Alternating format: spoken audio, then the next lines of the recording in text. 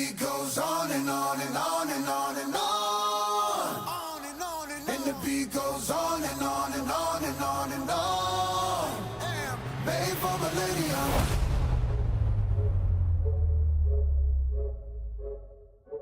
I am made for millennium.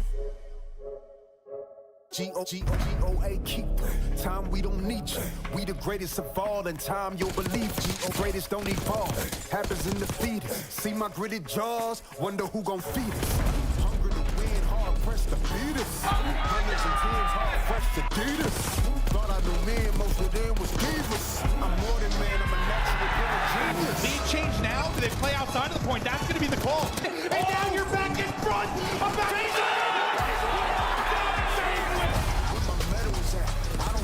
Back, I'm too smart to meddle where the fellows get the medal at. They pedal for the stacks. I'm making benefactors, landlords without the pot to call the kettles black. Hello, I know you feeling mellow. You thinking life is gonna be cinematic as these cellos, but that's just the one. Your Major One champion, Atlanta FaZe.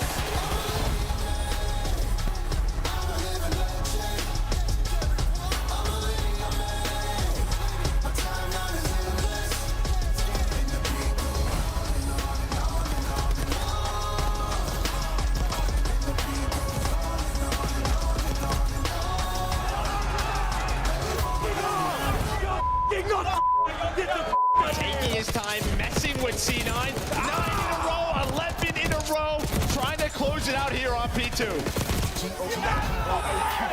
Time, I don't need you. Lifespan forever, ever, Jesus. Said we never, ever beat us. Death will never see us. Backflip podcasts, skits and pieces.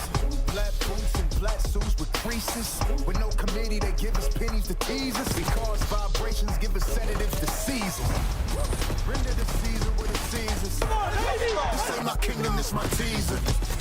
They say I'm cocky, pointing fingers. Cause I say my life is my live at my leisure. You just a dream. Everything I dream of is something I achieve. You are underachieved.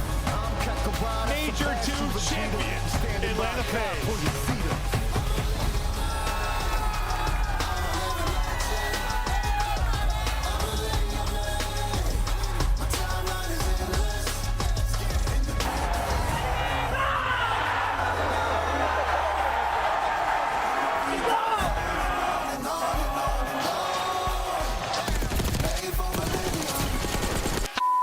Bro, how fucking pathetic. Breakers, you're a fucking breaker! It's a 2-team lead. Oh my God! Let's go. Keep the medal at. They pedal for the stats. I'm making benefactors, landlords without the pot to call the kettle black. Hello, I know you feeling mellow. You thinking like it's gonna be cinematic as these cellos, but that's just the wonder for the building like a bellow. If they gon' hear you roar, time to let go.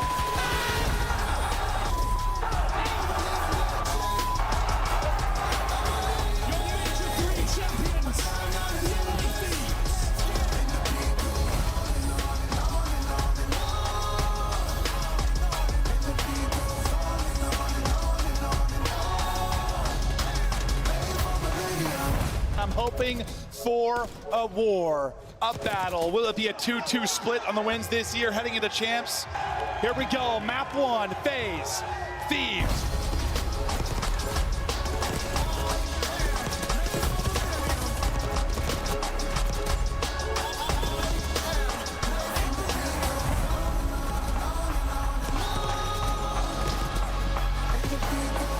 It's another trophy, it's another win.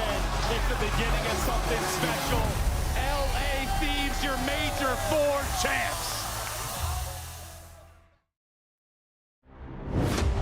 Welcome to the Call of Duty League champs. Teams have proven themselves all year long. The grind, the glory, the gauntlet. But it all comes down to this.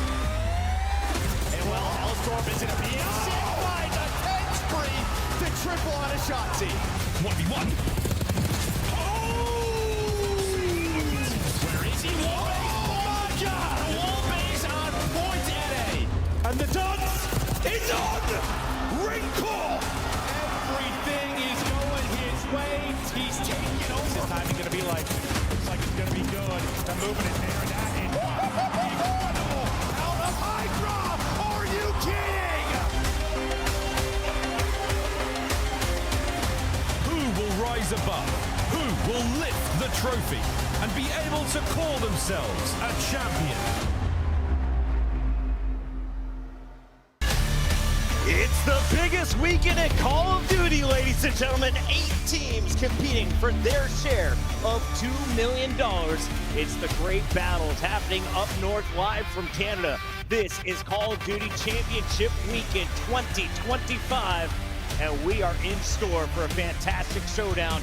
The greatest players to ever grace Call of Duty all in one venue, some of them at the desk. Hello, everybody. I'm your host, Chris Puckett, alongside Miles. We've got Rosalie. We've got Nameless, a man who's been at every single champs, including Black Ops 2. And we are now in Black Ops 6 2025. How we feeling? Yeah, it's wild how far we've come, man. In Canada, the first international COD champs. It's going to be absolutely amazing. And we know you have to win champs to cement yourself as a legend. Somebody's going to do that this weekend. $2 million up for grabs this weekend, but it's all about being the best on the planet. Allie, do you have a favorite coming in? The cash certainly helps, but obviously I think the favorites are bleeding red on that stage in LA Thieves and Atlanta FaZe, but I would love an upset at the end of this champs. We did see an upset last year on day number 1. Miles, you feeling upsets brewing here in Kitchener? Day one's a place where the upsets happen, and I have a very funny feeling we've got a couple of opportunities for it today, Chris. We have so much going down in the venue. We brought in some very special guests. You know them, you love them. They're on the stage right now. Sky Blazing Lottie. Yeah, yes, sir, Chris. You got your stage host and your floor host on the stage, ready to get this weekend started. Lottie, it is Champs Weekend, and we know it's going to be spectacular, and I'm happy to have you back. Well, thank you very much, Blaze. I am so excited to be here. It's good to be back home as well. 2025, though, champs. Somebody's going to be taking it all. I can't wait to find out who it'll be, and I'll be chatting to all the players to find out how they're feeling about it all. We're going to make sure we bring you guys all the action on stage, behind the scenes. We're going to keep you guys in tune at home, but that's going to do it for us. Chris, let's get the show going. Thank you, Blaze. And we can't start the show without talking about the favorites. We highlighted the teams in red have been juggernauts this weekend. But Atlanta FaZe has done something that no other team has shown capable of so far, a three-peat. They did it at EWC. They come into a brand new game, win Major 1, Minor 1, Major 2. All the trophies were heading to Atlanta at the start of the year.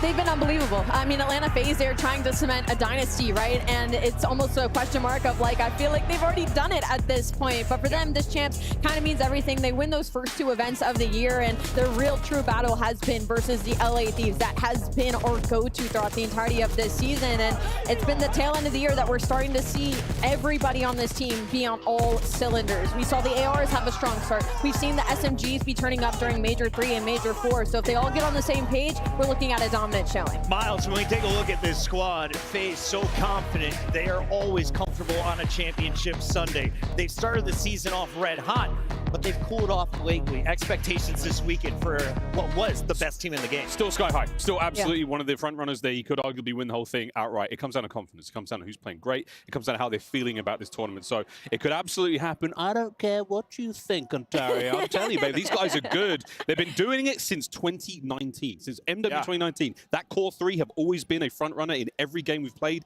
They're the greatest. 2019 now to 2025. Atlanta FaZe, of course, bringing in a very important piece to their puzzle, though. He goes by the name of Drazah, and he has brought some bark to their bite. Let's take a look at the showdown we're all looking forward to. It's Drazah versus Scrap. This is an AR showdown that extends beyond the game. Yeah, it's been incredible to watch throughout the years. You know, they're on the 2 best teams in the game. They're always lighting it up. You know, Scrap, one of the best players that we have in the league in that position, just does things that no one else can do. And then Drazah playing with that extra energy. He's just the jack of all trades, man. All 3 game modes, he's making massive impact plays. It is a battle every time they're on that stage. And I feel like my favorite thing about this rivalry is how similarly they both played the game and the roles on their teams. These are both going to be kind of your more aggressive ARs for their respective teams, and they've been going at it all season long. For Scrap, obviously, this would be huge bragging points for him because even though overall in series wins, he's still got to get 1 more to catch up to Draws.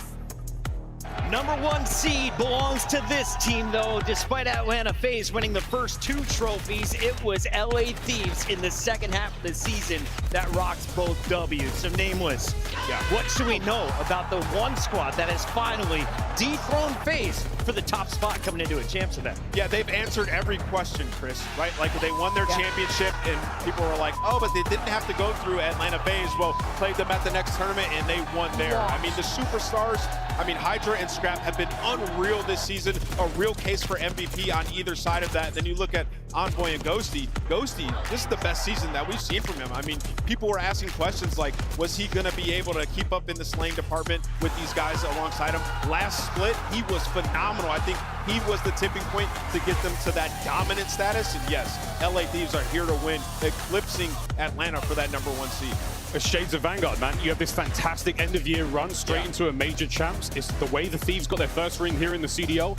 It could well be the case again. Major 3, Major 4 back-to-back wins to 3-peat would put them alongside the FaZe boys as well.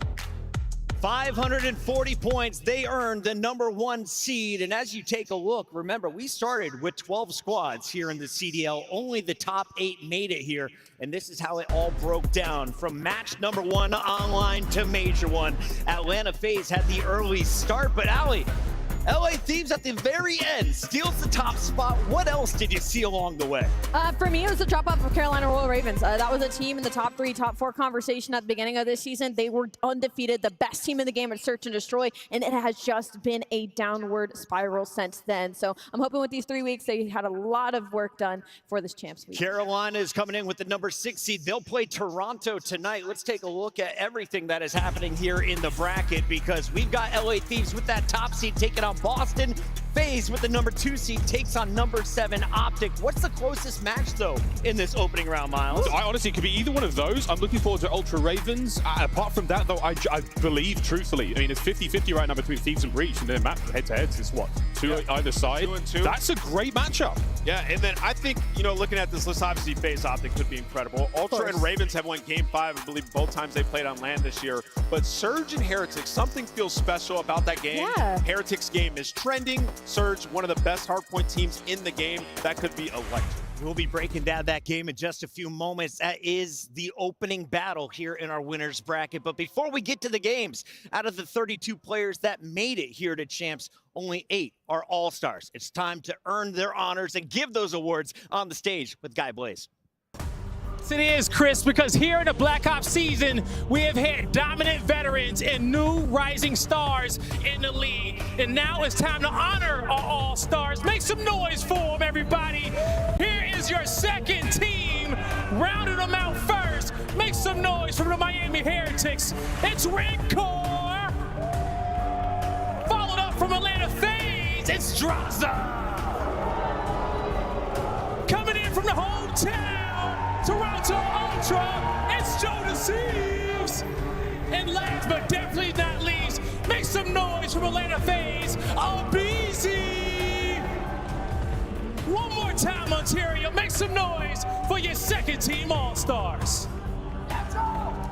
I mean, you talk about it being the second team All-Stars, but there is so much storylines behind each one of these players. I mean, you talk about Draza, he gets plugged into the core 3 in Atlanta FaZe to try to put them over that hump. Rencor, a literal rookie who has been unbelievable, one of the best ARs in this game so far this year. His story has been unbelievable, and then even with Jodeci, he has been carrying Toronto Ultra when it feels like it comes to Search and Destroy at the beginning of this season. I think this team is disgusting. If I come across those 4 names in rank play, I'm hitting all F4 so hard, So man. hard. That is a disgusting squad. I'm instantly just like, they're all hacking. They hack. I mean, you look at this roster, I mean, they're all so good at the game, and I think it speaks volumes to how good Rencor is, in the company of Draza, Jodeci, and aBeZy. All these guys have just been electric on the map. Rencor coming into this Miami team.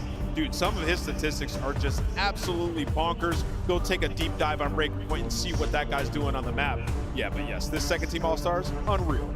That is our second team All-Stars, but there is only one Scuff Team of the Year. Guy Blaze, who earned that honor? Man, these 4 players dominant all season, Chris, to come up on this stage and be your Scuff Team of the Year. And now it's time to bring out the first player, your second SMG, your 2-time world champion, 7-time event MVP, part of the most dominant duo some noise for Chris Sip Lair.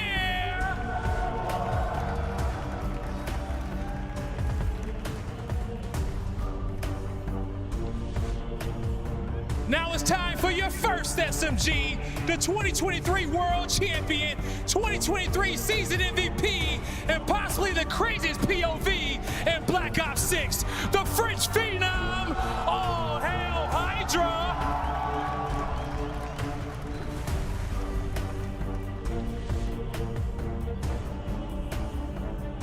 Now it's time for the Scuff Team of the Year, second AR, the King Cobra with the venomous words and a poisonous shot, loving to wrap up his opponents and take them out. It's Celium!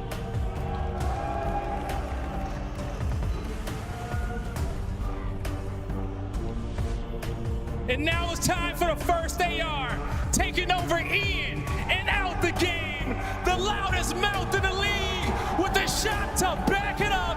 Make some noise for Scrap.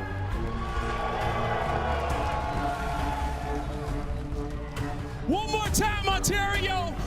Get loud for your Scuff Team of the Year. Special, and he is still going. Feeling good. Takes a hole. Absolutely smokes him. Nice nade combination there. Scrap, give me all four. The flank. Scrap gets it. The second. No, it's all down to Sim. It's a 1v4, and it's soon to be over. Wait a minute. Can he do it?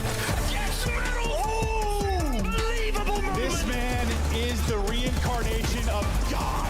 As he wins another. This time he's going to be like, looks like it's going to be good. The movement in there, that is incredible. Out of Hydra. Are you kidding? My God, he is special and he is still going. One. Unbelievable. Godlike. Cell is Mr. Untradeable right now. Celium's got the ice. He's got the sauce.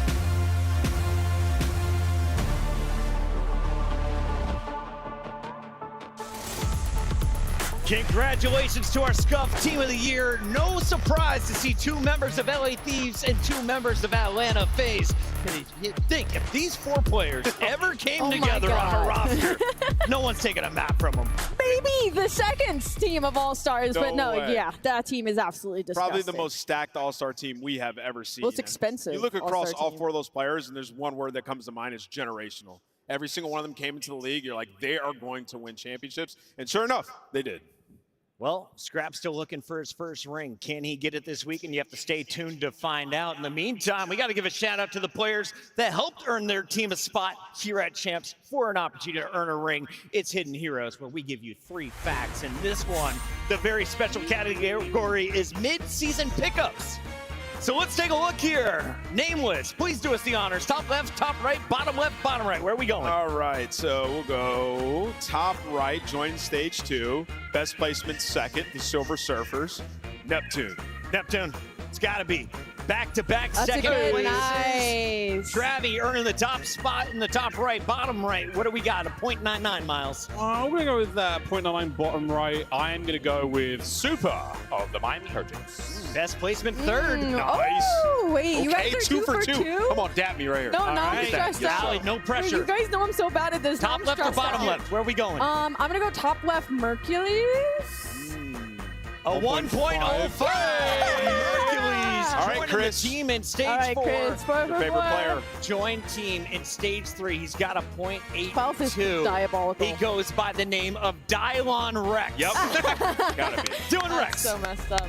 Yeah, to the league. Carolina still in it. Dylan's got to drop a 1.8 if they want to survive. His game's this opening trending. round, though. He started to play well. in the Yeah, last it's been couple I doing love it. your positivity. Yeah, his truly. game was trending. Yeah. Truly. While Carolina is trying to find their former form, Miami Heretics have kept a very consistent run, a surprise run since the start of the season. 3rd place in Madrid. We thought it was the Spanish home crowd bump. No, they've done it in Boca Raton.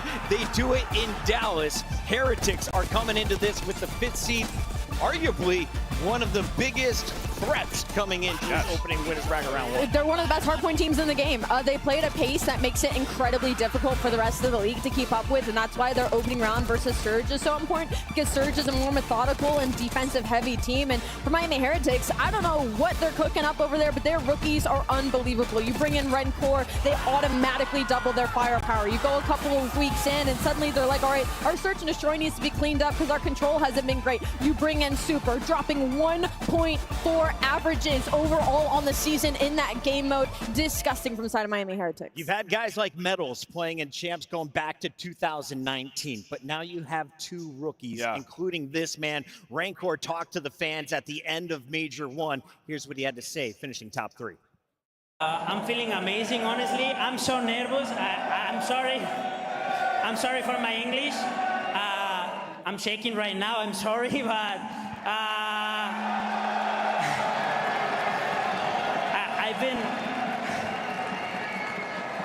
I've been dreaming for this when I was child.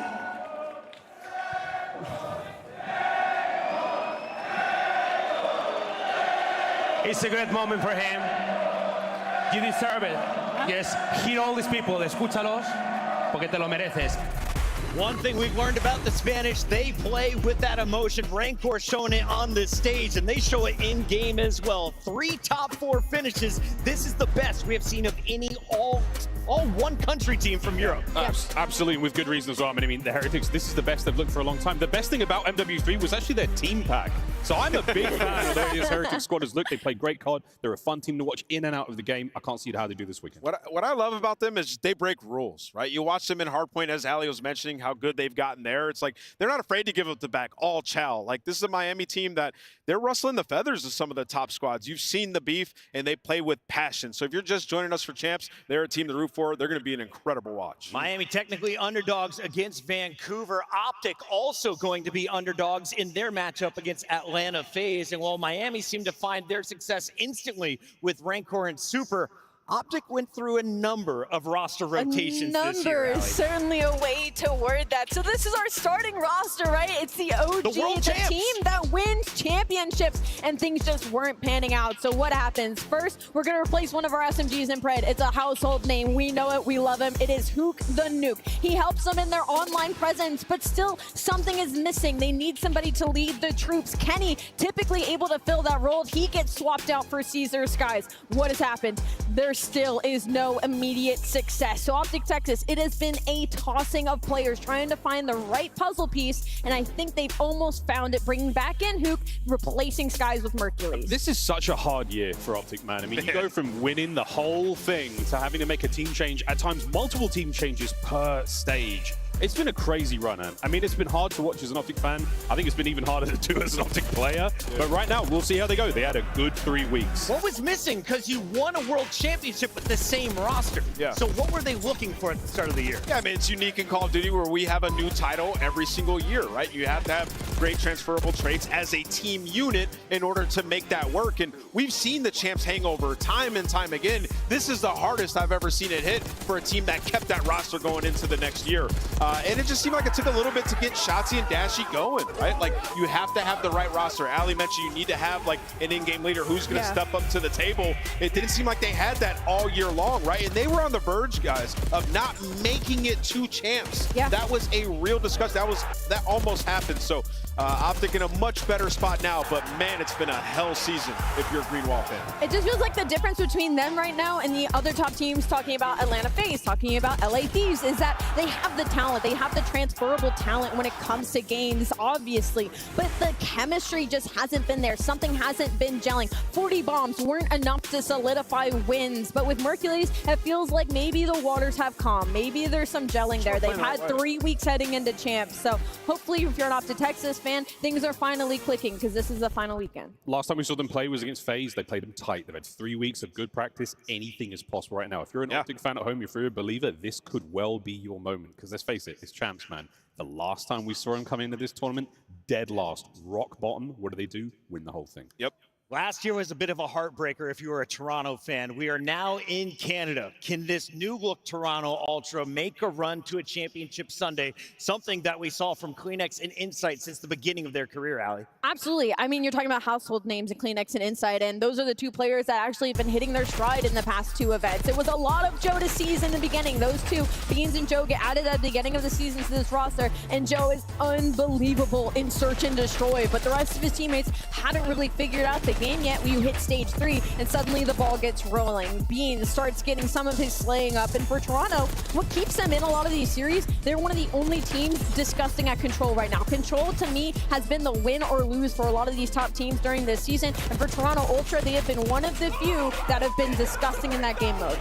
Yeah, I mean, I think they have some issues. Of all like the teams that are coming in that could potentially be a contender, this is a team where you're like, man, they needed to have some progress in this last 3 weeks, particularly in search and destroy. Yeah. To start the year, incredible at the game mode. The subs were playing well. Joe was playing well. They had some great maps that were lockups headed into series. And then recently, they haven't been able to buy one, right? So this is a Toronto team that, yes, if they can figure out their search and destroy, get back to how they were in stage 1, they are a championship threat. Toronto looking for ice once again. You can see the red hot start for Kleenex and Insight. Back-to-back grand finals. They finished 3rd last year in MW3. Looking to finish top 3 at a home champs would be a fantastic run once again. Who's going to try and get in their way? Well, it seems like Vancouver Surge. Surprise squads that made huge improvements after adding in pieces. We mentioned what Neptune has done during the regular season, but coming into champs, I want to turn the focus. Nasty and Abuza, the ARs, may be the players to watch. Talking with Easy Mac, our stats wizard, he says Nasty may be the most underrated player in the game. He's been dropping bombs against the big teams. I love that you bring that up, because you know me, Nasty is one of the players that I was signaling of, like, absolutely this team is built up of underrated players over the past couple of years, and it does feel like since the addition of Neptune, they have been completely enabled, right? And the funny thing about Nasty is he loves to turn up versus the top teams. He loves going up against LA Thieves. He loves going up against Atlanta FaZe. The only thing with Vancouver Surge right now is I feel like they need to find some consistency with their slaying. They bomb out at Major 4. That was a shock to everybody, and I think we do need to lean a little bit more on 04, especially right now, for those opening duels. Yeah, I mean, I think the slaying's there in the hardpoint. They've been one of the best hardpoint teams, arguably the best, over the course of the last 2 months. It's just their search and control. It is staggering how bad those game modes have been for them. They have had weeks to work on it, and you can see some of the high tides before and after Neptune. One of the biggest pickups of the year. Neptune has been sensational for this roster. Like we said, the hardpoint's still world class. Ladies and gentlemen around the world, this is Call of Duty Championships 2025, and it begins with the winners bracket today. All 4 matches are happening live on YouTube.com. Let's take a look here at our opener. Vancouver Surge taking on Miami. LA Thieves versus Boston after. We've got the home squad in Toronto Ultra taking on Carolina, and we close it out with El Clasico, Atlanta FaZe, Optic Texas, round 1 of a champs bracket. It's going to get insane tonight, It's so good. We start things off with such a good match as well. I mean, Surge, we just talked about them earlier. I think this is a known quantity, man. I mean, they've made it 2 grand finals back-to-back, but they don't manage to win a single map, which stings quite a lot, so I think confidence is an issue there. They've had 3 weeks to get through that. They've had 3 weeks to listen to some nice self-help podcasts and figure themselves out, but their opponents are honestly one of my favorites in this entire competition. I agree, Miles. I mean, you've had the opportunity to cast a lot of their gameplay, kind of what I was talking about earlier, where like they're not afraid to break rules. And then you talk about like this roster bringing in Super, gave them this extra dynamic in Search and Destroy where you never know where they're coming from. And you can see Young Gunny in our Monster Energy pregame. The Rancor and Superman, these guys have just been sensational for them in the AR department. They're hard to keep up with, Allie. They are very hard to keep up with, and that's kind of like one of the win conditions for a side of Miami, right? Is their hard point is disgusting. 3-game, 32 overall in the season. That's going to be 5th overall, and even their Search and Destroy, they've been incredibly clutch. That's with the addition of Super, who has been their leading force when it comes to S&D, and their Achilles heel right now, it's going to be Control. 15 and 25, it's not been great. Bottom 2 overall in the league if we're counting all 12 teams. We've got to see what they've done with the past 3 weeks. Miles, who is the X factor for Miami Heretics this weekend? For the Heretics this weekend, I'm going to give it to Super. Renkor's a known quantity. Metals can be absolutely incredible to watch, but I'm going to put the pressure on the youngest of the rookies. rookies, or the newest of the rookies at the very least. He's going to be my guy. Super IGL in Search and Destroy going to have his hands full in games 2 and 5 if it gets there. Let's take a look at our maps and modes for this one, Allie, because we've got Vault twice. It's going to be there for Hardpoint and Control. Dealership and Protocol will be our search maps. Yeah, no, Dealership is great for a side of Miami Heretics. Their standout maps, 87% win. And obviously, even if you get to that number 5 Protocol, like for Miami, they love going to game 5 Zan. Yeah, I mean, listen, this is the longest break we've had before Champs by 10 days. 10 extra days than you usually would have. So the Search and Destroy should almost feel rehearsed. Yeah. And if you're Vancouver, that's where you've needed to have the biggest improvement coming into this. I mean, statistically, it's like the worst Search team we have here versus the best. So Search is where I'm looking to see if Vancouver had some improvements. Thousands of dollars on the line, a huge difference depending if you win or lose this opening match. And let's start it off red hot. As the Pick'ems leader on the season, our Scuff Pick'em locked in for the first prediction will be Miami Heretics. Ooh. Miles Ross? Pick. Well, man, I mean, you know, the way things have been going recently have been a little bit spicy. My head is telling me that the Miami Heretics should win this one, but my heart is telling me Vancouver Surge. They get it done. Vancouver Surge, final answer. Alley Cat. Wow, this is a battle looking across the maps and modes too. I'm going to go with Vancouver Surge. I believe in their 3 weeks off and the work that they put in. Yeah, the last time we saw Vancouver, they lost to Vegas. Damn! They hit the lab. They had to have hit the lab. I got Vancouver winning this series. They're going to bounce back. They've had weeks to practice. They're going to get it done. Rambo Ray has the boys dialed in. 3 of our experts all going with Vancouver. I've got Miami. Fans, let us know at home who you have.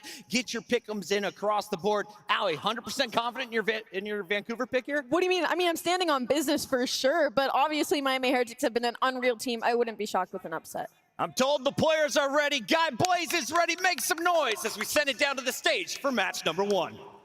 I am so ready, Chris, and let us know who you think is going to win at home, because those picks on the desk, muy caliente, getting very, very spicy, just like how this main stage is about to be. It's Champs, everybody, make some noise. We're about to bring out the first 2 squads to get this weekend kicked off. Coming out first, get ready for the boys from the South Coast. I gotta come in again like I know how to ball it. Check out my tactics, we in the frame and know they don't know how to call it. Hold up, we raising the bar, now we on the roof. Leaving no room for discussion, already know who we are, yeah, we the truth. Make room, no I do not have the time, I know what I'm doing. Better make sure to get out the way, give me the rock, give me the rock. I wanna move, I know what I'm doing, and no I can't stop, that I gotta rush, Get out the way, better make room, we coming soon, look at the time, cause I'm enough. Ladies and gentlemen, give a warm welcome to the Miami Heretics! Real, Ringcore, Super, and Metals. The Miami team has been hot fire the last few events, and they know it's time to peak. It's Champs, and they ready to give it everything in which they got. One more time, the Miami Heretics.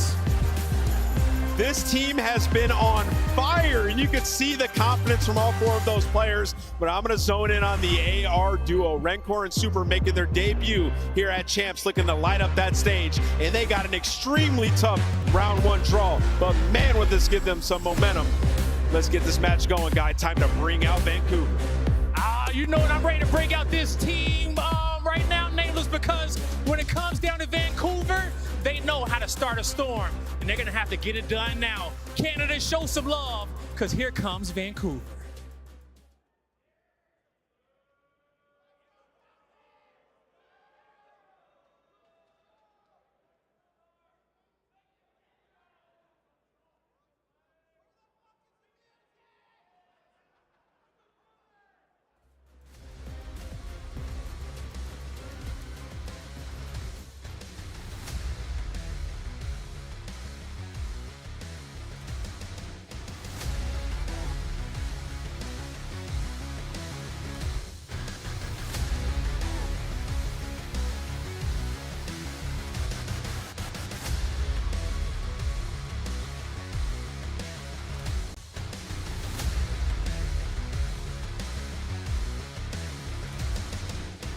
Everybody show some love to the Vancouver Surge.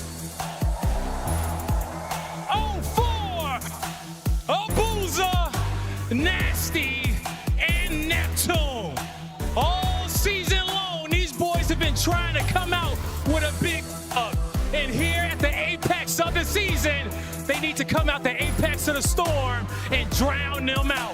One more time, it's the Vancouver Surge.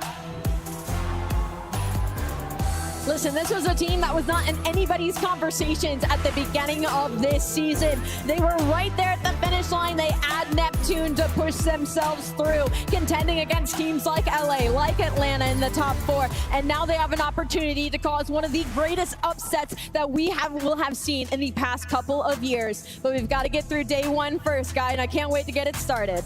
I'm ready to get this one started, Ali. This is going to be a banger matchup to kick off Champs Weekend. And I can't think of a banger duo to hit the mic to get us started. Everybody show some love to Merc and Maven.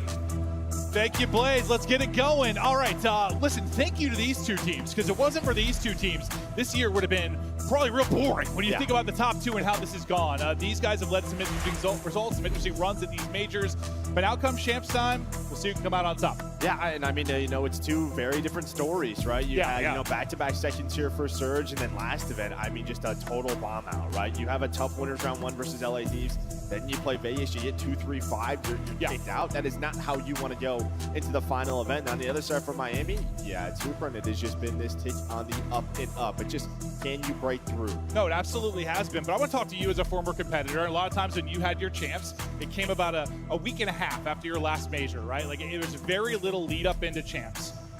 If you had an extra 2 weeks like this particular time, what would that change in your preparation? Well, I mean, we had pool play, right? Like, I didn't know my matchup. That's true. For 3 weeks. True. That changes everything. You know your matchups for a month. Should be very rehearsed. You should have, if your coaches, a very good idea of what your maps are going to be. Maybe there's a couple of wild cards in there. But these teams, they know going into scrims, like, okay, these are probably going to be our maps, right? You're looking at breakoffs, sort of different strategies.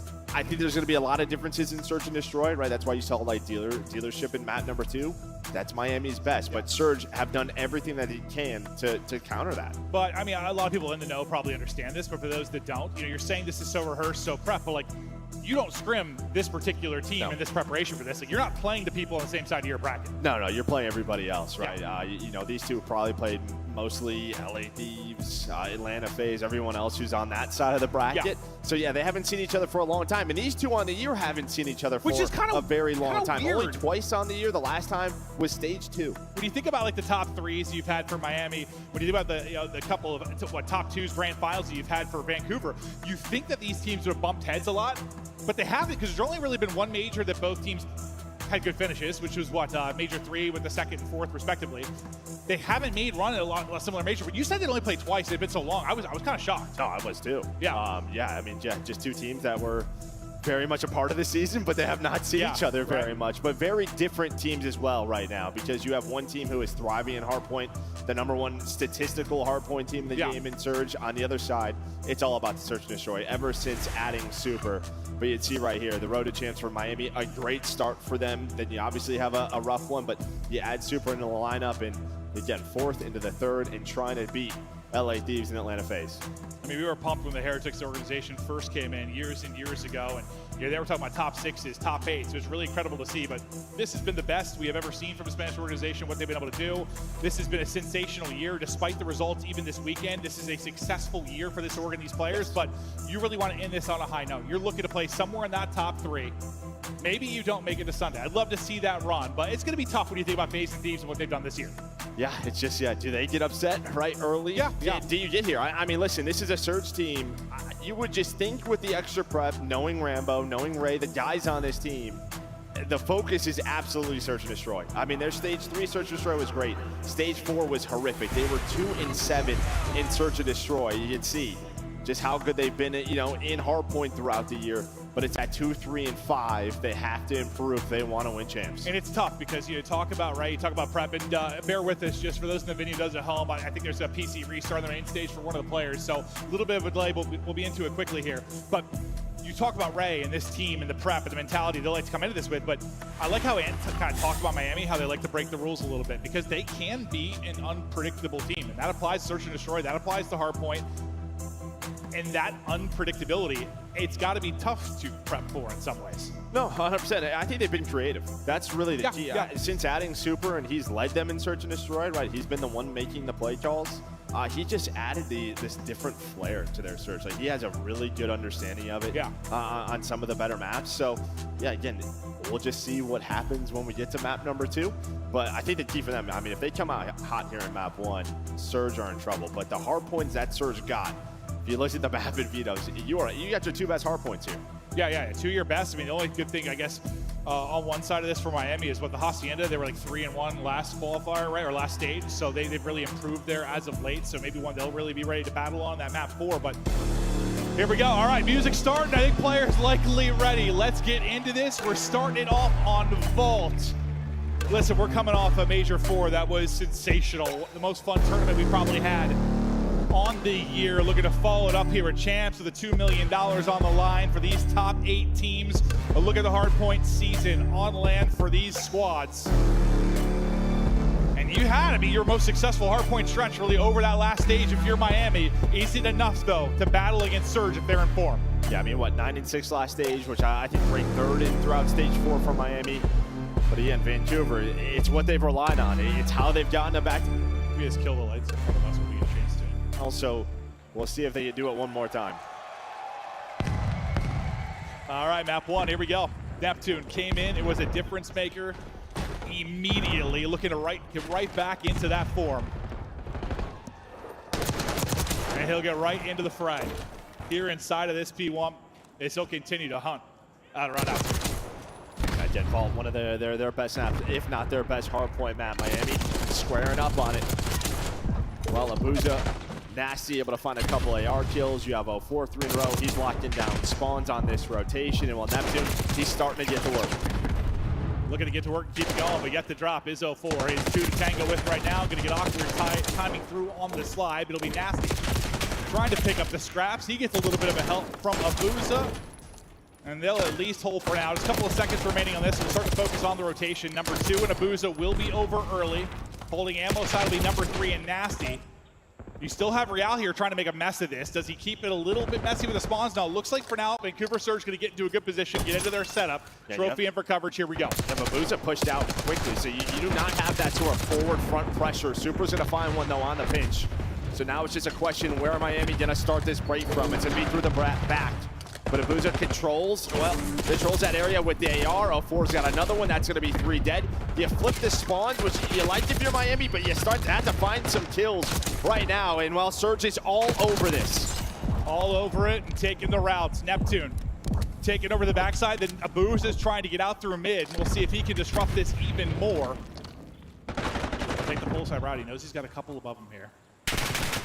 Trying to be the playmaker, and I thought able to do just that, but it's actually going to be Super that gets 2, but whatever. I mean, all the time is the way of Surge. 60-2 is the scoreline. It is perfection out the gate for Surge. Yeah, but we know when it comes to Vault, it's all about this P3 and P4, and yet an early rotation from Real to lock down Art. He's just making sure nobody causes any funny business from the Surge side. Trying to break those spawns, and there's going to be that pick, and there we go, right away. Neptune's going to spawn on up, and I mean, this is just a perfect start here for Vancouver Surge. Super is going to be the last one left, but an early break in such a good P1 and P2. You already have this 59-point lead. We talk a lot about Surge's ability to take their time, right? Slow the game down, find the picks at crucial moments. I mean, they really just grouped up. Absolutely took their time there, found the opener, and now what kind of time can they turn this into? And can they continue to hold the spawn? But the pressure really here to Heretics early. They're going to need to flip this game, flip these spawns on their head in a hurry, because if this P4... Okay, well, here, keep an eye on number 6. We'll see if Franco is able to make a play. Yeah, he just doesn't influence the spawns, though. He doesn't influence spawns, but yeah, he's just going to try to make this messy. But then all the time, still went to Surge. They want to deal with this quickly, but it feels like Surge is going to take their time. Abuza's going to spawn all the way out. You're going to let him maybe to pick up some kills with Neptune on that side of the map. Now they're just trying to isolate him. There is the quick trade. Is the pressure going to be here, though? Do you still have back spawns? 04 with a big win to influence that. Nice little play there from Surge and 04. 04 is 14-5 on 1. Early in this game as the lead continues to build. Surge looking to eclipse this 100-point mark and just putting in damage, putting in work against this Heretics team. It's 4 straight 404, 4 in the chamber, just trying to get a little more ammo here to work with. He's got some help in from Abuza, and they are locking this down. Heretics are getting slammed here in the map 1. And you've had a couple of players from Miami get through the back, but I mean, they're just isolated. Nobody else can get there, and now you are very close to this Hellstorm if you're 0-4. But Super finally did get into the fight. Abuza, though, he's just going to get that trade, and well, look at that score. We talk about it, just how tough it can be. I mean, to win on both sides of the map, and Surge do it. You are up 126-14. Maybe your silver lining, Ford didn't get the streak, Abuza didn't get the streak. Both were very close just due to the kills and being throughout the hard point that entire time. Okay, now into our second set. Heretics have got to hit a different gear. You get slammed early, you're feeling the pressure here at Champs. You got to turn it around. You think about the guys that have really lit it up, taken over in a respawn, maybe turned it on after a slow start. Rancor is maybe one of the guys that can do that more than anybody. He's got to start to do it, but Neptune want no part of it. Yeah, I mean, just at any moment, you think there's going to be a double kill or something to get Miami into the game a little bit. There's always one more. Real, he's trying to be that key playmaker, but Nasty off a spawn lines them up. Any white time is great for Vancouver Surge. They're just hanging on to this lead. Hanging on to it, continuing to build it. Oh, so that would have been filthy if he somehow picks it with a pistol there, that range off the head. Not going to happen, but the lead still growing. Neptune still cruising. 17-11 out of him. Leading the way, though, still 0-4 as he is at 20-10. They had early P2 rotations, and Heretics not really able to sniff the hard point. They're trying to do that again here, but all right. Heretics going to maybe get some early time. Can they chain this into something to be early pressure again from Surge? Yeah, I thought maybe with that spawn from Super, he was going to get a double or a triple kill there and just sort of alleviate the pressure, but they're doing a good job now. He got quickly traded, so you had front palm control. If you are Surge, maybe some angles on the hill, but you have just been staying alive inside of that. If you are a Miami Heretics, just trying to get back in the game, now a 100-point game. But Surge taking their time, grouping up as a 4. Here comes the break attempt. That's going to be all 3 dead. Metals, the last player alive, can't get the second. So you will take this 20 seconds all day long. Oh, 100%. I mean, finally, like a decent hold out of Heretics, a nice little stretch. But the problem is you went down 120, so you're going to need something better than like okay or decent. You're going to need perfect. You're going to need just sensational if you're going to bring this back, as every second feels like a dagger in the back of the Heretic side. Ranker's just simply got too many in front. He's not able to finish it. You're in a similar position that you were in last time at the start of the P3. Remember, that was when they got the pick. Surge were able to get the pick inside of Art. They flip spawn so quickly. They're going to be trying to do that again here. But this was what the difference when Surge became a great hardpoint team, right? The hills like this, they would just fight the time and then play the flip deeper into the hill. They have the chance to do that. With this lead, you can just fight from the front, get them off of the hill, force the players top Art to have to over-challenge. That's exactly what they're doing. The other 3 players, they know they have to worry about Nasty. Real's going to spawn out. Pressured through the street, goes Surge. Now it's all on Metals to lock this down. Metals got pressure coming towards him. Nothing gonna happen for him. He's gonna get drop spawns once again over to Surge.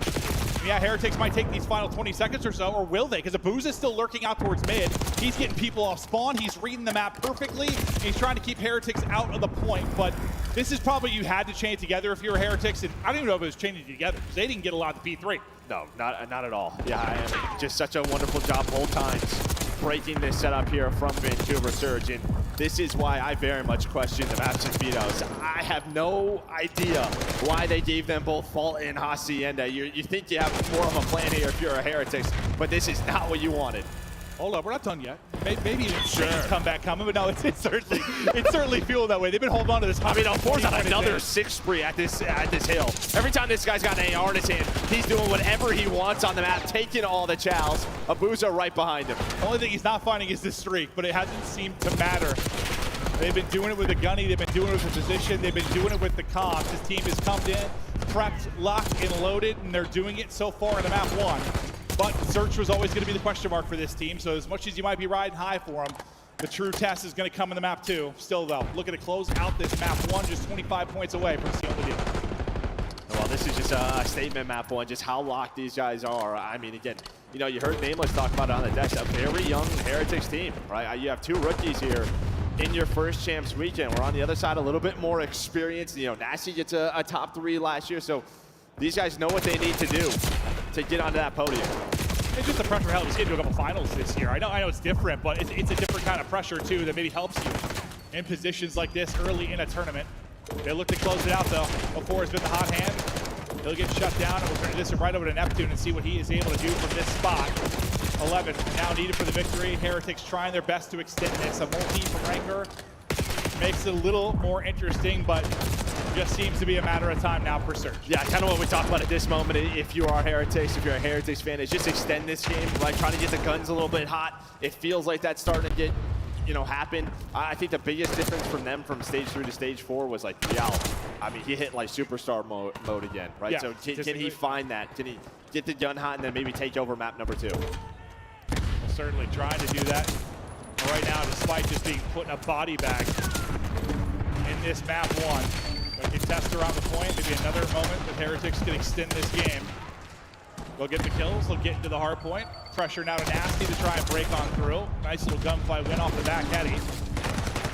I thought a nice reposition there from Real, but it's not going to work out because you've got 04 here as well as the two-man pushes up through the front, and that will do it for map 1. Surge come in prepped, locked and loaded, and dominate in that map 1.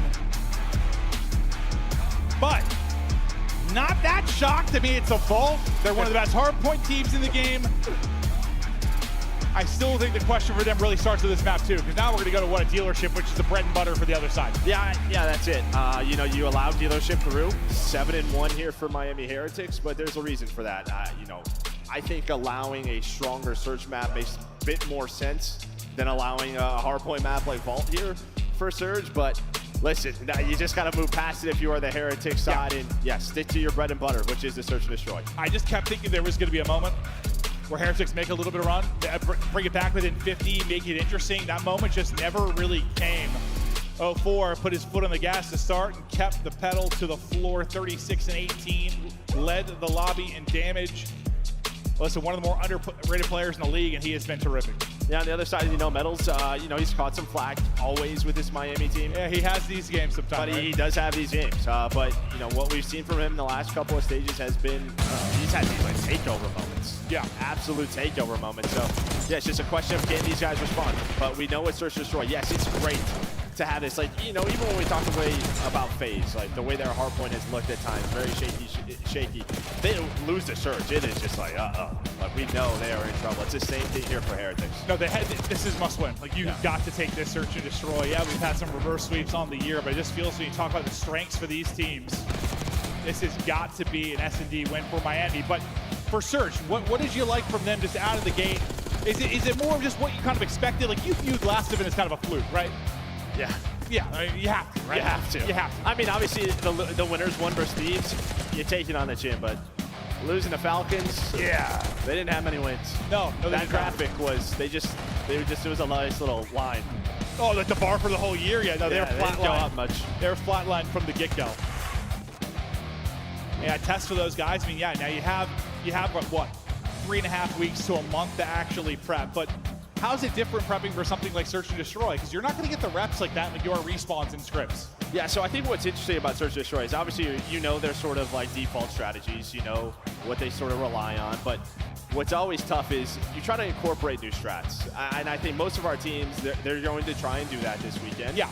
But you never know how it's going to be in a live atmosphere. You're scrimming it, but normally into a tournament, we have online matches where you try out some things. There may be a couple of strats this weekend or breakoffs that you try, and they just get stopped. Like, they just don't work. You have to adjust quickly on the fly. And that's what's so tough, though. Once you get down to those 2v2s, 2v3s, like, it's hard to really prep for that or talk through it. I mean, sometimes that's why we've had, like, good Surge players and bad Surge players. Like, it's a difficult thing to prep for. You don't have the reps like you do in a respawn. It's just a completely different mental game than you have in the respawns.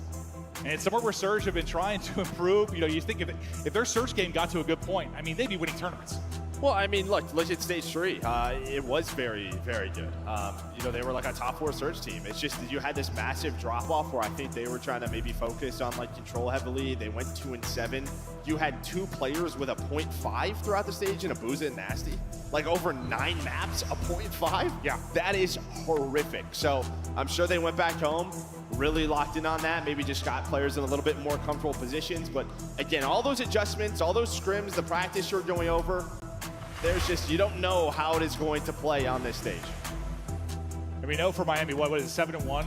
The record on this is terrific. When you talk about dealership, Listen, we have given Abuza a lot of gas on this particular map. When you talk about his A-side play, like on the street, he's been good at getting picks from other side of it, getting bloods, locking down lanes. He has been terrific there, but you're going to go against a Rancor and a Super that are also so good from that position and finding openings. Curious to see what kind of success he's going to have, because it feels like if Abuza is able to find early kills, it makes this game a whole lot easier for this Surge team. Just respect the search and destroy. And you have two of the best alert players, right? In 04 versus Real. Yeah, two guys who love to find openings, go on these wide flanks, just annoy you constantly, and they should have some key one-on-ones throughout this map. Okay, here we go. Getting ready to get to map 2. Heretics going to look to try and respond after getting put in a body bag in that map 1. Dominated from the get-go, shut down, nothing really going. The guns, you said maybe they heat up a bit, but I don't even know if that's the case. Well, that's what you're hoping for. Yeah, I don't even know if they did, though. They were just getting dismantled really from I the knew get-go. we were in trouble when, like, when's the last time we saw that clear of a P2 on that map? No, like honestly, P1 and P2, when it's like 75-2 off the start, you're in trouble. Yeah, I don't know. You are in trouble. You're not wrong. Well, then the immediate pick and art flip, I was like, oh God, that's worst case. That was literal worst case scenario starting on a vault. But again, the bread and butter for Heretics now in Search and Destroy. It's their go-to. They've been lights out on dealership, the best team at it, and they'll look to keep it going here. They'll be off to the offensive start, and we'll see what the break-off will look like. You've got a hard counter here from Surge. They have gotten here very, very aggressively. All the numbers here. Subtech's going to stick to the door, going to back up Heretics here for a moment. But you've got everybody just grouped up, and there's Nasty with the opening pick. 04 follows it up with 2 right off the hot game. That's 2 for Nasty, 2 for 04, and that looks like the prep work, Joe, you were talking about. And well, I mean, when it works, that's even better. That is even better. So, yeah, what we just had, that conversation, do these sort of breaks work as well. Metals tries to dive on out and bait, but 04 is there. He continues to have himself a series and shut down Miami. I mean, you just saw instantly with Miami going to it. Hot-handed, heavy-handed, looking to take the action, but you had everybody there and ready, taking position for Surge to shut that down. 04 with 2, Nasty with 2, and a round win for Surge. Now, we'll flip the script. Surge will try to get out and work A. You had nobody here for Heretics early. This is just going to be a free opening plan. And look how aggressive you're able to get for your Neptune. Well, they're going to sniff this out. Yeah, nice stun there for Miami. But yeah, Nasty's going to get aggressive. They're going to push on forward. They actually don't find Neptune. I thought maybe it was a team stun. Well, he's going to find 2, and just like that, it's a 1 versus 2 for Rancor. Trophy down, doesn't have any nades to work with, but he's got the gun, and one of the best gunnies in the league. He's just got to find the second. Nasty pushes on up, and Surge quickly up 2-0. Yeah, that car, that final car there in the lane ends up being everything for Surge. They find, 3 or 4 kills from that position. And yeah, I wasn't sure if it was a team stun, if it was an enemy stun, but I thought they had Neptune sniffed out. Not the case at all. Stun. Yeah, must have been a team stun, maybe trying to catch Miami right on rotation, sliding out, but well, they catch him anyways. And one of the keys we always talk about the A-bomb side is keeping street control. That is exactly what Surge did, always having someone push forward. And so far, the call is perfect from Surge. They meet them there on defense. They've got a wide open sight on offense. As we get deeper into this, and some of the opening play calls work out a little bit better for Heretics, Real's going to go right up the gut. Get mid-map control. Try to be that mid-map inner lane demon. Well, you got Nasty in a car, so he's locked in one part of the map down. Well, I talked about this sort of duel between 04 and Real. Both players lurking around middle of the map. The lurk pays off. Real with the opener, finally a first blood for Heretics. They needed that desperately. Metals able to win his one-on-one, and you've got numbers. You have needed it. You got to turn this into a round win, but Abuza and Nasty. And Nasty, who's on 4-0, by the way. So we'll try and clutch this up. Yeah, Real, though, he just takes the route, plays all the way through again from that first kill on to 04. Gonna secure the next is Miami on the board. Okay. And that's just all timing, right? Because 04, we literally see from his POV, he's jumping up and down. They just get a little bit unlucky. They're hoping that Nasty, he's going to lock down the B site. Everybody else has middle of the map in A. He's got the car out, but yeah, 04, I'm not exactly sure how it worked on out, but he just thought he had it cleared, maybe with the jump peaks. With the jump peaks, just doesn't. Didn't actually have it cleared.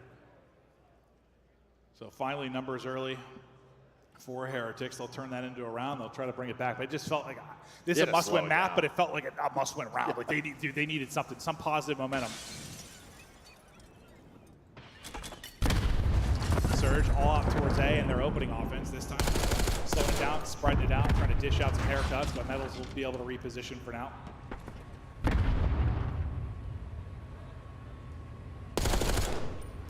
All right, they were trading hands with Bomb over towards B. They'll get it to 04 and let him work it. We're seeing this, right? So you go early A on defense, but you're going to leave Real number 5. It's just a question of, do Surge re-wrap this? If not, when does he get involved? Well, of course, just going to slide out to the Bomb, trust his teammates to look over him. Really, the key is there's nobody in the middle of the map, so he's going to get out with Bomb planted, but they give up a ton of space. Yeah, they back this up completely, and again, Wayne's Real. Gonna try and make the play, maybe through the flank. Metal clearing for info. Real, the timing is in, and there's another first blood. He's up for the second chow as well. Teammate able to get the crossfire through.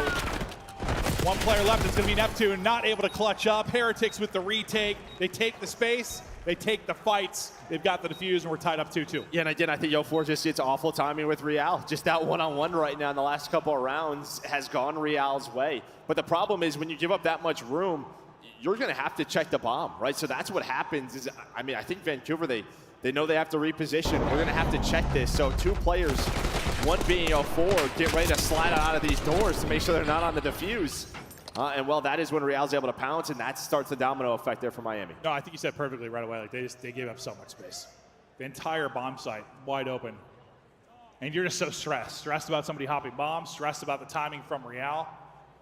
And well, nothing really works out in their favor, but battling back and tying it up is Heretics. Now, where do they look to go offensively this time around? Looks like we might be quickly out. Well, that trophy's gonna be gone. That's gonna be damaged, and they gotta back up. That is, I was gonna say, that is almost real ugly, but it ends up being ugly. Bomb down, opening pick for Vancouver Surge, another defense where they read it perfectly. A little blessing there for Heretics, though, is the car will get one. Super able to trade out one, and now we're into a 2 versus 2 here for a moment as we take a breath. You are very split, though, if you're 04 and Neptune. So you just have to find one if you're going to be one of these players. This is a 2-man game for Mentor and Super. Did he spot that? I think Super's going to spot him. And well, there we go. So now you have no trade potential. And what looked like such a good counter, again, a great start for Surge. Yeah. Now you're relying on a clutch. I didn't see how it went down with the car, but that's got to be frustrating. You get first blood, bomb down, then suddenly you lose a player. Well, let's see if Neptune can play this. Plant not quite in yet, but it looks like, all right, going down now.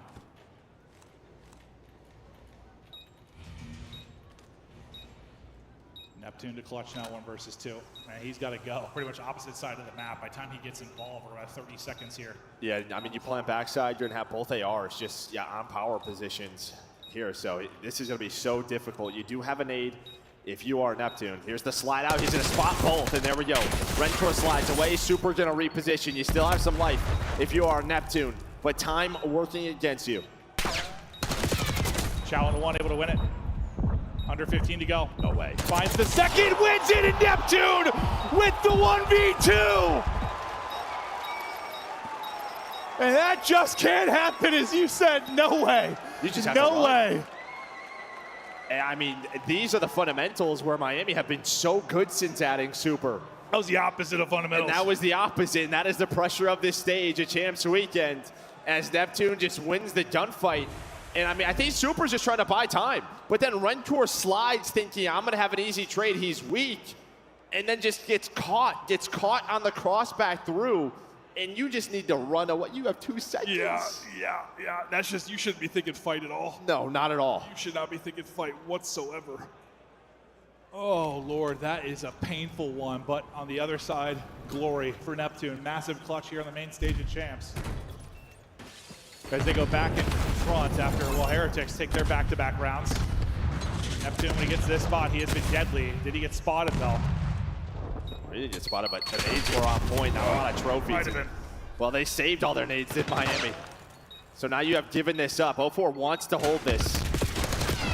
Real with the door. Car going to be coming out as well. Going to be dealt with right away. 30 seconds for Real on 04. It keeps them numbers. Neptune trying to do what he can. His heroics going to be cut down. Abuza, it's all on him. Nobody on bomb yet. He's got a trophy here to work with, but the gunny not going to be there. He's shut down, and that is a brilliant answer and bounce back after throwing one away. Heretics tie it up. Yeah, it just starts with the nades. You're going to give up the A bomb site. You have the nade spots, though. Nasty ends up getting caught. He blows up to one, and yeah, then the stun on the Neptune. We're going to let you maybe get away with that one time, but not this second. We were using everything on you. Yeah, I thought when he slid out, like Rancor or whoever is deep might have got eyes on him, and well, it kind of seemed that way. It's everything in the kitchen sink came flying forward quickly after that. But the back and forth affair continues. On one side, you've got Rancor at 7-3. I gassed up Abuza on this particular map, not having a solid one, but we'll see if he can start to find more success. But well, to be fair, this is a tough matchup, the toughest matchup you're gonna get on this map. But from that spot deep is usually where I feel like he's just so good at finding one-on-ones, finding picks. Just getting a headshot through, and suddenly he gives his team numbers. He hasn't been able to do it much yet. Well, now he's trying to get some shots in. Bomb not going down quite yet, so 0-4 is going to play patient, because you can run back. Well, Neptune, he's going to take the fight, and well, Abuza gets involved, and now it's a 2 versus 4. They're hoping to catch them on the bomb. Now 0-4 is here, and it just feels like when Surge have a read on things, they are winning these rounds with ease. Yeah. I mean, I've got to think that's a lot to the prep, right? I mean, you talked about all the prep that'll go into this when you have a month to work with, especially talking through things in Search and Destroy. Sometimes the prep, well, things don't play out the way you're going to. And there's been some rounds of that, but yeah, when they've been there and they've kind of got what they've expected, they've handled business easily. Beautifully done again. Neptune winning a key one, and well, Abuza, called his name to maybe get a kill from deep there. He was able to. It's the opposite of a Taster curse. Taster blessing right there. Bless the hell out of him. Still a team looking for a 2-round separation, a little bit of breathing room, not able to find it yet. Neptune, he's 8-4 plus the 1v2 clutch. Sensational map out of him. The first blood to his name as well, but just trying not to get blooded early in this one. It's Abuza that's going to get dropped. Super appealing. Yeah, well, I mean, you take mid control, but what does mid control get you on this map? It's going to be tough. There's not a bomb site in here, so you're just hoping to catch them off guard instead. As you said, Abuza's going to get blooded, and now Real. He's going to take his route to try to get involved and catch them on the rotation. The problem is, though, he's going to be the one getting caught. Metals, though, wins a big one. Yeah, so you win that if you're a 4, and how quickly this round flips on its head. But big win from Metals. Some damage in from Nasty, but players kind of split for now. Not able to recoup bomb either, so they're just getting aggressive around his Heretics. Here comes the timing, though, from Neptune. How's it going to pay off? Already a 1v2 clutch. Look at a clutch up here. He's able to pounce on one. Now down to a 1 versus 1. Neptune on 4 straight, on double digits. Oh, he gets caught, though. Hit the 48, the pre-fire. Just not going to work out. Heretics survive. Well, Super, so good at search and destroy. There for the trades. I mean, yeah, you win both gunfights there in the 3 versus 2. If you are Surge, to turn that into a 1-on-1. Rancor was picking up the flank, but Neptune must have just gunned him, cut him off guard, but you had the Jackal in your back pocket. Well, he's going to win it both, as you're going to see right here. He's got the AR, switches to the sub, gets the early damage, is ready for the slide out instead. He's going to be the one that slides out and catches Neptune. He got the first blood onto Abuza. Got 3 in the round. Icy. They're out of Super. Nearly a Neptune takeover again. Right into this and right into Chow, and Metals with the first blood. 0-4 going to get dropped. That's going to be site control over at B. Real just trying to find the angle here. Just slips underneath him. He's got a little bit of help. Yeah, he just needs to get out. Yeah, his teammates, they have B bomb control. So yeah, with that first blood for Metals, bomb's already planted. Neptune's in a car. Quickly out of that. But it's a tough scenario here for Surge. Nearly tougher. Neptune just about dropped. Abuza maybe getting 2-on-1 isolated, or well, Metals is going to take down another one. Everybody in front of Neptune, all on him. No ammo left in the sub, and he will drop. Heretics stringing together rounds late, a round away from tying this up 1-1. Yeah, I mean, what, you have back-to-back offensive sort of mid-pushes. The only difference is for Surge, when they jump out to B, we saw from Neptune's POV, there are multiple players from Miami looking at the middle of the map. This time, Metals jumps out, and it's just a 1-on-1, right? So there's no trade potential, nobody looking over that player towards B. So the play call works out, and they know they have bomb site control.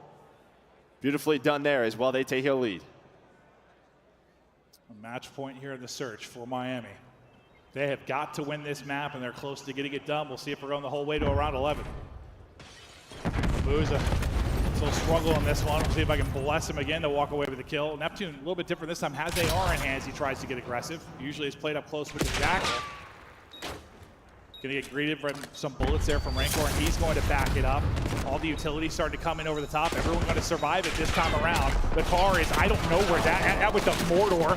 Super's gonna get a pick. Metal's gonna find one. He'll force some damage in, but can't find the kill. Everyone getting shut down. It's all now on Abuza. 1 versus 4. Map is done. Heretics on the board. We're tied up 1-1.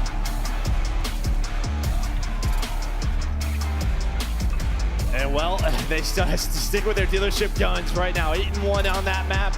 And I think for both teams, maybe going to the vetoes, you have an idea of what you want to do. Maybe you want to play a Vault Hardpoint if you're Miami, even though it's their best map. Same with Surge. Let's play dealership, even though it's their best map. Let's prep and try to counter this. And it didn't work. They did in some rounds. I mean, they did really well in some rounds. Yeah, but not enough to get the victory. Yeah, and every time they went A, I mean, just the retakes, especially the second half of the game, the utility, the nades for Miami, gave them such an advantage. So difficult for Surge to win that on that side of the bomb. You take it 6-4 in the round count. You take it 6-4 in the first blood count as Heretics make the run late to close it out. Nobody can find 2-round separation until they do it to win it. And a real team effort, really. You get work done out of everybody, but who was that 1,500 damage in that? Was it Rancor? I mean, somebody was putting in a ton of work in the damage department, but here's how it looks in your overall best of 5 for maps and modes. A blowout in the map 1, a tight one in the map 2. It was super okay. They had the 1,500 damage, huge one out of him. Some clutch moments as well in the 1v1, the 3 kills he got as well within that round. But now we get to Control, and Control's been I think the start this series is just sort of what we expected. I think if either of those teams, maybe, if Miami wins Vault, Surge wins the dealership, we know probably who wins this series. But this is what we thought was going to happen. Pretty much what we expected. So tied up 1-1. We get to the Control. Before we go there, though, Des, talk to us about the first 2. 2 in the books. We're tied 1-1. It's all a lot of fun here in Canada. We've got Miles Ross joining Rosalie and Nameless at the desk. And I want to start here with our Search and Destroy breakdown because Vancouver shocked the world with how fast they won game number 1. Game 2, they go up 2-0, but Miami doesn't go away. And I want to start with you. Who is making the moves for Vancouver early, and then who corrected the ship for Miami? Yeah, I mean, well, you saw Neptune, massive 1v2, and it's looking like, okay, Vancouver are here to play.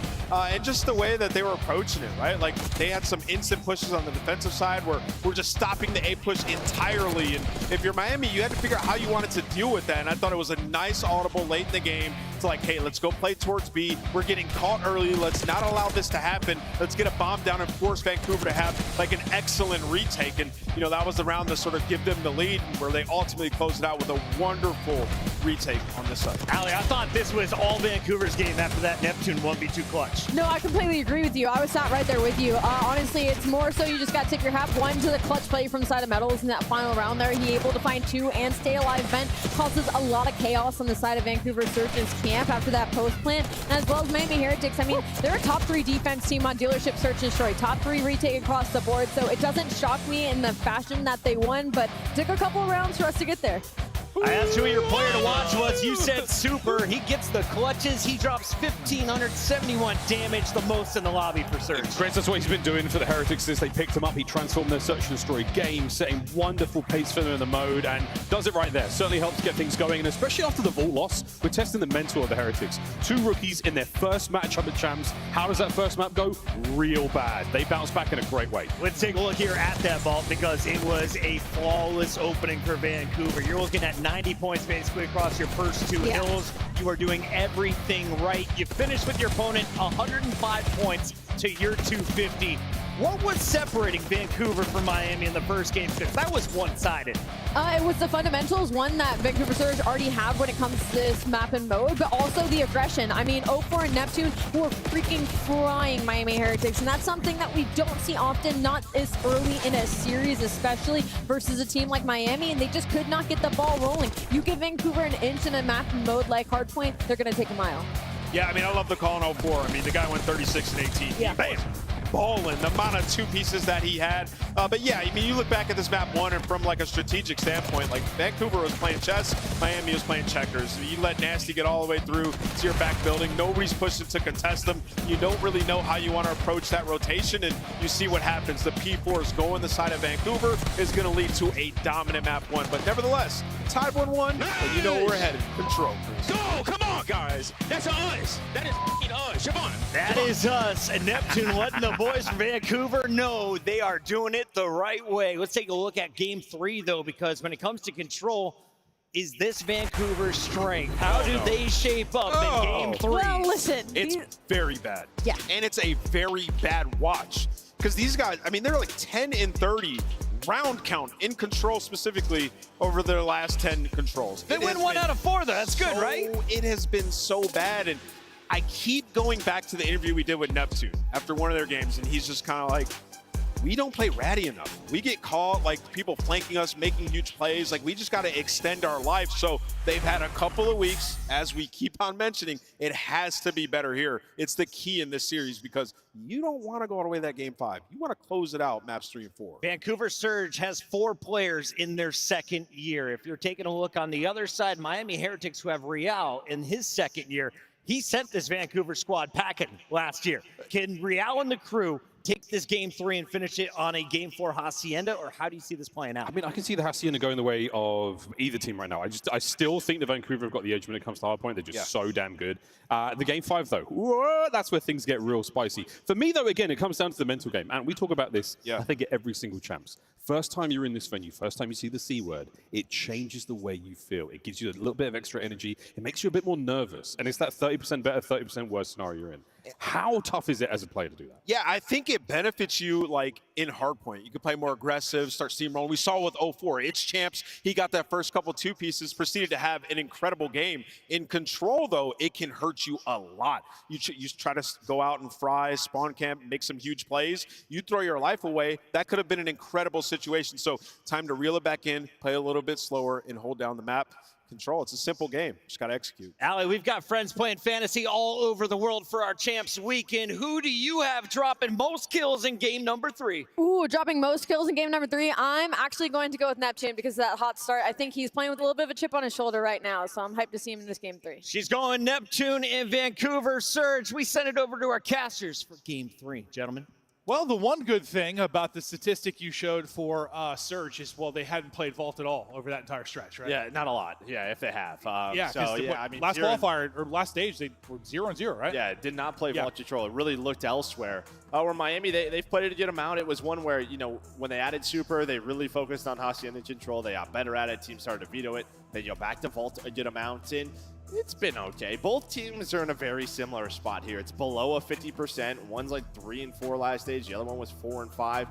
It's one where if you look at these two teams and you say, how do we get over the hump of beating FaZe and Thieves? They have to improve in this game. 100%. Was it as simple in this series as like, listen, I know Heretics hardpoints would have been better, but simple as like good search team, good hardpoint team, who wins Control? Like, could you simplify that? I think that is sort of probably the easy narrative into this, and it's played out that way. Yeah. We still got some series to go, though. Tied up 1-1. First to 3 takes the series and moves on to your second round. Loser at David the Loser's bracket, but still alive and fighting. You see Neptune is season Control versus Heretics, 1.14. He's been terrific. Can he turn it on here as we get into map 3, battling it out on Vault, the Control? Well, I think that's what talked about, right? Control is just one you want to wait for your teammates. Don't want to overplay. Throw those lives away. That's when things can get ugly. Maybe trying to throw a little B start here was Miami Heretics, but Surge, they're going to just ramp it up, shift on over, find the kills, and well, 04, right back to it. Yeah, that's one where you want to catch them. Maybe flat-footed and get some kind of success early, but it turns into absolutely nothing. So some time milking off the clock. Heretics' next wave of kills could be a big one to kind of get them out and fighting around the actual point. They've chained together too. And now battling here for position. Retaining numbers around A. We'll see if they can work this first tick. About halfway there, looking for an opening though. Keep an eye on that number 3 and Nasty as he'll look to pounce.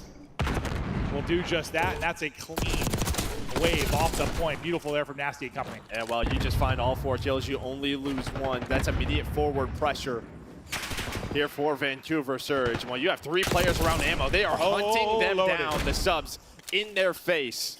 Metal's yet to find a kill. The first player off spawn, that's going to be Super, but Abuza's going to pick that up right away. Oh, 4th time back cool. Like, that's when you know you've got some map control. Will the over-aggression maybe end up costing him? So far, looking okay, but now with several kills in a row for Heretics, the chance to keep this fighting, maybe get the minute extension. There's at least your first bit of progress. Still lurking in behind enemy lines is going to be Nasty. They're trying to look for the timing to deal with him. Metal's trying to sniff it out. Not going to sniff out anything but the gunny as Nasty puts him down. So now you still have to keep your head on a swivel. Inside, you get caught from both sides. It's 5 straight from Nasty. And looking like a round 1 dub here from Surge, barring a late round miracle. And well, that is just both teams know they're missing 1 player, right? Nasty's looking for Metals, Metals is looking for Nasty, and you're just hoping you just stay in that corner. Did an easy kill, but doesn't happen. Great plays out of Nasty. He is still alive. Rencor trying to do what he can with the help of his teammates to extend this round, winning some big gunfights, but still, he is the only player forward. Maybe it's hoping you can get a 3rd tick. You somehow get the extension, not going to happen. So 2 ticks for Heretics. I mean, nothing that surprising. We know how difficult offense has been on Vault, especially later we've gotten into the year. So they'll take their 2 ticks. We'll see how that adds up in the total scheme of things as we get deeper. But really just great defense from Surge. Dealing with the opening B look. Playing together, not I don't know. Kind of like Nasty talked about in the interview, like, Throwing away lives, yeah. Not throwing away lives, like playing together, getting good position. And yeah, they could have got caught maybe when they played really, really aggressive in towards ammo, but they found the next wave of kills, and then that story was kind of over. Yeah, just waiting for each other off spawn, and again, just the 0-4. Guys on fire. We saw it in map number 1. Him and Nasty go on some big sprees there in that round. On the other side for Miami, it's been a trend in the respawns. You want to see Metals pick it up here for them. Okay, so we're thinking B off the break here as well for Vancouver Surge. Will they find a little more success? They've looked in that way. They've already got 2, make it 3. Set it up with Neptune. He's the only player that goes cat, so everybody's looking B side for Miami, except they allow him to go on 3. A massive win, though, for Real to give them arc control. Yeah, that's a big one-on-one. You lose that, that might be the B point done, but you're still here and fighting. Already got some progress. Neptune snapping back, looking to help. Well, he's going to get some help in the way of a teammate. It's going to take him down. Not a great round for Nasty so far. No, it's not. No, it's not. He had a great round 1. Yeah, great round 1. Not the best round 2, but still, some time to go. At least they were able to turn that into a tick. Yeah, you would just love to turn that into more. That was such a great chance. You had arc control, you had Neptune pushed up, and then even you recover from it, you still have Neptune pushed up. And well, as you said, the teammate, it's going to hurt you because this is the problem. It's only 1 tick, but you lose all map control now as Miami finds 6 kills in a row. They really do need to get Metals going a bit. He had kind of a double negative map 1. Cost him a bit. He'll have those every now and then. You don't want to try and avoid that here in the control. It's 3 and 9, but hey, still the position now on the map for round 2 to tie this up. 4 straight for Rancor, 3 straight for Super. Have a good position here, but pressure onto B yet again. Looks like they're dealing with it, or are they? Able to pick off 1 on the point, but that's all they're going to actually drop. The rest of the kills going to go the way of Surge. Round 2 for Nasty. Redemption time. He does a great job playing his life forward. Now everyone from Miami off spawn has to focus on him, and well, not able to find him 3 in a row as the progress is being made over towards the A point. He's going to force everyone to have to deal with him. Well, now you have to take advantage if you are Surge. Take advantage of looking for the extension. Only 23 seconds remaining in this. Heretics trying to go huge to maybe stop any kind of extension. They've done that. Nasty, the lone man alive. Good job just waiting for his teammates. A big one-on-one to try and shut down Super, who's playing out towards Palms. They'll win that fight. Now they'll try to battle back towards the point. Just a little bit left to get done at A. Can they win the fights on the point? They're able to do it. That should be the extension. And while you can see the way Surge, they're kind of mixing it up. You know, it's the 2nd or 3rd time now where they're all off a spawn, and what they've been doing is taking B Street and then winning the gunfights inside a connector to transfer that over towards A, just putting pressure on the street. A lot of the times it's pressure through catwalk. Maybe you're just trying to flood the middle of the doors. Well, those fights can be so hard. You're fighting top art, you're fighting like a palm heady, like it's not the easiest. No, not easy at all, but yeah, that has been their key to success throughout this round. Metals, though, going on a wide play through ammo, but all of Surge just going to try to focus on this point. Maybe get another tick. It's real close. And no respawns remaining, though. I don't know if the tick got done. I don't think so. I don't think it did. No, it didn't get done. It was so close. I thought there was a body on it, but never actually popped up and said they got it. 4 versus 8 now. Only a 4 nasty enough remaining here to try and make some magic happen. Love to somehow get that final tick over towards B, and maybe you got a chance to do it. That's going to be everybody dead, despite the fact you're in a 3v4 on the map. It's a massive kill there from Rentor. Are they going to get it? They do get the tick. Yeah, they get the tick. They're now just trying to win the round, but going to be difficult in a 2 versus 4. Rentor, as I said, wins that gunfight middle of the map, goes on the flank, but you take that if you're Surge, and I mean, you're a couple of gunfights maybe from winning that round. I mean, the fact that you get that tick in a 3v, whatever it is, 3v8, yeah, you'll take that. And we'll see it again once we get deeper into this, how much that will matter. But what, 5-2 in the round count? Or sorry, not the round count, 5-2 in the tick count. But that's one you're probably thinking Surge. I mean, a couple little situations go different. You're definitely taking that round. But that's about as close as you're going to get to a round win as you can. Just think about how defensively favored this has been. Can Heretics find some success? The opening didn't go well. There were not really many positive moments. I mean, there were some little skirmishes on A that they won when you talk about numbers, but that was about it. And they were never like a big one. It was like you won it by a player.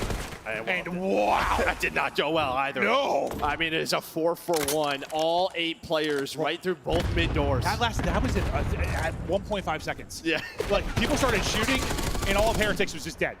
And now you're going to have Neptune flanking you. You're trying to deal with Nat. You are not winning anything. Okay, well, was wondering if maybe it started off a little better. The answer, no. Now, you take a breath and try to turn this around. Maybe Real can find some openings and get out hunting. All right, we'll get onto A, maybe turn some heads.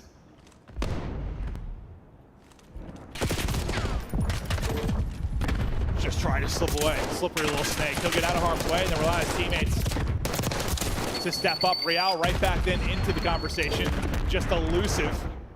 And that's a great stretch now from Miami.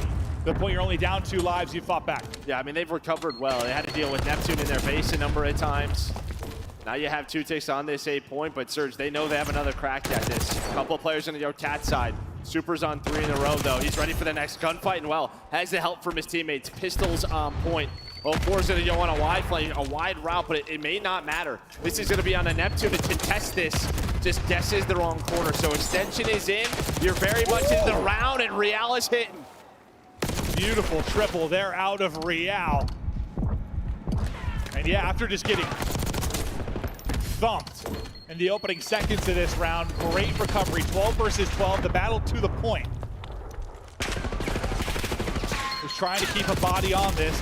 I don't know how much the clock is really going to matter at a 10 versus 10. Getting the off angle to try and pinch this will be Super. He's got eyes here with the AR, helping his teammates. Yeah, I mean, you're going to have a try. You're going to rely on nades. Real's going to be off spawn. You're going to maybe have 3 players on this. A big pick from Abuza, but that is it. Neptune has to hunt down Super. As well, now it's a 5 versus 8. Miami in a great position to win this offensive round. What a recovery if they pull this off. Thwarted in the opening moments, 6v2 now. Nasty trying to do his best to battle, but it's all going to be on to 04. But you've got bodies on the point. They're close to closing this out. The utility's going to hit, and they'll shut down any sort of miracle. And after all the frustration in the previous round and the struggles here off the break, it is nothing but Miami after that. That is incredible. And while your big 3 just take over, you get multi-kills from Real, you get multi-kills from Rentor, multi-kills from Super. That setup, sort of that B setup. And I mean, then Super's able to get inside of Art. So Surge off spawn. They know there's multiple players on the objective. You have to deal with Super. That is so much time. And well, time was against them. It felt like that moment where Real finessed, like once he got on A and just got away 1 bullet. Like after that, bro, the tidal wave that is Miami just started going nuts. Absolutely incredible there. Now, as close as Surge were, and as much as I thought those 5 rounds were everything, I mean, now you've got to get an offensive victory. You need one badly. Well, you're losing the map. Yeah, that just break feels off like goes the way of that Miami. round. I mean, the momentum has shifted. Just the gunfights starting to go the way of Miami. Their stars are starting to really pick it up. Well, Abuza, we saw what he did in map 2. Wasn't the best from him, and now he is -9 on a vault control. See if he can turn it around a bit. Within this round, within this map, within this series. 04 just stunned to hell. No opportunity to really do anything. Beautiful utility. They're out of Heretics. Again, look at top right. This big 3. The big 3. Keep it going. Nice little gunfight window, 404. Bringing a second behind that. Maybe an opening now for Vancouver Surge to turn this into something. I think they're trying to deal with Real on the other side of it. They're able to do that. 04 can't play his angles right. Knock comes to Boozik. Can he take down one? No, gets damaged, I think, into both. But you're down to, what, sub 30 seconds. And really your first progress on the point is happening now. A big sequence for both teams around the point. The dominoes seem to go the way Heretics is Metals that's able to get 3. Huge moment from him. He was struggling early in this map. He has turned it around here despite the fact he's talking about big 3. He's had his moments as well, and they shut them down there. Only 10 lives remaining for Surge. What has been these last 2 rounds from Heretics? It just feels like they've hit another deer, man. Yeah. I don't know. They're playing with more confidence. They're winning more gunfights. You just see it for Mentor. He is taking those chows all day. Well, they are locked in now. As well, Surge, they just have to win this round somehow. Maybe it's behind Nasty. Have to extend it, but 7 versus 13. Gonna be so difficult to do. Bodies on the point. Extension about to be in. Route though through for Rancor. Let's see what he's gonna be able to come away with. You need perfection right now from Surge, and so far you are getting it. What a clutch this would be if they somehow pull off this round. Real's been sniffed out. It's gonna be Metals though that's trying to find the opening. You just have to read the route over and over and over, and it feels like eventually a player from Heretics is going to make their play. They'll at least only allow Metals to get 1, but then you have to deal with Real. Good bit of finesse and footwork out of him yet again. Yeah, and every trade is just it's a win. It's a win here from Miami. Well, you can see number 4, Neptune. He's just trying to play his life inside of vault doors, but not going to happen. They're going to end up cutting him down. And now everybody from Surge has to wait for each other off spawn, and good luck. You're going to layer this map. Real trying to throw in a little theatrics there, but his AR is looking over it. Rentor's gonna find one. Rentor gonna win the map with 2. And you can see what it means for these guys to go up 2-1. Yeah, no, I think you said it. They hit another gear, bro. I don't know. I don't know what happened. It felt. I think that's what Neptune's thinking. Like, what the hell just happened? Like, we had that a really good defensive start. We had a really good offensive round, getting 5 ticks, and then suddenly, like, what the hell? It's like they were thunderstruck, bro. Like, what happened to us? And that's kind of what we talk about. Like the end of map 1, you're hoping the guns get hot. You start to win some more gunfights, some more multi-kills pop up. It didn't happen in map 1, but it very much. They came alive there in that map number 3. I mean, Surge is a couple of gunfights away, going up 2-0. Yeah. I mean, the fact they survived that round 2, Heretics, gives them that life. They carried on to that round 3 and win the offense. Taking a quick look through the stats, you talked about the big 3 turning it on, Real, Rancor, and Super, and they absolutely did. Rancor and Super, kind of those Super ARs leading the way in damage, and they have been terrific. Well, at least within that map 3, we'll see. Can they carry it now into map 4? And, well, the respawns were an interesting conversation as we take a look through some of the highlights. I mean, a tale of what 2 halves it felt like within this one. Yeah, I mean, I don't know. Like, Surge looks so dominant on defense. Yeah. Their offense was close, and then even the start to round 3, you had that counter. That was the quickest forward ed, like in the control round. Right after that, everybody from Miami starting to, I don't know, find the multi-kills. Teamwork was on point. You got a sub in his Super's hand. He was doing whatever he wanted. But playing with some swagger was Heretics. They're able to win this control. The swagger, the confidence, everything's certainly there and aligning for Heretics. It's just right after this. Yeah, no. Right after this, they just never looked back. And it just felt like, once control slipped away from Surge, they just never were able to get it back. They were never able to slow the game down again. No, and this is what, they've struggled with. It just feels like once it gets out of control for them, when things start not going their way, it spirals big time. And it's weird because, like, in hardpoint, they can be so good at that reset. Like, they have a bad hardpoint, they have a bad little stretch, they're able to slow it down, flip it. In control, sometimes they just can't do it. You just cannot do it. You know, Heretics, once they get to their spots, or once they just find freedom on the map, to the point where the team is constantly just second guessing like when their routes are going to come through, when the flanks are going to be there. They're so deadly. They're so deadly. And it's always the worst too when you like start getting pieced. Oh yeah. And you just hear in the comms like, I've been there. Like, it's all good. Like we got this. It's just like, yeah, it's not all good. No, we're getting done right now. You just felt it shift, bro. Yeah. You felt it shift. That was electric. Out of Heretics, but now okay. Let's talk about the hard point. You were surprised to see what Hacienda and Vault be the two that came through. And despite maybe Hacienda not being the best map on the year for Heretics, they were, what, 3-1? No, this is a better right? one than Vault. Like I thought we would see one of these. Yeah, I just didn't think we'd see the Vault jump through. Yeah, yeah. The Vault was surprising. These are the two best for Surge. But yeah, it's been better here for Miami Heretics. When they've, looked to improve on it, has gotten better. Again, they've been a solid hardpoint team since adding Super. I was just very surprised to see both of these. But now, I mean, who knows what's going to happen. But if you are Surge, you are relying on this hardpoint again to get you to a Game 5. And if you get to a Game 5, at least you're getting to your Surge pick, right? You're getting, what, Proto was the map 5, right? Yeah. You're getting to your Surge pick. Proto, a map that they can be very, very good at. I mean, you want to lean the way of Miami when it comes to Search and Destroy in general, just because how good this team has been. But that is a very, very winnable map for this team. Now you just got to get there. We take a look at some of the map 1 statistics as we get ready to fire back into a hard point. Metals struggled. 0-4, the opposite of that. Double positive, takeover map out of him. Let's see if they can slow 0-4 down, if Metals can really get going in this map 4. Yeah, I mean, we saw it at the end of the map number 3. These stats, they don't matter no more. But no, it was great stuff from 0-4.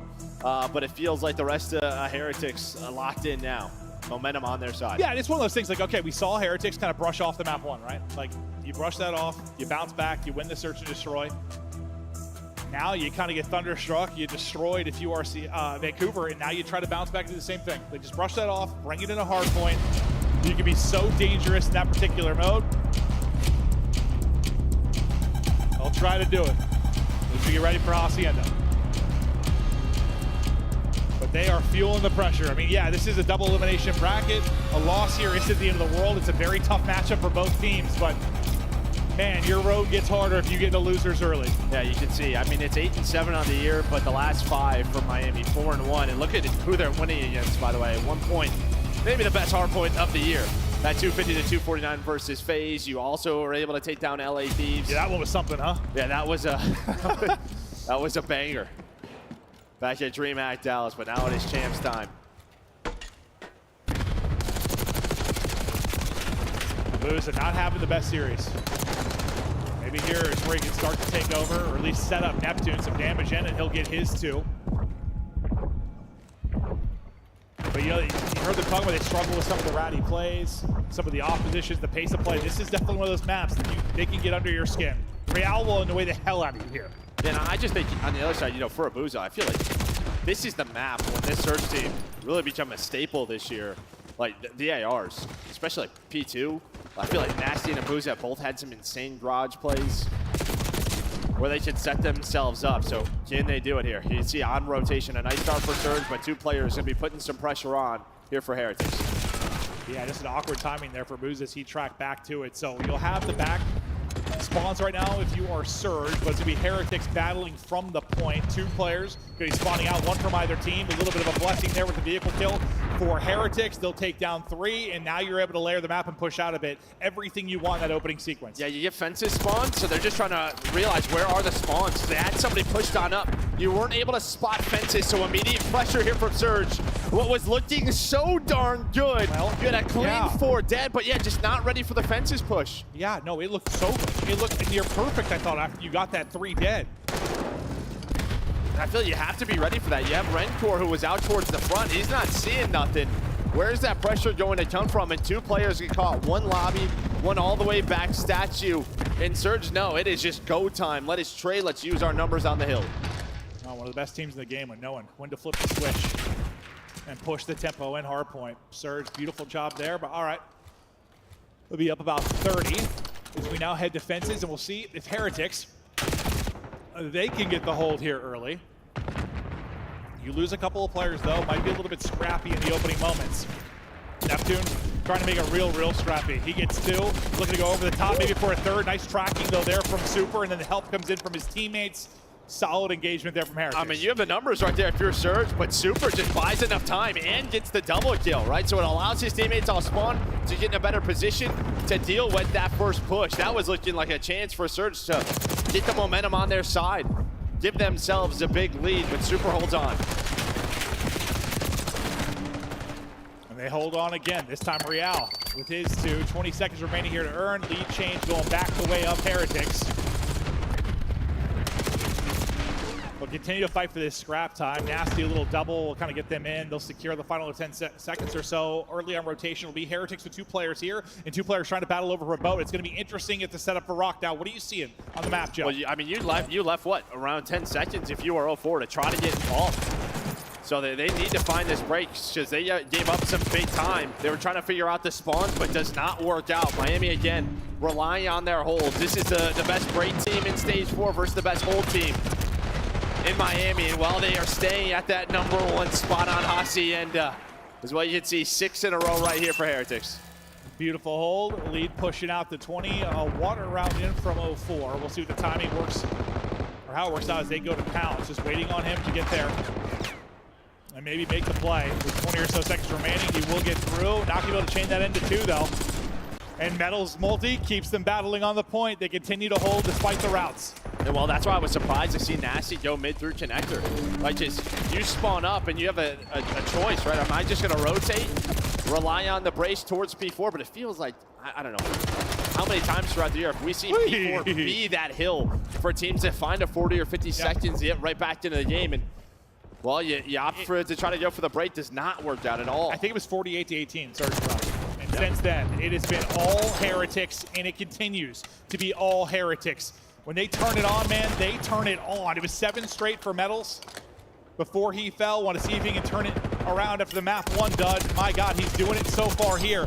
And yet, when you have map control, it allows them to tuck away in corners, be annoying, shut down any pushes from Surge. This has been a truly remarkable stretch out of Heretics. We'll see how long they continue to club this. Yeah, well, good thing we showed that. Maybe that stats graphic. What a turnaround here for Metals.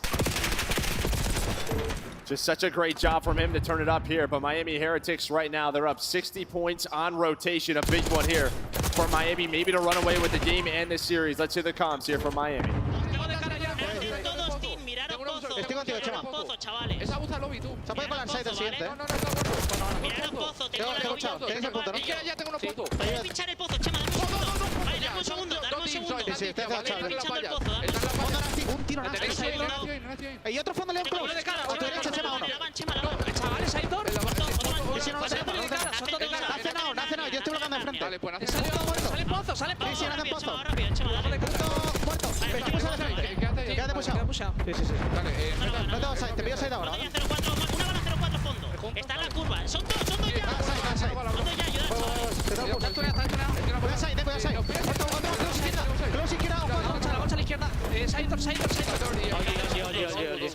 Voy a pillar roca rápido. Apucha de cara checkers. Apucha aquí meta. Roca, muerto conmigo, mente, Chema. Te han tiro. A la derecha. Va a haber otra arriba blanco, ¿vale? Vamos a matarle. P4 he tocado Neptune. Uno derecha ya siempre. En blanco Neptune. Derecha, una bala en Neptune. Vale, a 2, Chema. Blanco out. No puedo dar. Son de frente. Bueno. Queda Neptune P4. Vamos por el medio. Planta arriba Neptune. Sí, ha nacido. Vamos rápido al punto. Creo que 2 mínimo. Se ha salido de punto. Se ha metido tío. Vale, sí. Puede ser que está ofi. Está botando el fondo. Es plata y van a ir gente pozo, chavales. Plata arriba. Uno inner. Uno de frente. Los dos que quedan de frente. Los dos de frente. Absolutamente. Son una bala. Pegarte. Ir para el fondo a alguien. Van a flanquear. Sí, cuidado, sigue. Chapa. Vamos por el plan. Voy para Sigrid, aguantar. Vale, ahí no, chapa dentro. Otro caseta un tiro. Inner. 5 conmigo, entonces. Voy siguiente yo. Voy a hacer el fondo. Pueden hacer el fondo. Sí, nacen atrás. No. Algunos sí. Doble no veo. Vale. Estoy en el siguiente. Doble ese. ¿Tienes el marcadero, Saito, algo? Sí, lo tengo yo. Nacen. No te pego en medio. Dos, checker. 3. Muerto, una bala. It all comes down to this rock hold. Miami can hold it. They'll basically put away the map, and so far, so good. They were perfect here last time through. perfect here early. And I mean, you win scrap time plus the rotation just ahead of the game. Well, you had a 2 versus 3, a chance there for Surge, but again, you locked this down. An early contest, you're gonna need a break. Relied on it at that P3. It looks like you're going to find it here at P4, and it was much needed there for Surge. That keeps their dream alive. A massive break for Surge. Now you still have to hold this time, but you get the rest of this, you're right back in the hunt. You'll be down about 30 or so points. What, 30, 40? With a chance to do this. We've had some insane Haciendas, maybe setting up for another one, but you still got to hold. A big multi there from Abuza. That is a huge one. Now the help in to deal with the final player in trade. He had a big moment, I think a big double at the break at P3 to get in there for a moment, break up some of the time. But okay, about 40 seconds between them. Here we go into the third set. Abuza's gonna get caught. Everyone's gonna get caught. Yeah, you think you have a chance maybe to just set up top halls, get some map control there after finding those 3 kills. Instead, you run into everybody. You're just getting caught sprinting right now if you are Surge and you're not finding the kills. So you're going to rely on a break again. I mean, this is such good time here for Miami. They are going to chip away here at this P1. Up over 200. And continuing to volley on the points, as you said.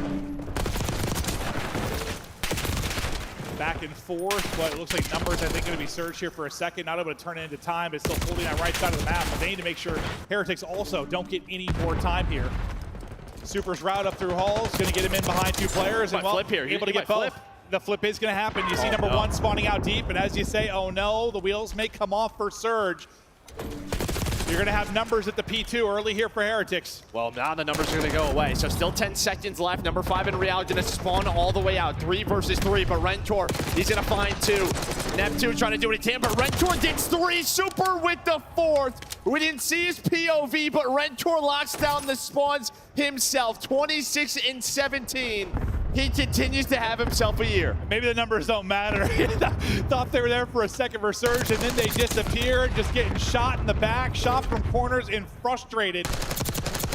But so far, you're in the point if you are Surge. You might not have numbers here for long. You got to win this from the front and continue to hold. Only 22 points needed for this Heretics squad, and Metals is clipping Wiggs. 28 and 20 out of him, and right into the hard point they go. Enough time here to close it out. Will Surge have one last push?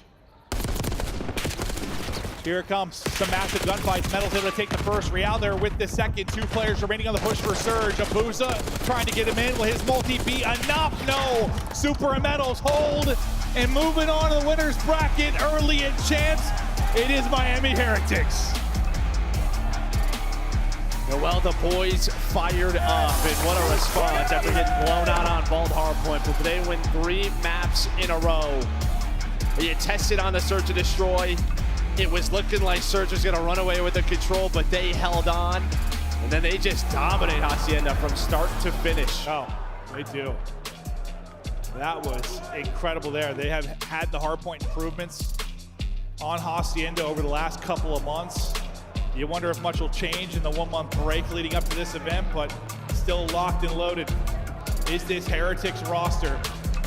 It just feels like, yeah, from what, 2 rounds into that control, something shifted. Something changed. These Heretics boys turned into animals. Yeah, and we talked about it, right? Like, you know, Surge throughout the year has been such a good team at rebounding in hardpoint, like finding another break, Yeah. but it just felt like at times, like this Miami team just kind of outskilled them. Like the multi-kills were just so one-sided. It started in that control.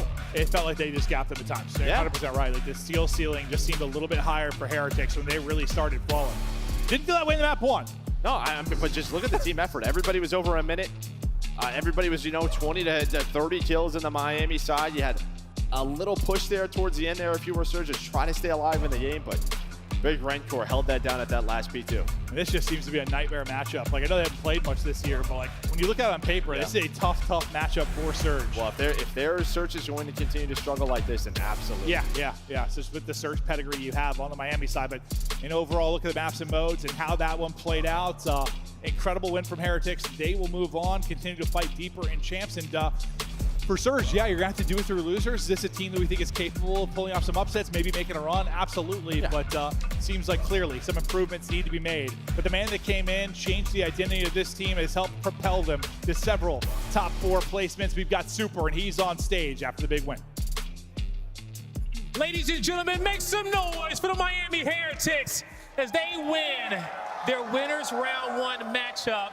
I got Super with me on the main stage, and Super, you know, we have seen you guys play this team twice before in the season, and you lost both times. How does it feel to get a win against this Vancouver team here at Champs? I mean, you were right. They played 2 times against Surge. It's my first time ever playing against them in a real match. Okay. And it feels amazing because everyone knows how good this team is. And yeah, it's a great win for us.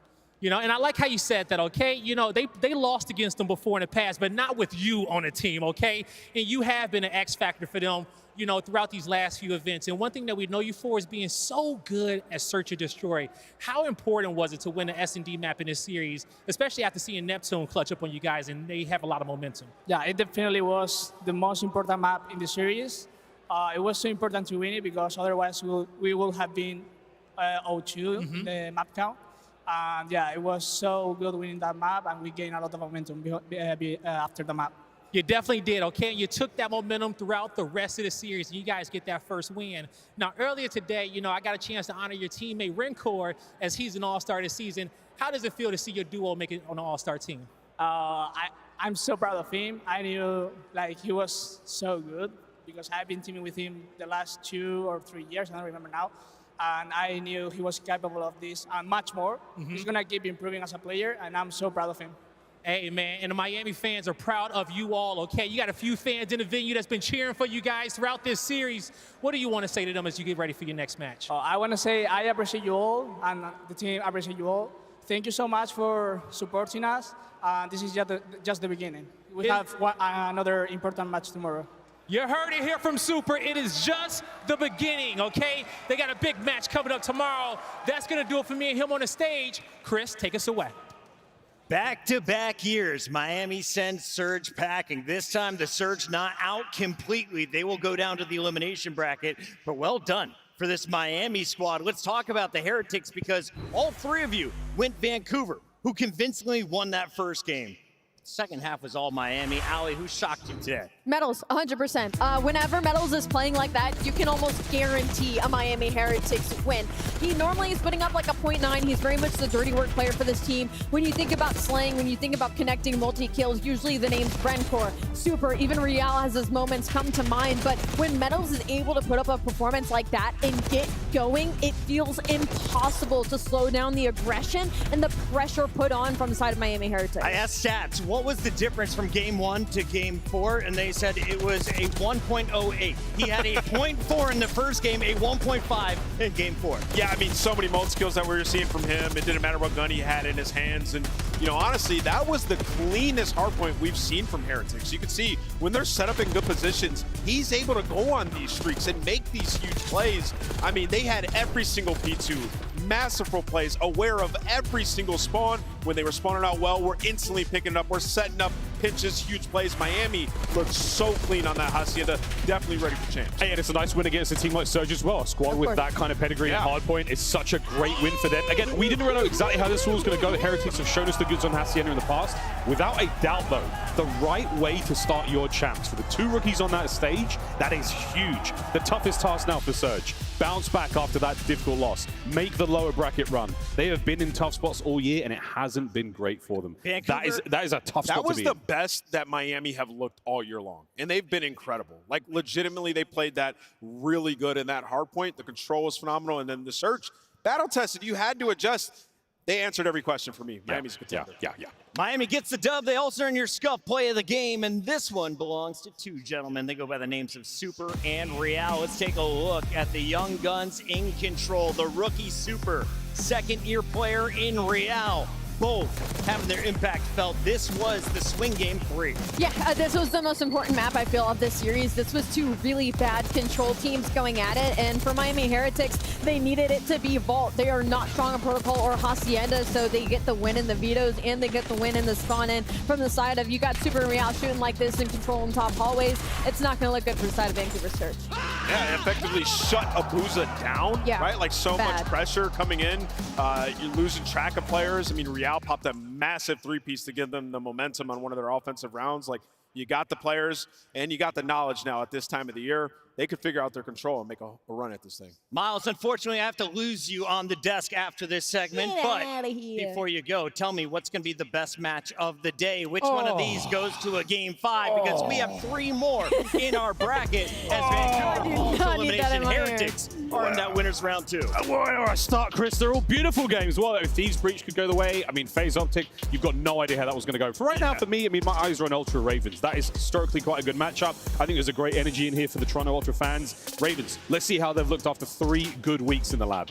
It's going to be a great night. This is match 1. It is done. The Heretics power into Saturday. We'll find out who joins them next.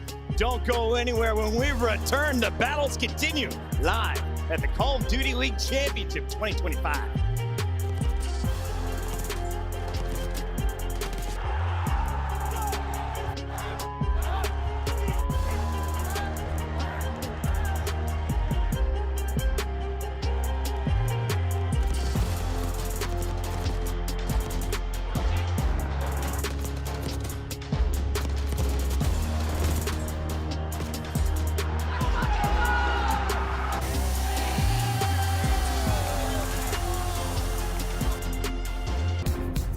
The Scuff Call of Duty collection is $30 off this weekend only. Visit scuff.co/CDL to upgrade your game with a Scuff, the official controller of the Call of Duty League.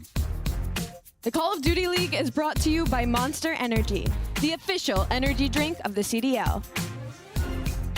The Esports World Cup is an official partner of the Call of Duty League.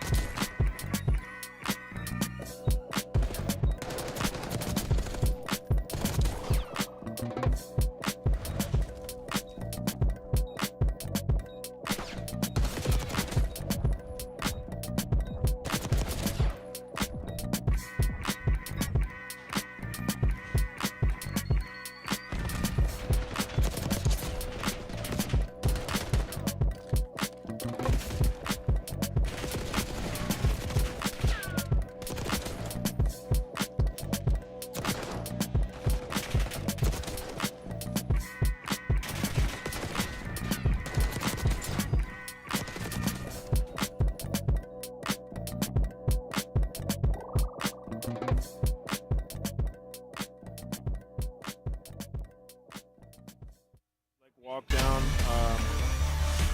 Ladies and gentlemen, we are back in Ontario, Canada. This is Championship Weekend 2025. We are here for Call of Duty Black Ops 6, and you are about to see the best team on the planet. After the regular season in 4 majors, LA Thieves have stolen the #1 seed from Atlanta FaZe. They are our reigning champions in the favorite here at Champs, currently taking on Boston Breach.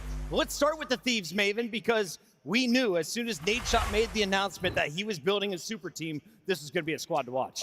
Yeah, no, I thought right away this team had the highest ceiling. We just talk about their capability. If they were in form, they would be the best, and they seem to be hitting that. And it felt like just getting over the hump, getting that 1 win, they were just going to get even better. Now they're going for back-to-back-to-back. It's been awesome to watch. Yeah, I mean, some of their numbers are absurd. No, ridiculous. I mean, guys, like, we're talking Respawn specifically on the season, 91-33.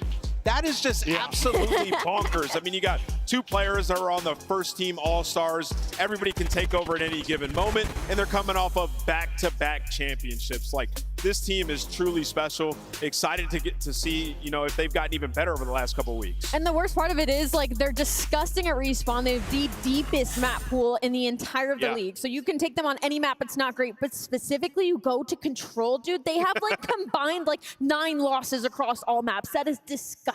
It feels like we're at the point where, like, they're their own worst enemy. Like, the only thing that can beat them is them. Like, if they come out flat, like they have a couple of times, we're worried. But they're playing their game, bro. Chris, you know it's been a nightmare matchup for them? Boston? Yeah. Well, we'll talked with Coach Sender about this matchup. Lottie's backstage. What do you have to say, Lottie? Coach Sender, back-to-back chips for you guys and the team. Incredible stuff, but you're coming into Champs. How are you keeping the boys motivated for the big one of the season? Obviously, none of us have really been in a position like this before. Honestly, just working super hard. You know, it's before the first match, so I feel like we haven't really settled in yet. But I think the second the match comes around and we get the vetoes done, I feel like it's going to really wake us up and lock us in for the rest of the tournament. Love to hear it. Now, talking about vetoes, obviously a lot of strategy behind what you guys have to do here. And speaking of strategy, I've heard you're quite the nerd, in a good way. You know, when it comes especially down to S&D, and it's been a big difference maker for the boys. So have you cooked up anything different? I'm not expecting you to tell me what, but has something been going on where you're bringing something new to Champs? I mean, we'll see. Obviously, it's like one of those things where you don't really game plan around it, but it's all situational. As long as we're focused on adapting and just being on the fly and just pulling out all the bag of tricks that we have, you know, I feel very confident going into every search that we play. So. A big part of that obviously was Envoy back in Major 4. He was absolutely phenomenal. 1.10 finish on the Major 4, 39 bomb plants, incredible stuff. But he was also just incredibly clutch as well. As a coach, how do you lean on a player like that in those big moments, but also alleviate pressure so it doesn't become too much? Honestly, I just try to make my players feel like as good as possible going into the match. I feel like that's my ultimate goal as a coach. I try to take as much pressure on me and just relieve it off them so they can go into it just free-flowing. Any single time I tell them to do something and it doesn't work, honestly, I'm the first one to hold myself accountable and just be like, guys, that's on me. Don't worry about it. Just trying to keep them locked in as much as possible. So. I love it. Send a huge support system around them. Thank you so much and best of luck. Appreciate it. Thank you so much. Sender, part of that coaching camp that won the ring for Subliners, now over at LA Thieves, feeling confident. On the other side of this matchup, Boston Breach have the lowest seed in the tournament. They're coming in with the 8th spot.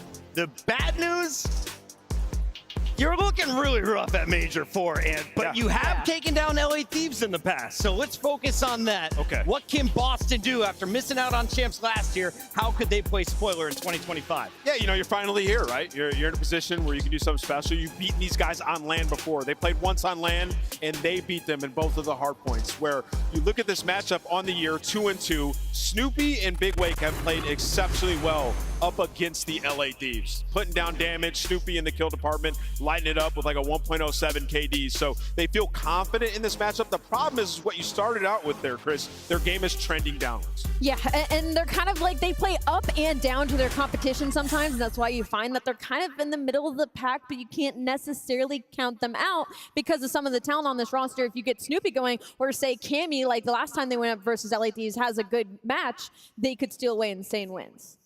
I'm looking at this matchup, and I see experience from LA Thieves. You have Envoy, who has been to Champs 6 times. This is his 7th. On the other side, Purge is in his first ever Champs. What do you need to see from that guy? Because he can be an X factor for this squad, Maven. No, he's a guy who's going to make the right decisions. He's going to be entry when he's playing well. He makes the game easier for the rest of his teammates.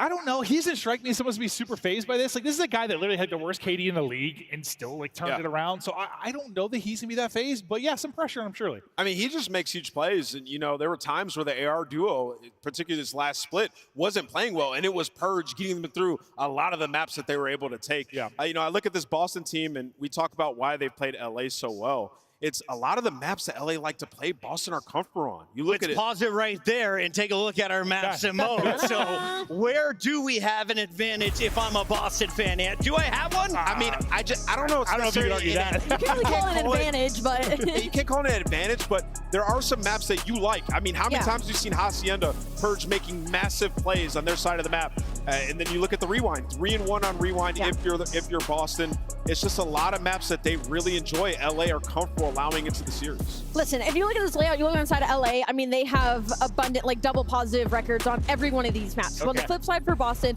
1, 2, and 4 are going to be the ones they're focused in on. And even if they do force that game 5, it's not that bad because it's one of the worst search and destroys for LA Thieves, and they haven't been that strong in that distance in some of these series. So for Boston, there is some light at the end of the tunnel looking at this layout. I mean, listen, if you're Boston, you're just thankful you're here. Like, it got real scary. You're kind of blessed to be here. And the fact is, if you're going to beat them, you need Thieves to come out flat. They have done that.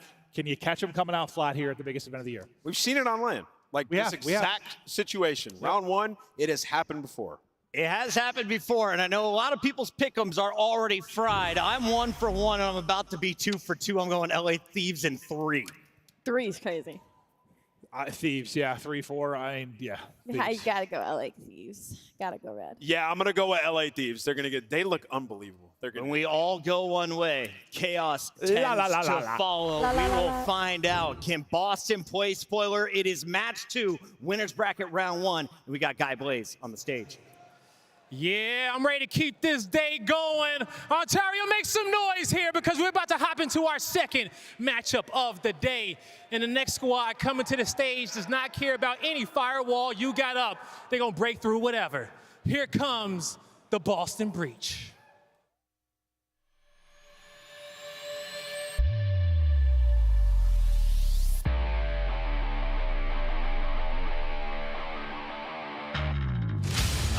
Listen, that's just too easy, right? He just slid out, and his boys are eating on point. This is Cammy! It's gonna be down to Cammy in versus the world. What do you want? Holy Cammy! No, it's Demon Joe. And there he is. Well, Awakening sets you up. Purge knocks him down. There's the final 3. Purge is playing campaign? Like what? Purge, the heretic.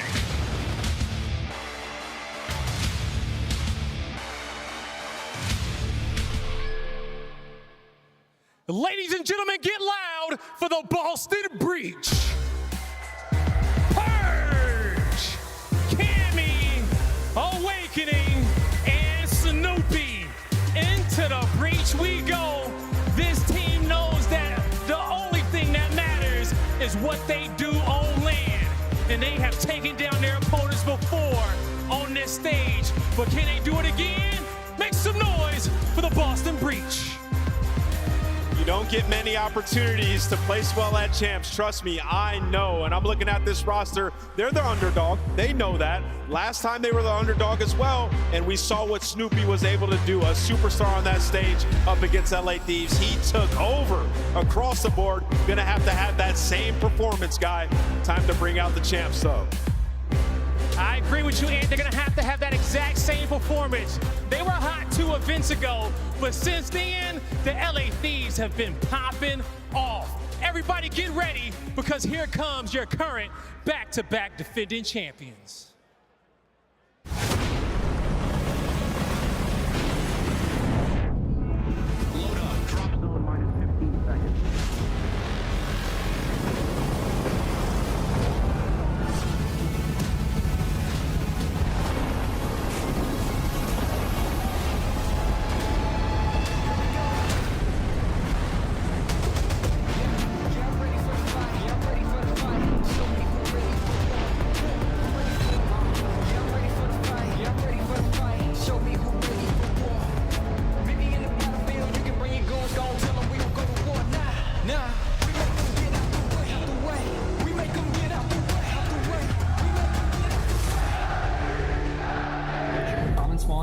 about names. Listen to each other. Listen. This time, we take everything. Ready to take it all! Here comes the LA Thieves! Scrap, Hydra, Envoy, and Ghosty. The LA Thieves have shown us the last 2 events. They are not anyone to play with. They want to run it up. They want it all. The LA Thieves are ready to play.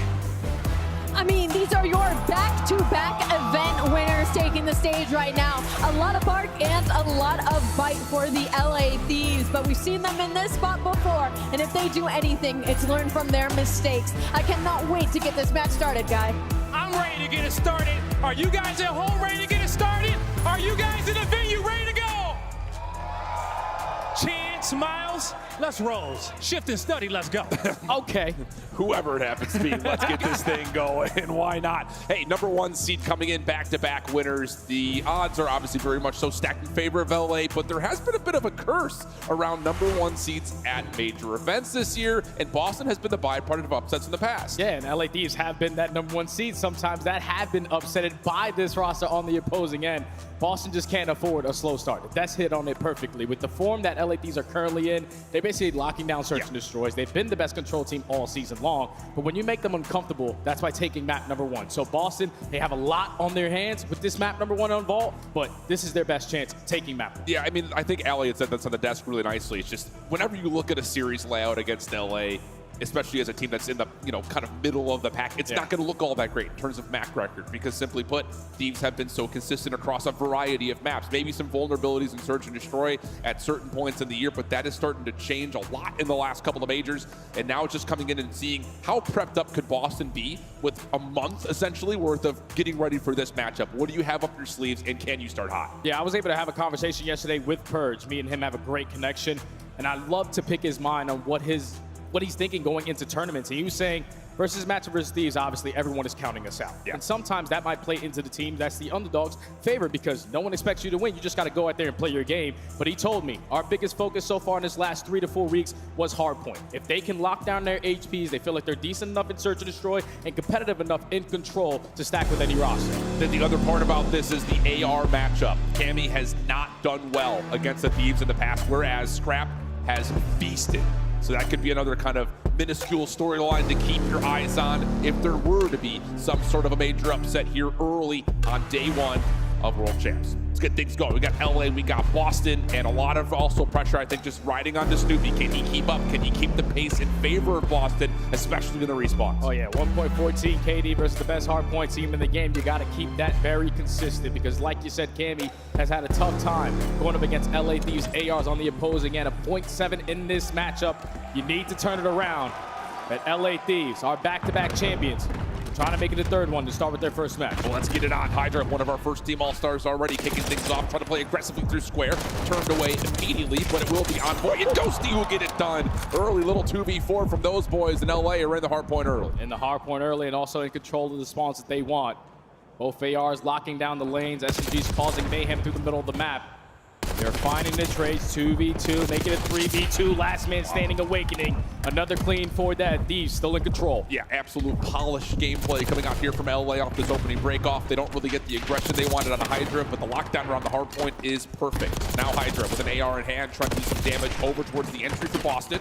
Gets some damage in, but is allowing now Scrap to clean things up. And no, Purge able to find a double. That'll get Boston in for a little bit of Scrap time here in the last 5 seconds as you rotate to P2. Yeah, they have a little bit of mid-map control to make their rotation attempt a little bit easier, but Thieves are going to be the team here early. Snoopy trying to apply pressure through the back. Is only able to take down one, but Awakening finds a double. That secures the close spawns there for Boston. Now they're in the time. Can they get a read, though, with this long route from Hydra starting to develop over towards the proximal spawns?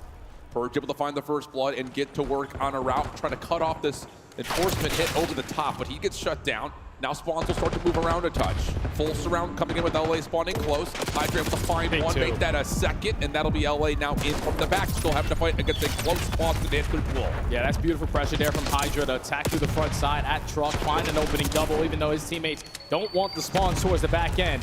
They're still making this scrappy to close this one out. Hydra now on 5 in a row. Yeah, let's just go for the ego, Chow. You already know that you're filling yourself, but more focused on soaking up this final 15 seconds, giving themselves a little bit more of a comfortable lead heading over towards P3. One of the macro factors about this matchup you have to keep your eye on here for the hard points is the rotation game. LA has been one of the best teams through Major 4 and DreamHack at rotating early, and they did try to get Envoy around the back to flip the spawns around. Actually, they do get benefited with the spawn over towards Art. Doesn't look like Awakening is going to expect that initially.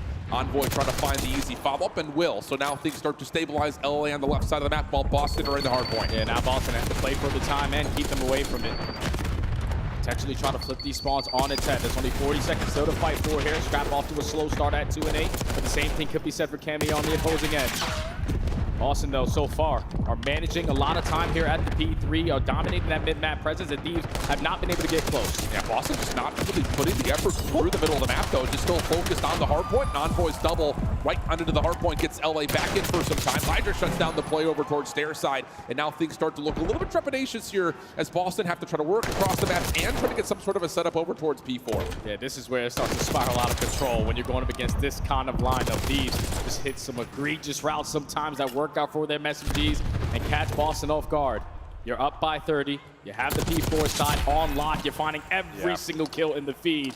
And now Boston looking for another break through the front. Yeah, this is what we're talking about. I mean, this is the #1 rotation-based team in LA on this map throughout Major 4. Their holds have been maybe a little bit subject to question at times, but so far on this map, they've been pretty much perfect. Boston trying to set up something for a break attempt here early at 4, but the cutoff from Scrap is decent. You mentioned his slow start, but now starting to heat up a touch on 3 in a row. Already up by 50. Can be up by 80 if you can lock down the rest of this time. We're just going 1 by 1 right now. If you're breached, we cannot afford that because we're losing those initial gunfights. You know, when you're the team trying to set up for a hold, the first kill is the most important, and Thieves are just lighting up the kill feed. No one dropping. Hydra again on another streak. The final 15 is going to be theirs, and Boston have a tall ladder to climb to get back in now. Yeah, the two storylines we're talking about for Boston players are, well, coming into the narrative very quickly here. Cammy, we talked about how he has just struggled versus LA team. 4 and 12. Snoopy, one of the X factors for Boston and Hardpoint, also over double negative. So Boston just not really getting anything going at the moment. Need to wake up in the second rotation if they want to have a chance. So far, he's doing this job right.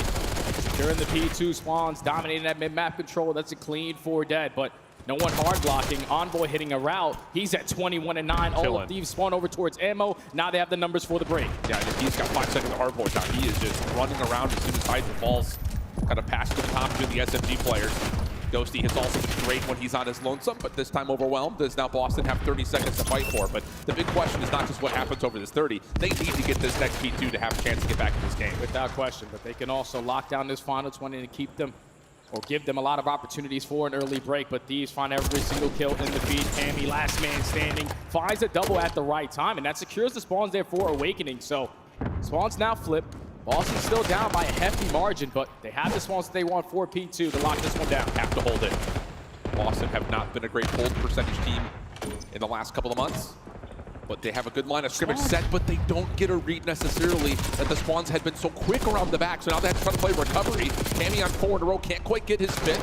Awakening trying to stay safe inside the hard point. Purge trying to assist, and he's good for 1, almost another, but it does give enough space for Wake to get some help from poolside. Still has not been challenged yet inside the hard point. So far uncontested for the first 20 seconds, but now the Thieves are winning gunfight after gunfight. That's already 3 dead. Purge, last man standing over towards Cat.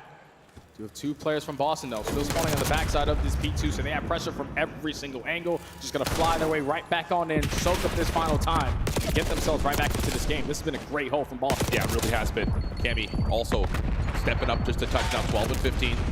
Nade tags onto a member up top. Chase is on, can't quite find Scrap, and Cammy says, all right, on to the next. And that's going to be a play over through Vault Stairs, trying to get some sort of a setup here. Going Scrap to initial from 2 to 3 could be really beneficial here for Boston as they crack past the 100-point mark. Cammy trying to plead a nuisance on the bottom side of Art. Teammate there to assist onto the gunfight on Ghosty, but this is the most important one. Envoy's able to secure the first, but Snoopy there for the trade. And now Snoop's the only one on this side of the map. All of LA Thieves, they find the break. They bombard their way back over towards top part. Now they're in the control of the map again. Now lots of damage though from Wake. Doesn't have the help to necessarily push all the way forward to the hard point, but he does take Ghosty out of the time to keep it neutral. Now the play over towards Palms. Good kills at mid-map for Breach. Awakening trying to do a little bit more over towards this back position at Vans, but a tough look at the gunfight and he's got nowhere to go. Thieves able to respond, and we'll again keep this hard point open. keep it open, but you're also dominating the side of the map that you want for the P4. It was basically a full 60 the last go around.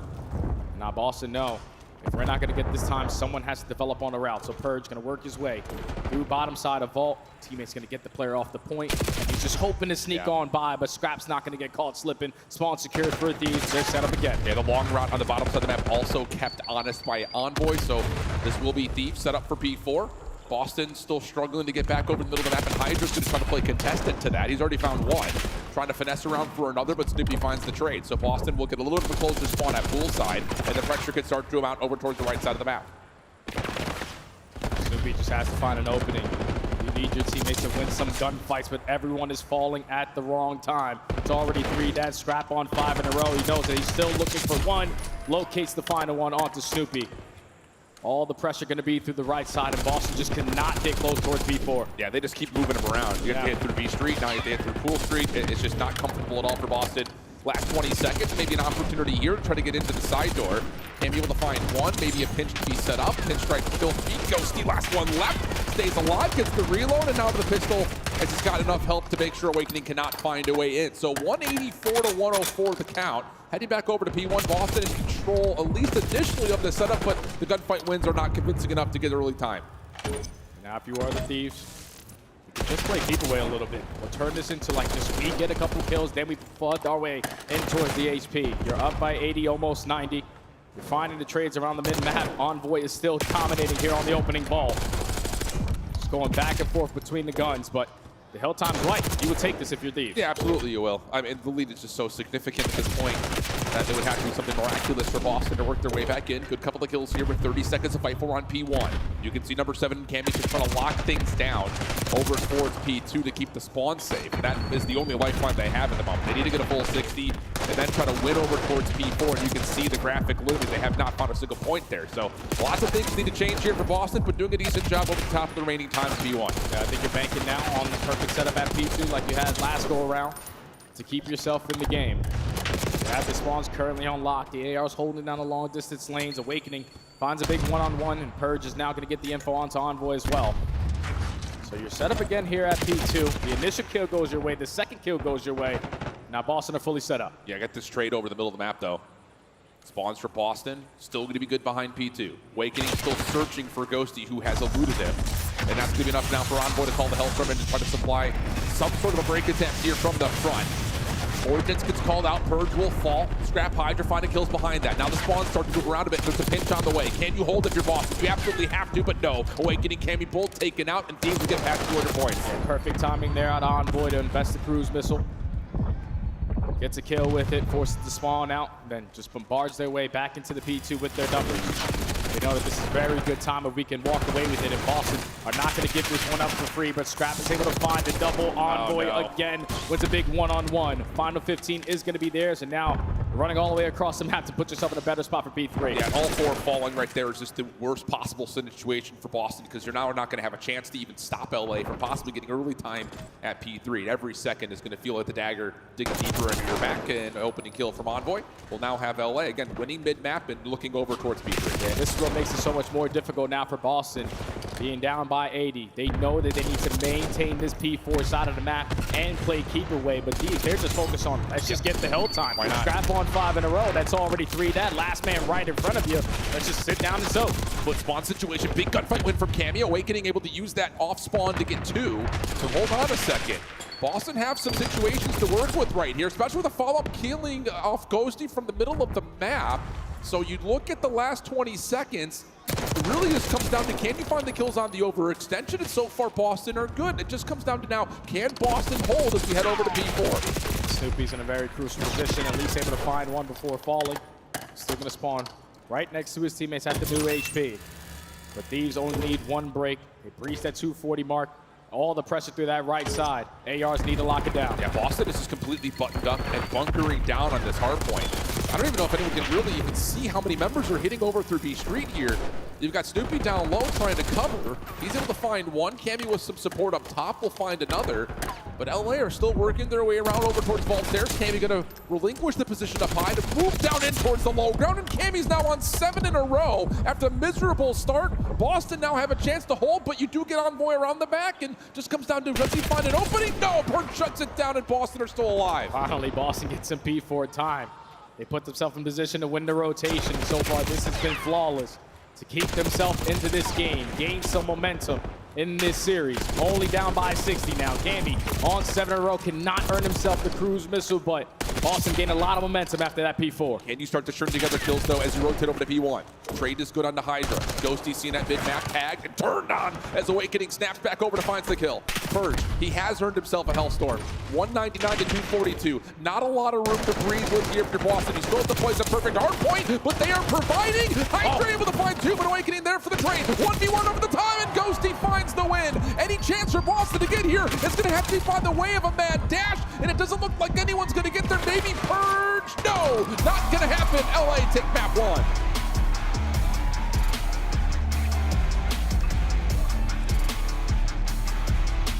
That's just easy right there for LAT.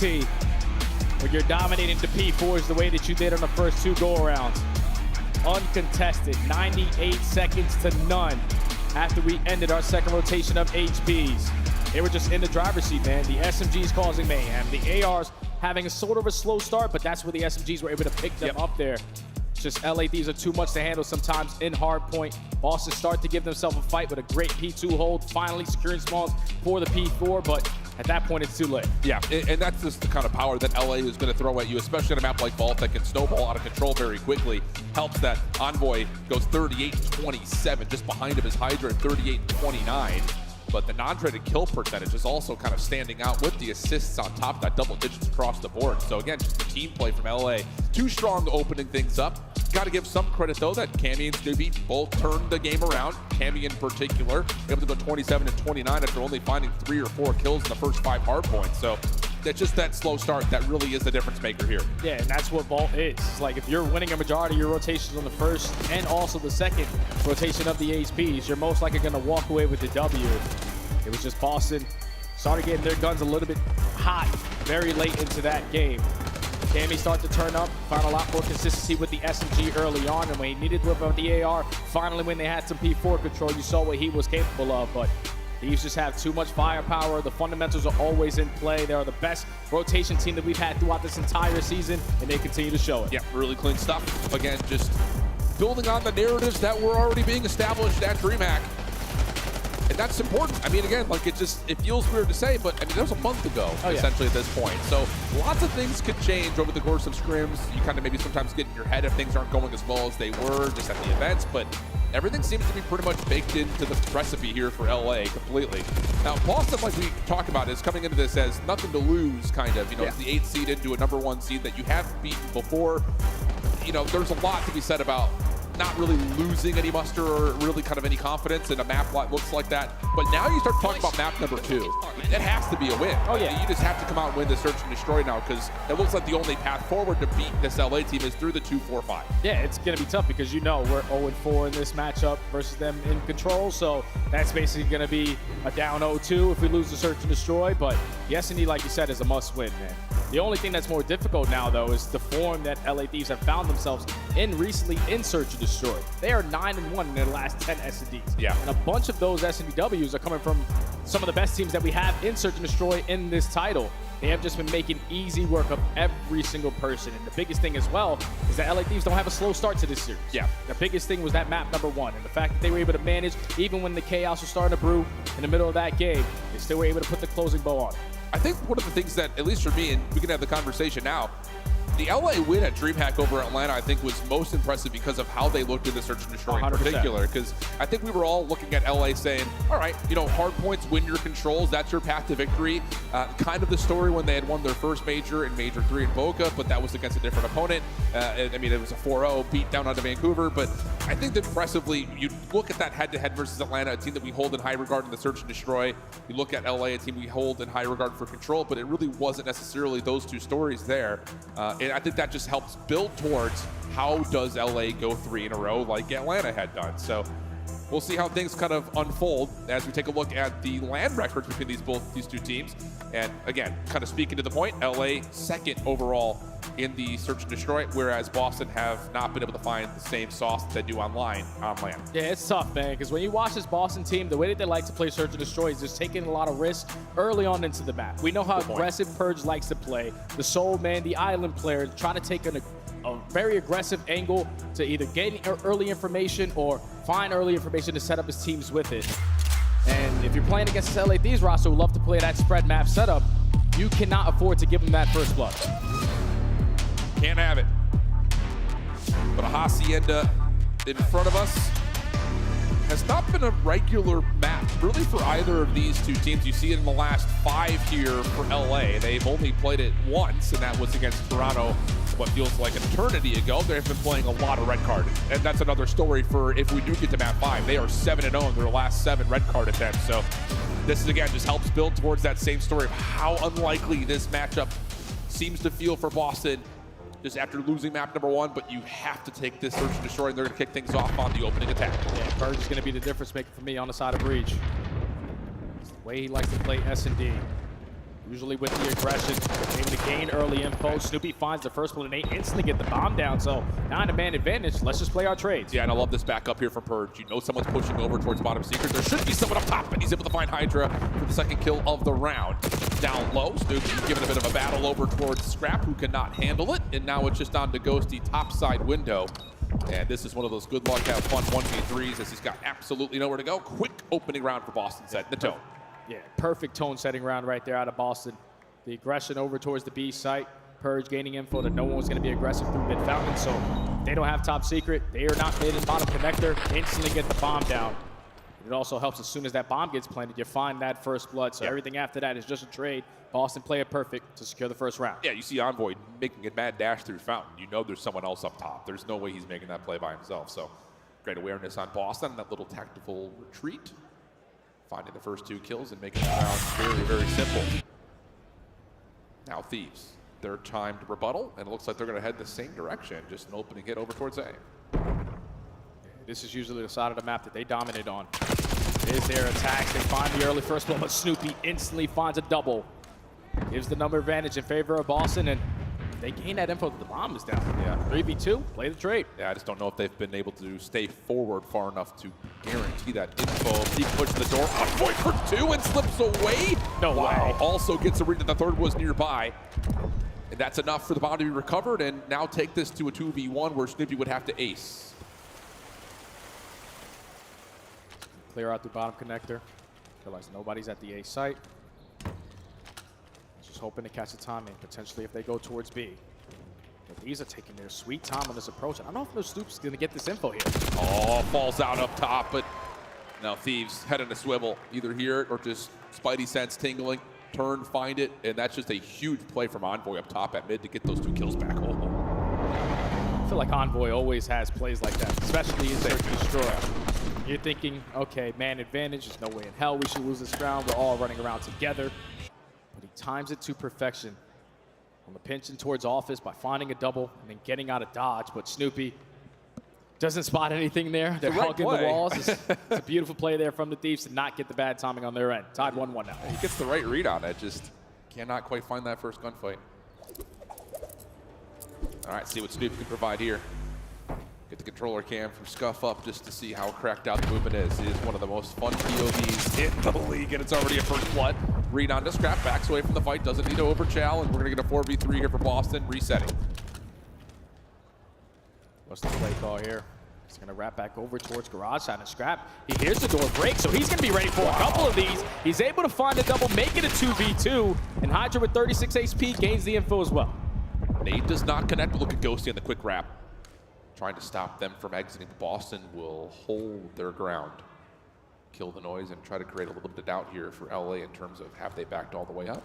Have they pushed forward? And it looks like the Thieves will re-clear Lambo and get the info they want. Cammy deciding how he wants to plant this is actually going to allow Thieves a chance to come back over, but a supporting nade from Awakening keeps them away, and we're going to get the 2v2 post plant. Yeah, that's actually such a beautiful nade there from Awakening.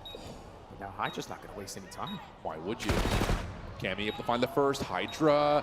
Oh, Ice in the Blood just sticks it. Cammy doesn't even bother checking. I think you're right. It's just you get that little separation with the nade. You're thinking we can reset this on our own terms, but LA just immediately counter with the same kind of persistence. Jumping on, hitting the defuse. That works. Yeah, I just don't understand the play right there from Awakening. Like, once we get that first blood onto the player on site, we need to put ourselves in position to watch over the bomb. Yeah, not be back by boat. Yeah, he was watching on the backside of 10 area. If you put yourself towards top office, you have an angle to make sure that the bomb is safe, but Hydra does not waste any time there. Stick the defuse, go see the bait.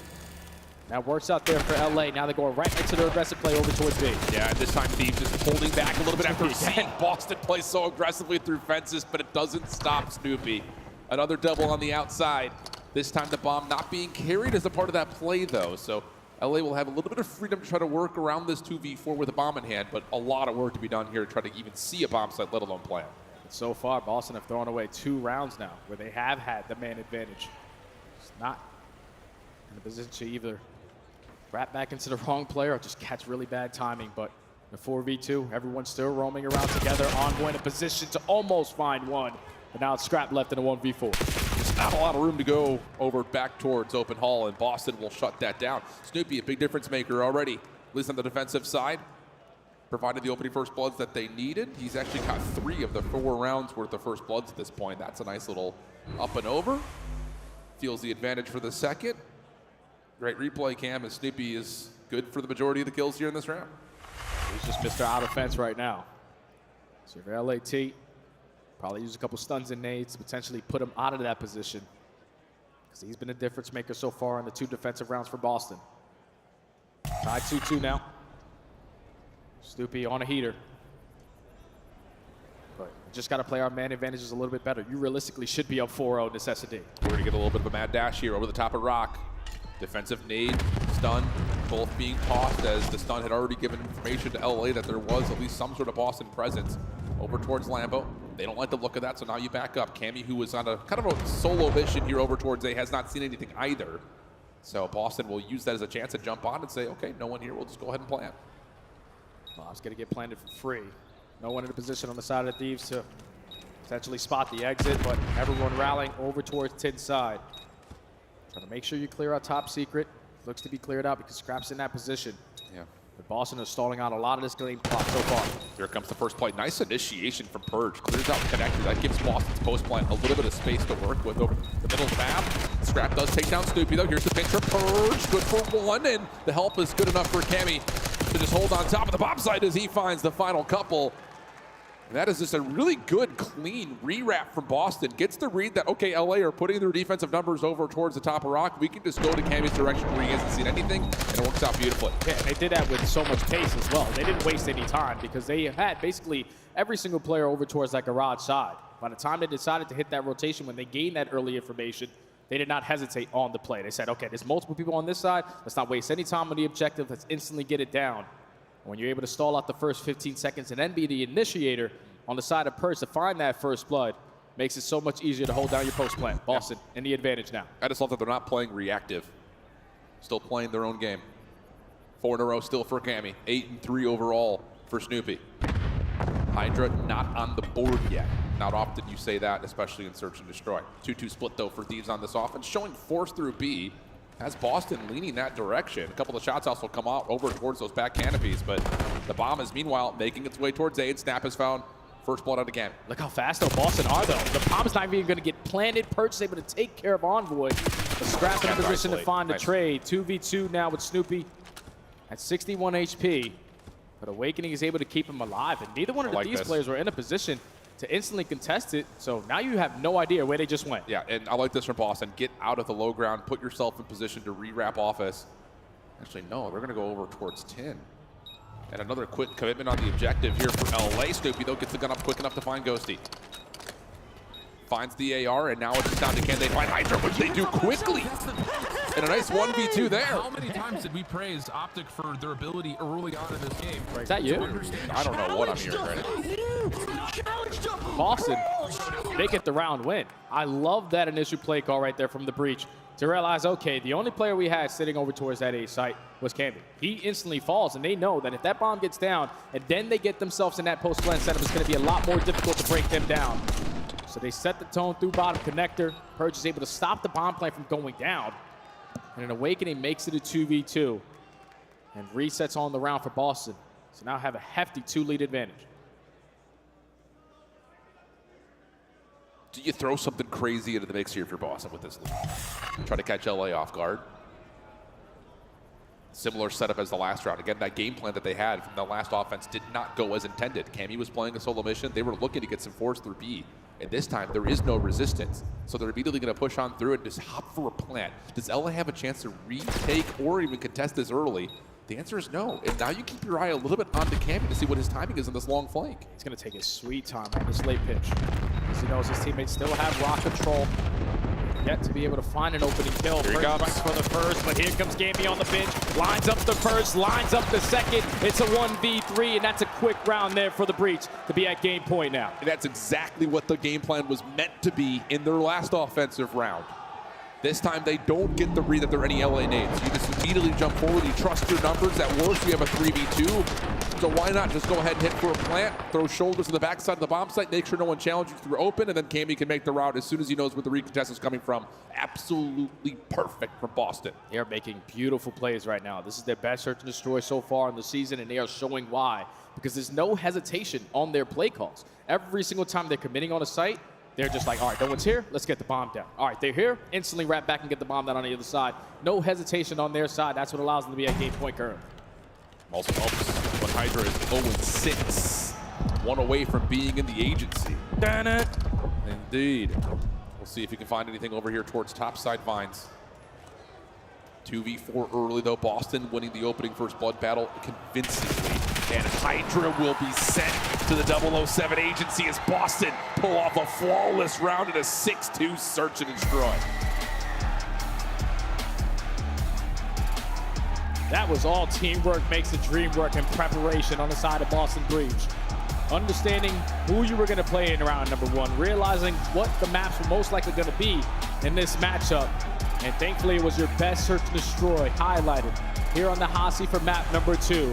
Because realistically, they should have won that map 8-0. Oh, they facts. threw away a 3v2, Yeah. they threw away a 4v3, but every single time they went on that offensive side, their play calls were absolutely beautiful. You find 6 first bloods, you're most likely going to walk away with the round win, but Thieves are just a little bit late to react to things on that map right there. I agree, and I think there's just a level of, I think in particular, you look at those most recent 2 Boston offenses. It's the same 3-1 split up, and you can see how they mold and adjust depending on what they're receiving from the defense. It never really felt like they allowed LA to do what they wanted to do because, like you mentioned, the quick game calling in the mid-round. You're seeing nades over the top from B. All right, well, let's go back over to Cammy's direction. There's nothing there. All right, we'll plant. We'll let Cammy come back to us. It just works out really beautifully when you have those protocols so well ironed out. So great stuff from Boston. And you got to keep in mind that this comes after a bit of a resurgence after the really, really slow start on Vault. Cammy, Snoopy start to pick things up. They get this to a pretty close map number 1. Does that change the dynamic of the series in your mind? A little bit, because Cammy didn't struggle in that map number 1. He was here to play. It's just they were playing from the consistent back foot on a map like Vault, where like if you're not getting the spawns, you're most likely going to lose it. But that was a heavy momentum gainer there in that S&D to now, in my mind, make this a very good series. We're still looking at possibly the 2-4-5 though, because LA is just really good at control. We'll see what the Death thinks as we head back over for our mid-break. Not very often you're going to see Hydra drop numbers like that, Yeah, not often at all. causing problems in search and destroy for one of our all-stars at the event. Maven, we all called LA Thieves. Boston's 1-1. And call that map, though. You thought that might go that way. It's just some maps that they like to play that LA will allow in this series, just given the way that Boston's map pool works. And, you see it. Snoopy early on in that search and destroy, electrifying, just taking Secret away from them, throws the entire dynamic off for the LA Thieves, works out in the end with a big dub. Ali, let's take a look at some of the highlights from that game number 2, Search and Destroy. We mentioned Boston. They have a strong map pool. Certain maps can play in their favor. Yes. They're able to expose it here against LA Thieves. Do they have more of this in the tank? Yeah, I mean, you're talking about one of the best search and destroys outside of Boston Breach, right? 8-4. But on the flip side, it's a top 2 S&D for LA Thieves as well. I just think this was some really good VOD review from the side of Boston Breach. It felt like everything they were doing, and the caster said it best, it was concise decision making. And obviously, Snoopy, Secret, bottom and top were his playground. They were unable to train him multiple times in those situations, which closes off a lot of the map. I mean, you even saw when, I believe it was Envoy or Hydra, was trying to hit bottom middle to hit a rewrap over towards that B side. Instantly caught out by the Boston Breach, instantly caught out by Snoopy, and that's going to throw you off for LA Thieves, who's used to be able to getting through some of these open lanes and causing some chaos. Yeah, I just think it's just such a great way to set pace on this map early on, right? You take it away, and then we want to do a conventional push over towards fences. We know that they're going to be trying to gain that control back, and once they do, we're just going to finesse our life on the fence. We can get into Barn. You saw Awakening playing his life and just allowing free kills for the rest of his team. That was excellently played and kind of speaks to what we talked about with the extra time you had before champs to prepare, Clint. And now it's like a little interesting in the sense, okay, like Thieves are heavily favored in the control, but like Breach has been 2 forms of control. They've been free, or they had that stretch where they were stage 3, a very solid control team. Will we get that control? Now, listen, this would be a monumental upset. The fact is the Search and Destroy was a must win for Breach. They need to come away with the dub, but hell, even the map 1 was like more competitive than I expected once they got going. Within 60. Yeah, and Allie, you were talking to me in the green room. You know, you walked past the practice area for the Boston Breach, and there were some interesting things you said about it. Yeah, Boston didn't get a warm-up heading into this, so it makes the map 1 make a little bit more sense in the sense that, like, Snoopy was not starting off hot, same with Cammy. They were, like, double neg. On the flip side of LA Thieves, obviously, you give them minutes, they're going to take a mile. So when you're coming in cold and you have got Hydra dropping 20 and 20 on your forehead at the midway of the game, and Envoy going on a spree, it's going to be difficult. That's why we saw near the end Boston Breach starting to turn up just a little bit. But again, you got to give hands to LA Thieves. The rotations, the fundamentals were on point during this fall. Yeah, and you know, there's life in this series, Clint. I mean, you look at the rewind, 3-1 if you're Boston on that map. Extremely comfortable when we do get to that game 4, so you can afford a loss here. Like, you're looking at a game 5 if you're Boston. Listen, the fact is, one team should be feeling a lot of pressure, and one team's not feeling any. I mean, like, Thieves are a favorite for this, a heavy favorite for this tournament. I mean, Breach, like, again, you're, like, blessed to be here. So there are levels to this. And I think the fact that you tie up 1-1, like, if the control were to slip away from Thieves, you're feeling it, bro. Well, like, yes, if Thieves lose this control. Wait, that would be insane. Thieves have not lost control in this matchup yet. Yeah, I do not think they're going to lose control here. But if they were to, ooh, this shifts the time. Let's take a look at some of the Thieves numbers here, because it has been a fun ride to champs for our #1 team on the regular season. They walked away with 2 trophies, and they've done it through the respawn. Search and Destroy, not bad as well. Second best in the league at 40 and 22. They can do it all. 131 to 55. That is just a ridiculous success rate in this league. No, Control, what's funny is the most dangerous game mode for them, even though they are disgusting across the board. Like, even when they went up against Boston Breach most recently, it was 3-0'd on the Vault Control. Like, this is a team that is very difficult to take down in the middle of these series. It's the 8th month of the game. Will they get their 10th loss? It's time to find out. We send it over to Shift and Study. Yeah, the stats are compelling, to put it plainly. It is hard to find vulnerabilities into the LA Thieves, but teams have surprised them in the past. And I think, again, you look at this, if you're Boston, this isn't a map you're scheduling yourself out and saying, we have to win map 3 against these guys. I think you're trying to build your series around the control. But if you do start to find some success and you're able to kind of surprise this LA team, take map number 3, wow, that changes the whole dynamic of this entire series. Oh, yeah, without question. Like, if you're LAT, you're thinking, all right, let's just spawn into map 4 already. Yeah. We know that we're playing Vault. We only have 3 losses on the entire season. We're the best team on offense.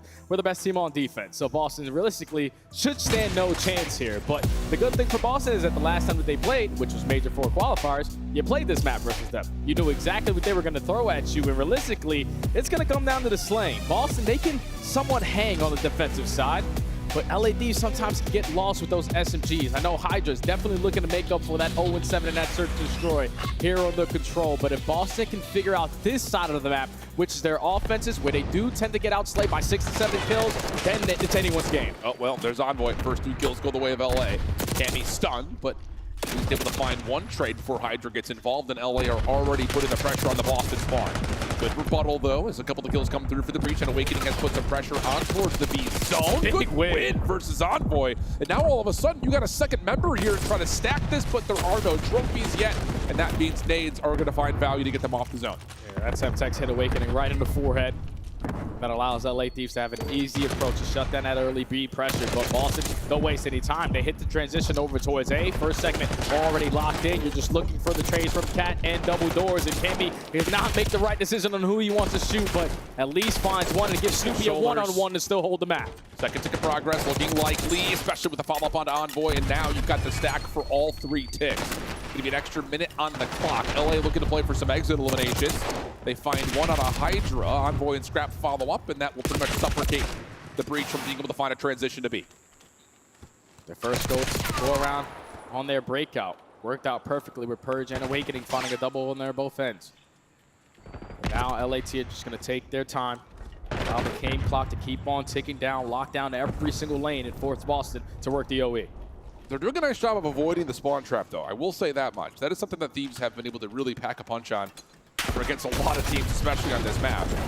The Purge now pushing forward. Couple of kills come through it. Hold on a second, a little bit of an Uno reverse card. Now all of a sudden, Boston have a bit of a spawn trap going with pressure with 2 members on the zone. Making 3, stacked up onto B. First tick is done. Second on the way. Purge with another elimination, topside art. And how about this for Boston? Looking good for all 3 ticks over towards the B zone. LA trying to get there to contest, but they cannot get there in time. And Boston with a statement to open up Vault. That's beautifully played right there out of the Breach. 2 times where they go clean 4 dead, and on their first break attempt out of the spawn, they instantly find it.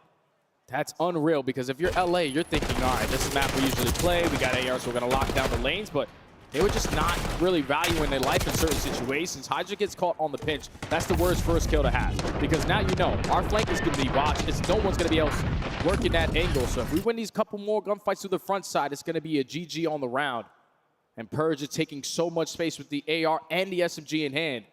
Allowed Boston off the respawn to retake the map control and realistically dominate that opening offense. I mean, Boston's playing with that same confidence that we saw when they upset LA long while back on land. Just not backing down whatsoever.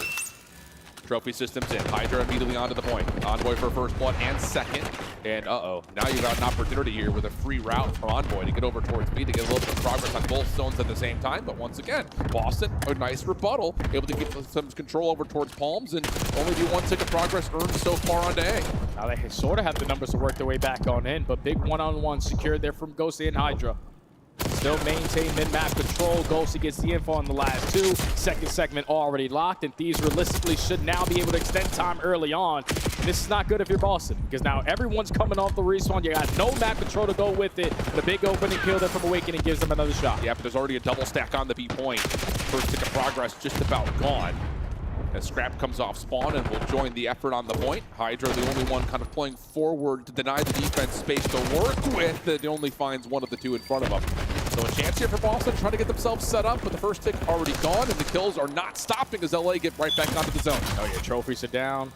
Got a double stack going. Second segment about to be locked, and now you're just banking on a route that Snoopy can potentially find through the middle of the map. He finds an opening kill. A car bomb is still available there for Awakening, and now that's 3 dead with Ghosty on 6 in a row. Just going to value his life in towards bottom vault. Allow his teammates off the respawn to get closer before he decides to make a play.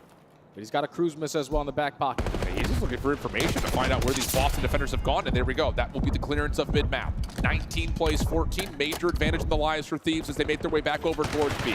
Cammy will fall. He is the only defender near the B point. And with Snoopy also dropping, now it's just down to the last 2 Breach members. Purge over towards the backside of the car is going to be surrounded as Hydra's on the chase, and that should be enough to try to keep at least 1 member alive on the zone. Third tick of progress looking likely as Hydra turns back around to find the kill. Envoy shuts down the reinforcements over mid-map, and it's an offense for offensive start here on Control. Thieves get all 6 segments. That one realistically wasn't as dominant as Boston's, but they got a lot more from it. You got cruise missiles now going forward in the rest of these rounds. SMGs are starting to find their timings. And Boston, realistically, every time they went for it on the defensive side and forced themselves to try to fight their way out of art. Just too many angles that Thieves decided to take that never gave them a clean push on in. Tied up at 1, tied up in the segments. Boston, again, need to have a response on offense. Another slow start in the map here on the respawn for Cammy. 5 and 11. Continues to be kind of a storyline in the AR battle of this matchup, but really this has been respawns dictated by what we're getting out of Envoy and what we're getting out of players like Snoopy, who are again, doing a nice job, just keeping the tempo up for Boston. Purge now the one following up, as that opening trade is very successful for Boston. Only has one member alive, that's Envoy, who is able to at least stop this Boston spawn. We'll push him out towards poolside, and now here comes the re-attempt to break for LA. Yeah, it's just a beautiful play there from Envoy. He realized, okay, I don't have the numbers to fight my way back on in, so let me play for a spawner and then give ourselves the numbers to work our way back towards the 8 point. But once he falls, all of Boston have everything cut off. That was a 5-team 3 before Cammy does fall. Now this second segment should be locked in. Just got to win another 1v1. Snoopy's able to find it. Should find a trade on Envoy, but again, he finds another massive double. He's made so many big plays in both the respawns so far in this series. Been the story for a lot of the last couple of really key matches for LA. He may not have the craziest stat line in the world, but the single and double kills that he finds in critical moments have been really pertinent towards LA finding success. And in particular right here, that's enough to stop that second tick of progress before it gets captured and depleted fully. So now Boston back to the drawing board off spawn as they're being crossed up, mixed up, and completely decimated. 2 life advantage with only 35 seconds on the clock here for Thieves. Yeah, now you got Envoy roaming over towards Ammo side. He knows that they're going to try to get a read on him, but Cammy's able to win that one-on-one gunfight. Now you can apply pressure over towards B Street. Ghosty's able to find one. Now you might be forced to make the transition back over towards A. Cammy's not able to win the one-on-one. Snoopy's not able to find a double. Now 20 seconds to go. You only got 1 segment. We got to get it towards A. Yeah, Purge able to find one over the middle of the map. That'll be enough for him to hopefully stop the clock, and he will by jumping over towards B, re-wrapping back over to A as you have to get the extra 60. And Purge has lost track of 1. Scrap with the knife almost gets 2, but that will be shut down. 9.7 on the clock. Even live count. Keep that in mind, especially if you get the extra 60 seconds. But LA will keep that clock ticking with those eliminations over the middle. Snoopy has to try to do something heroic. And no, going to be shut down. Envoy just enough of a buffer to stop Boston from getting back over towards the A zone. And LA will take the defense. Yeah, D's played out a whole lot better on that defensive side. Just valuing their lives, not really taking risks, or just forcing space that they realistically are not going to find the timing on. They were playing their trades around the middle of the map. Everyone Boston were making it scattered, going back and forth between the points. They had an SMG always behind enemy lines to at least find one and keep them on their toes. They only allow 1 segment to get away from them there. So now if you're LA, we get 2. We got defense around number 5 just in case. Yep. With how successful they were in the last offense, they're probably thinking, let's just get this thing done now. And like you said, let's just go to map 4. See how it goes. Need to see Cammy start to get right back into the mix here for Boston. 3-1 split off here for the Boston defense. Hard focus over towards A. They don't really even see an opening breakoff attempt because everything is making their way over through Vault to B. That's shut down. 3 straight eliminations for Boston. Ghosty kind of forced to have to use this as his battleground. Has gotten 1. Pistol out, not going to be allowed to get anything more than that, and LA are sent back to respawn. All map control now in favor of Breach. Love the fact that they were able to read that early play coming in from LA. Preparation again is starting to show on the side of Boston. They find every single kill and defeat besides Envoy. Another massive double. Gives his team an opportunity off the respawn to get out of their spawn for free. Now Hydra, your turn to get a couple spawners. Yeah. Able to track down 2 defensive players, and that should be enough for a couple of freebies here for Hydra. Focus for LA is purely on the A zone, and yeah, Hydra will find 2 before being traded. Follow-up for LA, a little bit more slow than you would think it would be. That allows an opportunity for Cammy to kind of be surprising from the back. Takes down 2, and once again, just keeps the clock moving. 30 seconds of the clock, a little less than that is Scrap. Is able to, like you mentioned, find 2, almost gets the 3rd onto Awakening, but him and Purge do the nice job and keep the clock moving. Now it's a 1v1. Purge is still in a position with the advantage, but with 100 HP to win that one-on-one gunfight. Now there's only 18 seconds left. LAT, they were banking on potentially closing out the map here, but now you need a couple segments to guarantee yourself defense. You find a double, you're able to hop on the 8 point. That's already 3 dead. Now the stack should be good enough to at least secure 2. Yeah, Boston really cannot challenge this with any sort of force. So yeah, it's not even just the 2 segments. It's going to be a 4-man stack for an extra 60 seconds worth of time. 3 life advantage though for Boston. Set up exactly how they want to be. Over the top and really around this B point. Snoopy able to find 1, looking on the overextension. Purge working on the mid-map control, able to find himself 2, and Boston will grow their life lead to now 6. Now Cammy trying to value his life in towards ammo. Unfortunately, Envoy spawns right next to you. He was ready for the gunfight. Now you're banking on your ARs to hold down the long distance lanes and go 2 for 2 in a split. Now Snoopy on the pinch, gonna find the 3rd player. Thieves all spawning over towards Waterside, and they only have 35 seconds left to go. they've got an opportunity to potentially keep playing through Pool, but you can see LA are trying to get Snoopy out of topside gold, and he is. My God, that guy's Stop saying. Trying to finish it off, and will eventually get the kill. A little drama there between Snoopy and Hydra, and Snoopy will be able to reset this and find more. Okay, that's enough damage to likely win the round, but like you mentioned, the damage in the ticks has already been felt. And beyond that, there is still one more chance here for Thieves to get on the B point with 8.5 on the clock. Just got to get something done through mid-double doors. The car bomb is going to have that player weak, and you're going to allow your team to just fly on in and find that double. It's 2v8. Purge last man standing, but Boston are going to be able to tie up the game. So just in those final 15 seconds before time gets extended, they would have really loved to not give up those segments, because now they got to go back on the offense for round 5. We'll have trophy systems to help support this opening offensive break, though. The question will be, do you commit and just try to get the early 60 again over towards A, or do you have something that may move this LA defense around a touch? Because honestly speaking, their first 2 offensive rounds, their breakoffs have not been all that great. They've staved off the LA Thieves spawn trap, but off the break, LA has had an advantage when they played on the defensive side so far. Yeah, we just got to stay away from Envoy, because I'm pretty sure both times on their offense, they get 2-pieced early into the round. Still puts himself in the right position at the right time. But the break off is usually everything. In control. Boss going to take a different approach, work the OE through water side, and have a different angle here at Cat. Yeah, and they're going to go to find Envoy through Pool. First 2 kills go to Boston. No trades beyond that until Scrap gets involved at Square, but he really can't do too much with that position. So Boston will have an early pause of the clock, looking at the first pick progress. Push out from Snoopy met with resistance. Awakening has to make a decision. He tries to commit forward, and in that effort, there's Envoy. Another double for him, and Cammy, the last one left alive, will put a little bit of pressure to keep the clock paused at B. A minute and 6 seconds left to go. And all of your teammates are coming off the respawn, so just try to give them a little bit more time to make plays happen. Purge on 30 and 18. Really been the difference maker for Breach, but Hydra this time for yourself to find a double. You have the numbers to fight your way back on in. Cammy, can you get some done? Absolutely nothing, and now Awakening, last man, falls, Thieves, mid-map control again. Yeah, team kill, though, does leave an opportunity here for Boston to quickly reapproach the A point. The only question is, can they find Envoy?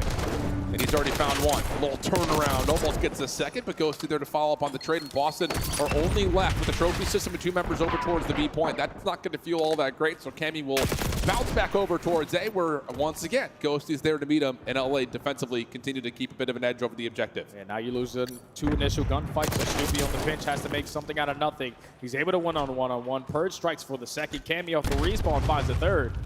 So the stack should be good enough at A to extend the game clock. The only one that you have to worry about is going to be Hydra.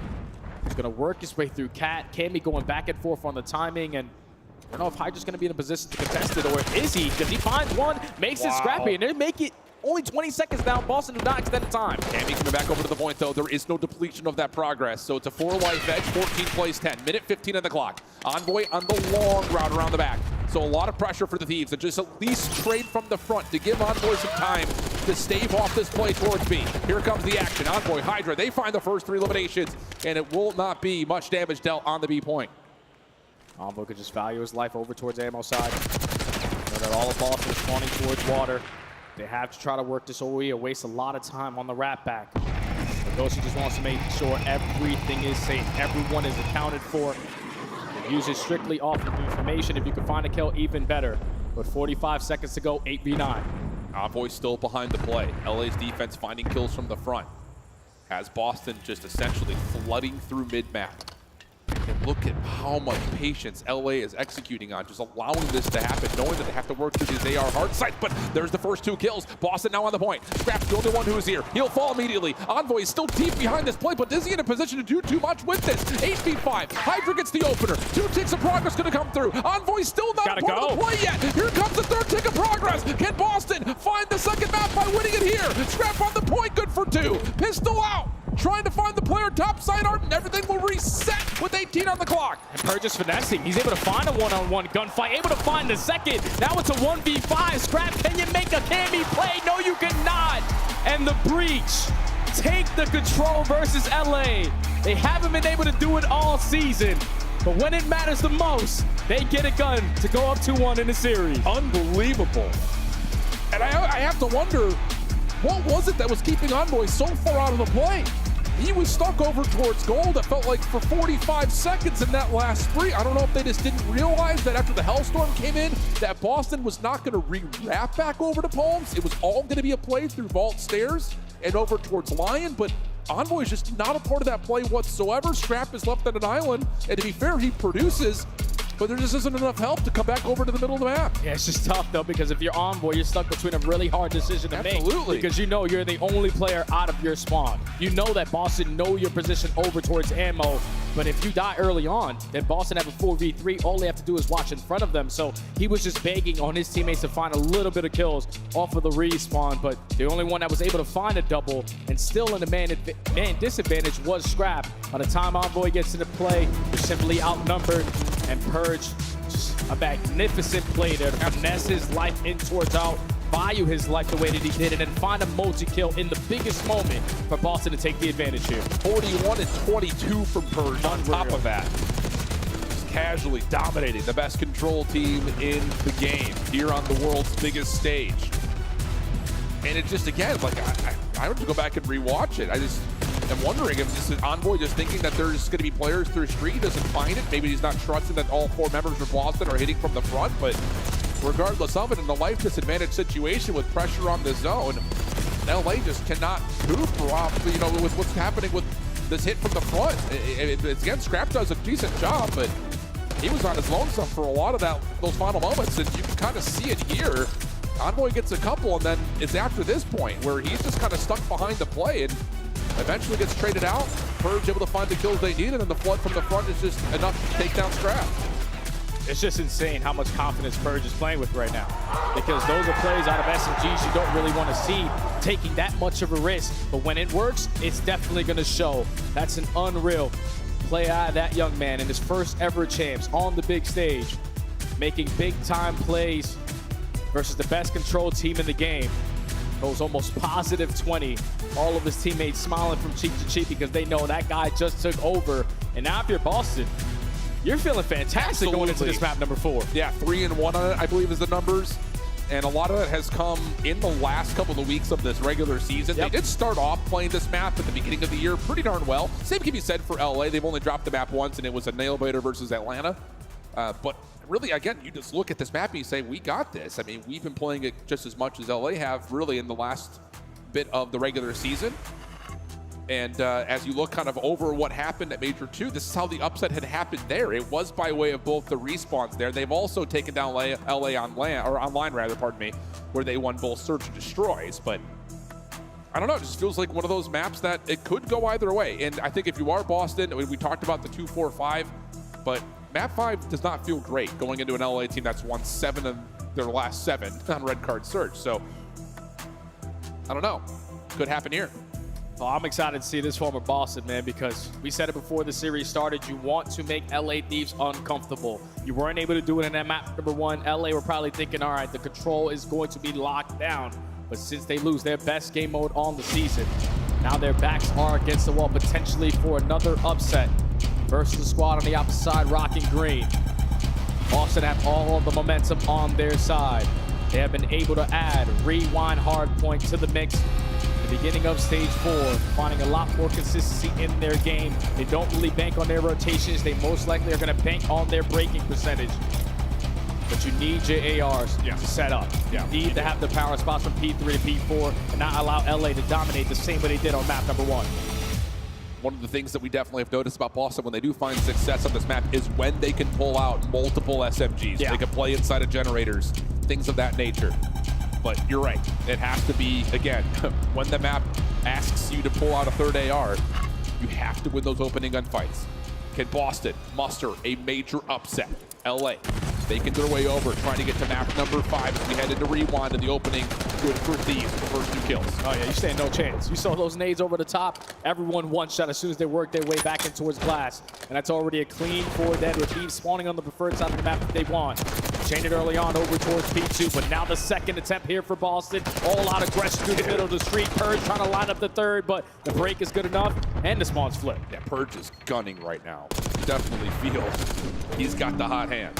Up and over, tough to get a read of where exactly LA were contesting from. Cammy can only follow up for one trade. Snoopy in the final battle also falls. So opening hard point will be won by Thieves. Now the focus heads over to the bottom left-hand side of the minimap as we look towards B2. Boston are finding every kill in the feed so far. A lot of pressure over through Burger's side. 2 players from LA going to spawn across the map.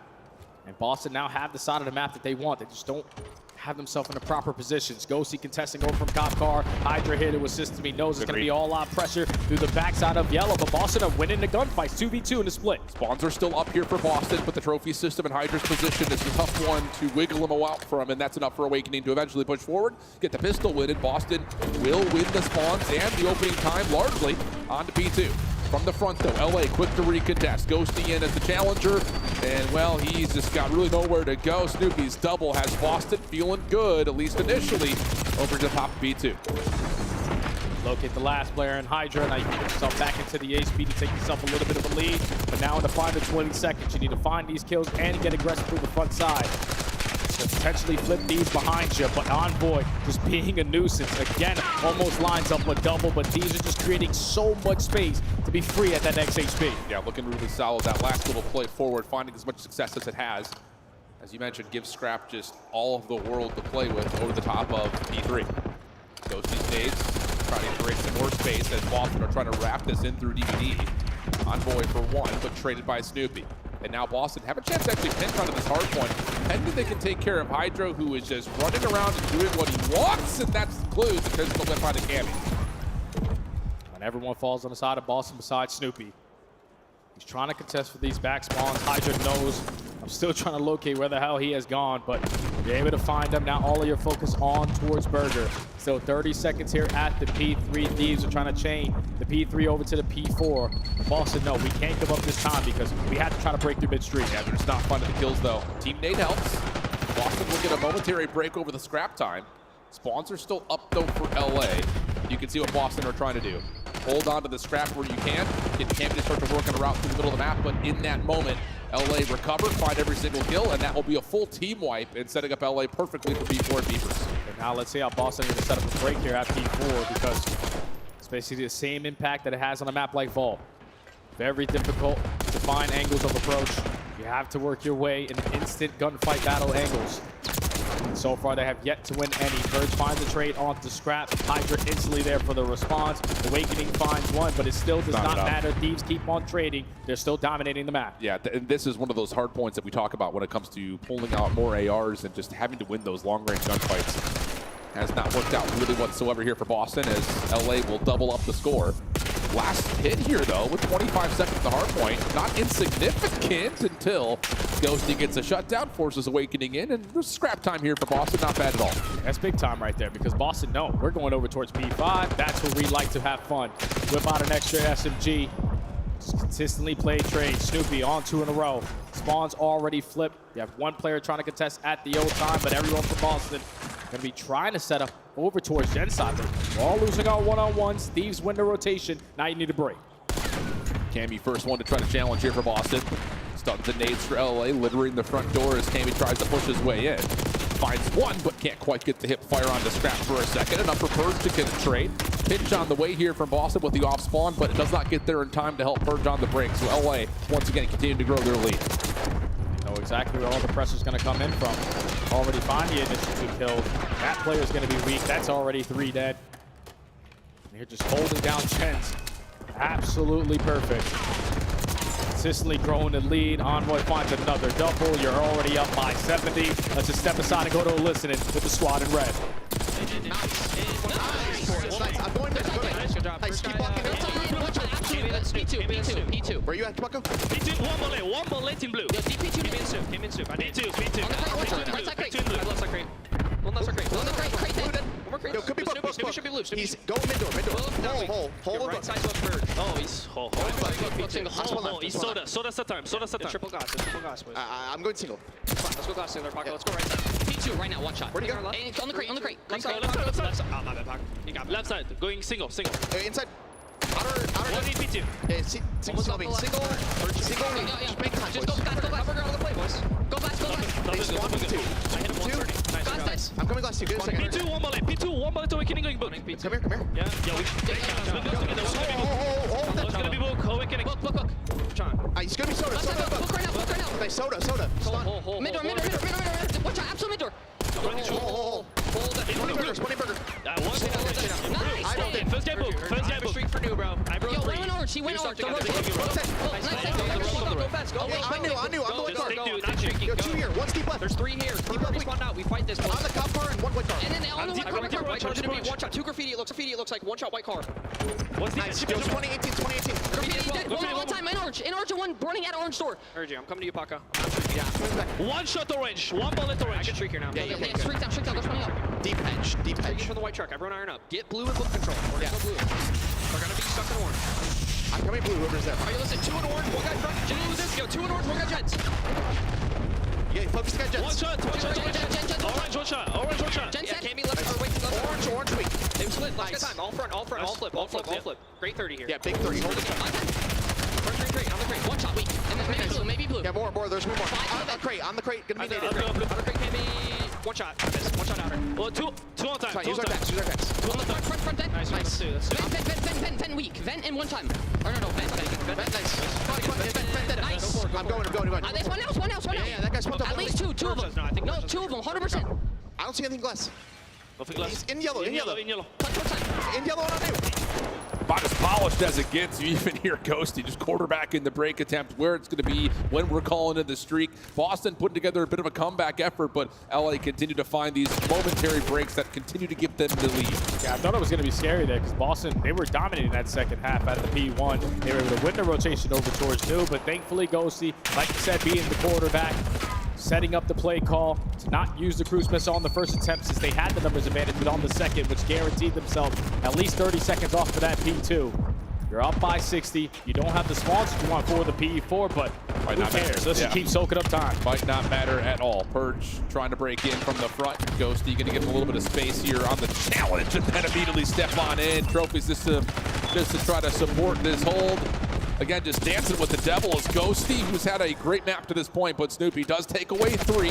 Chance now into this big 1v1 over towards New. Cammy with the win. Spawns are still up for Steve. Cammy does not expect that, and Boston are being held at old. 202-132. You've got Scrap still with this with Ghosty, and it's just down to can Thieves win this next wave and likely win the map with that. Yeah, they just dominated that wave. Everyone, as soon as that New hill pops, spawns right outside towards the 18-wheeler street. Find every single kill in the feed.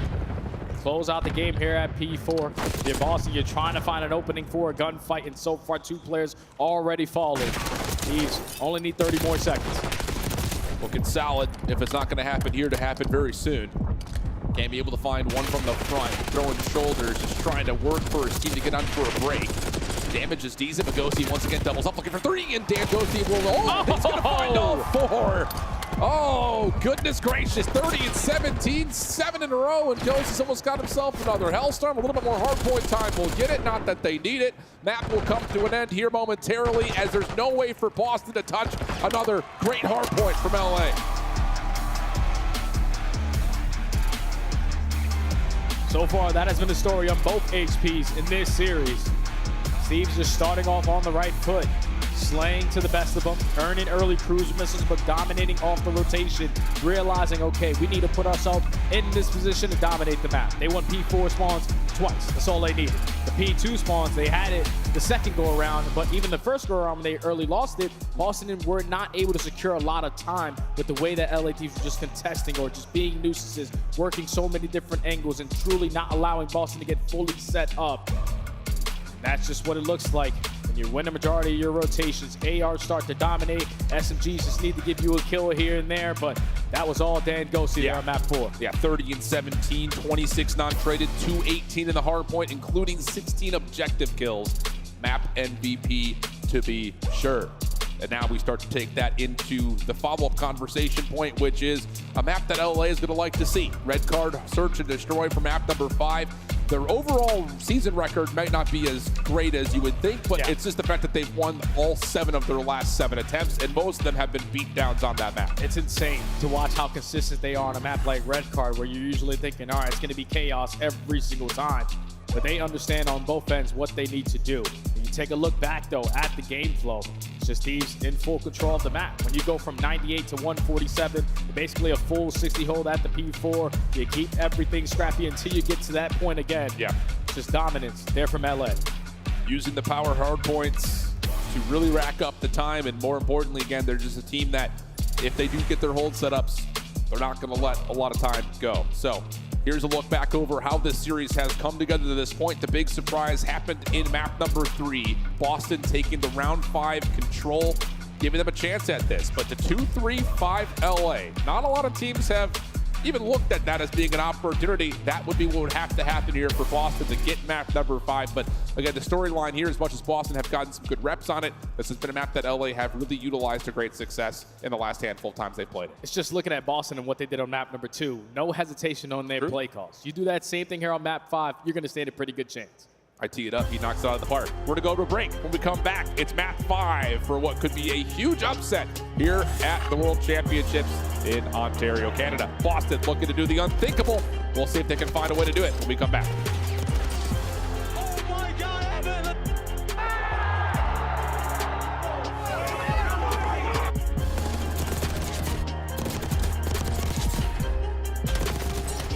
Come on, man, I promise you these guys are fucking up.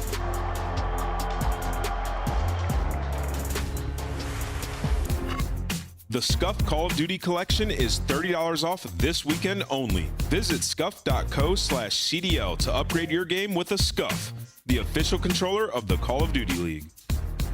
The Call of Duty League is brought to you by Monster Energy, the official energy drink of the CDL. The Esports World Cup is an official partner of the Call of Duty League.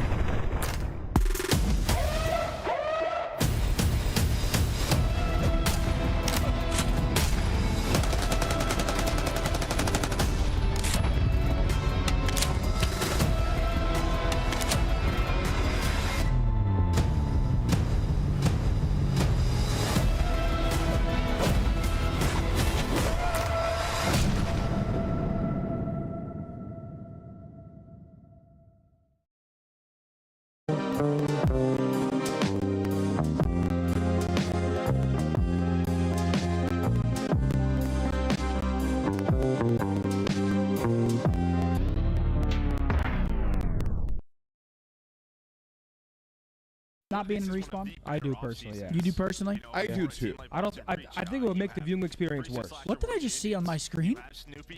Who was that guy? Did you see that? No. What was that guy? I don't know. Welcome what to happened Citizens over there on YouTube. There was some random guy, like, see how they have the quad box? Like, there was some random guy just like in the all 4 boxes, and he looked like he was going crazy. Yeah. Yeah. Welcome back to the CDL. Wow, what is going on? He's the master fight. This guy is just, that's unbelievable. Okay. I knew we were coming back to him. This is not what I was expecting. Oh, boys and girls, we've got ourselves a map 5. Won't say it's unexpected, but a little bit. It's map 5 here, LA, Boston. Number 1 versus the number 8 seed and the most recent back-to-back major champs. And with a lot of expectations about making another grand finals here, are sweating a little bit as we head on into the Search and Destroy. And another fun little champs graphic here for you guys. A little comparison between Snoopy and Envoy, who have both had really good, I would say, just series overall to this point. Oh yeah, S&D so far has been dominating the side of Snoopy. 1.38, 3.67 KD in that mode. He has been lights out, at least on the map number 2, but Envoy was the difference maker in every single respawn so far. He just finds multi-kill after multi-kill and is never the guy to worry about what numbers he puts up at the end. He's always playing for the W.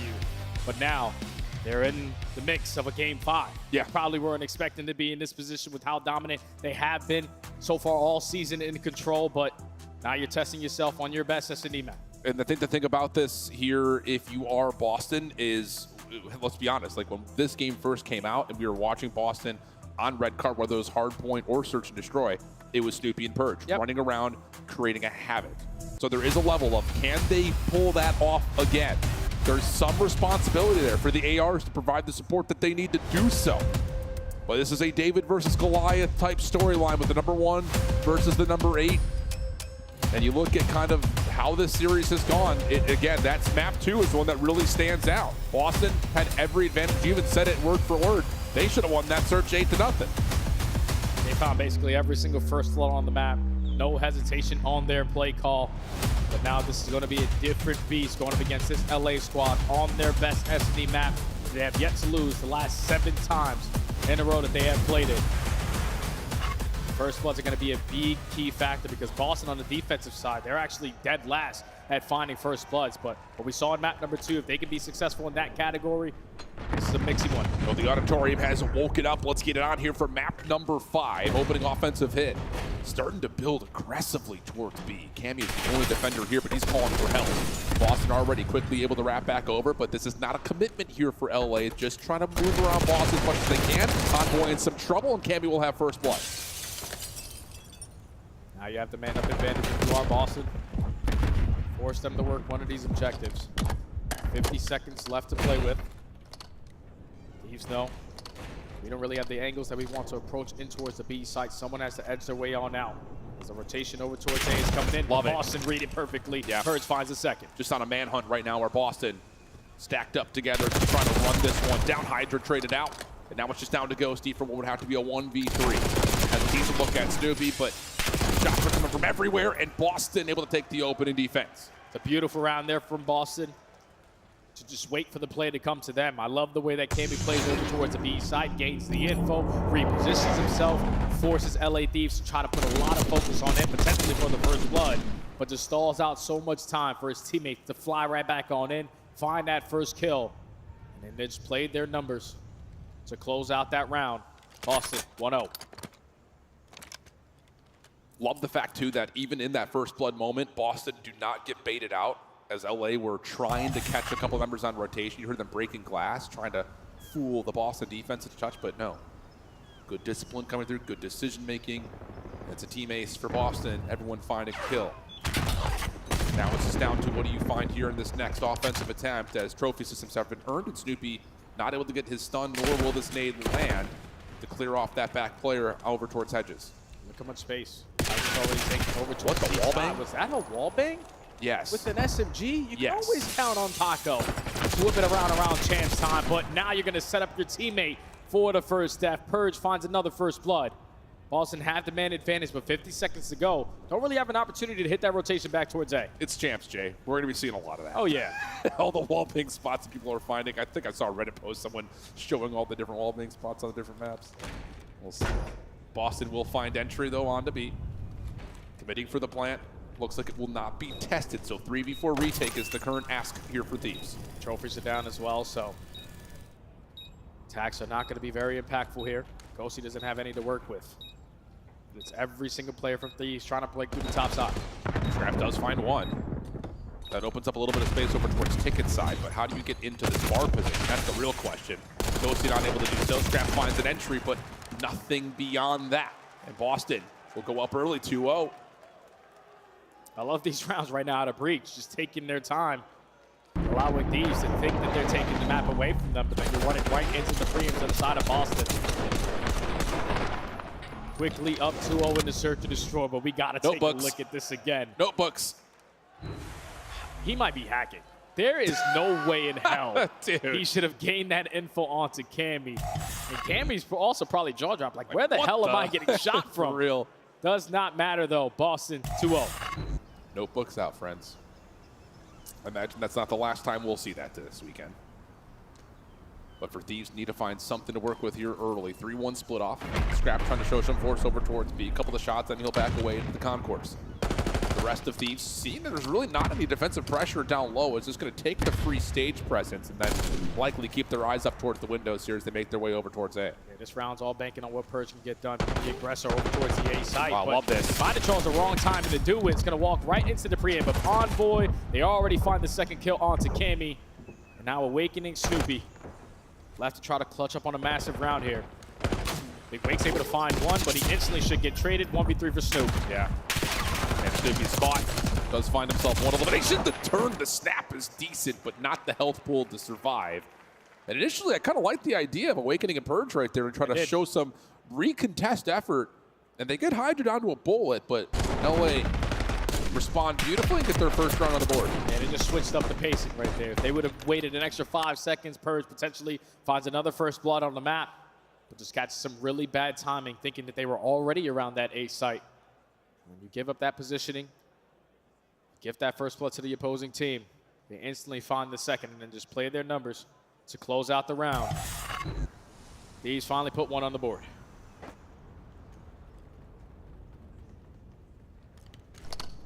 Boston's focus on their next offensive attempt, largely over towards mid-hedges once again.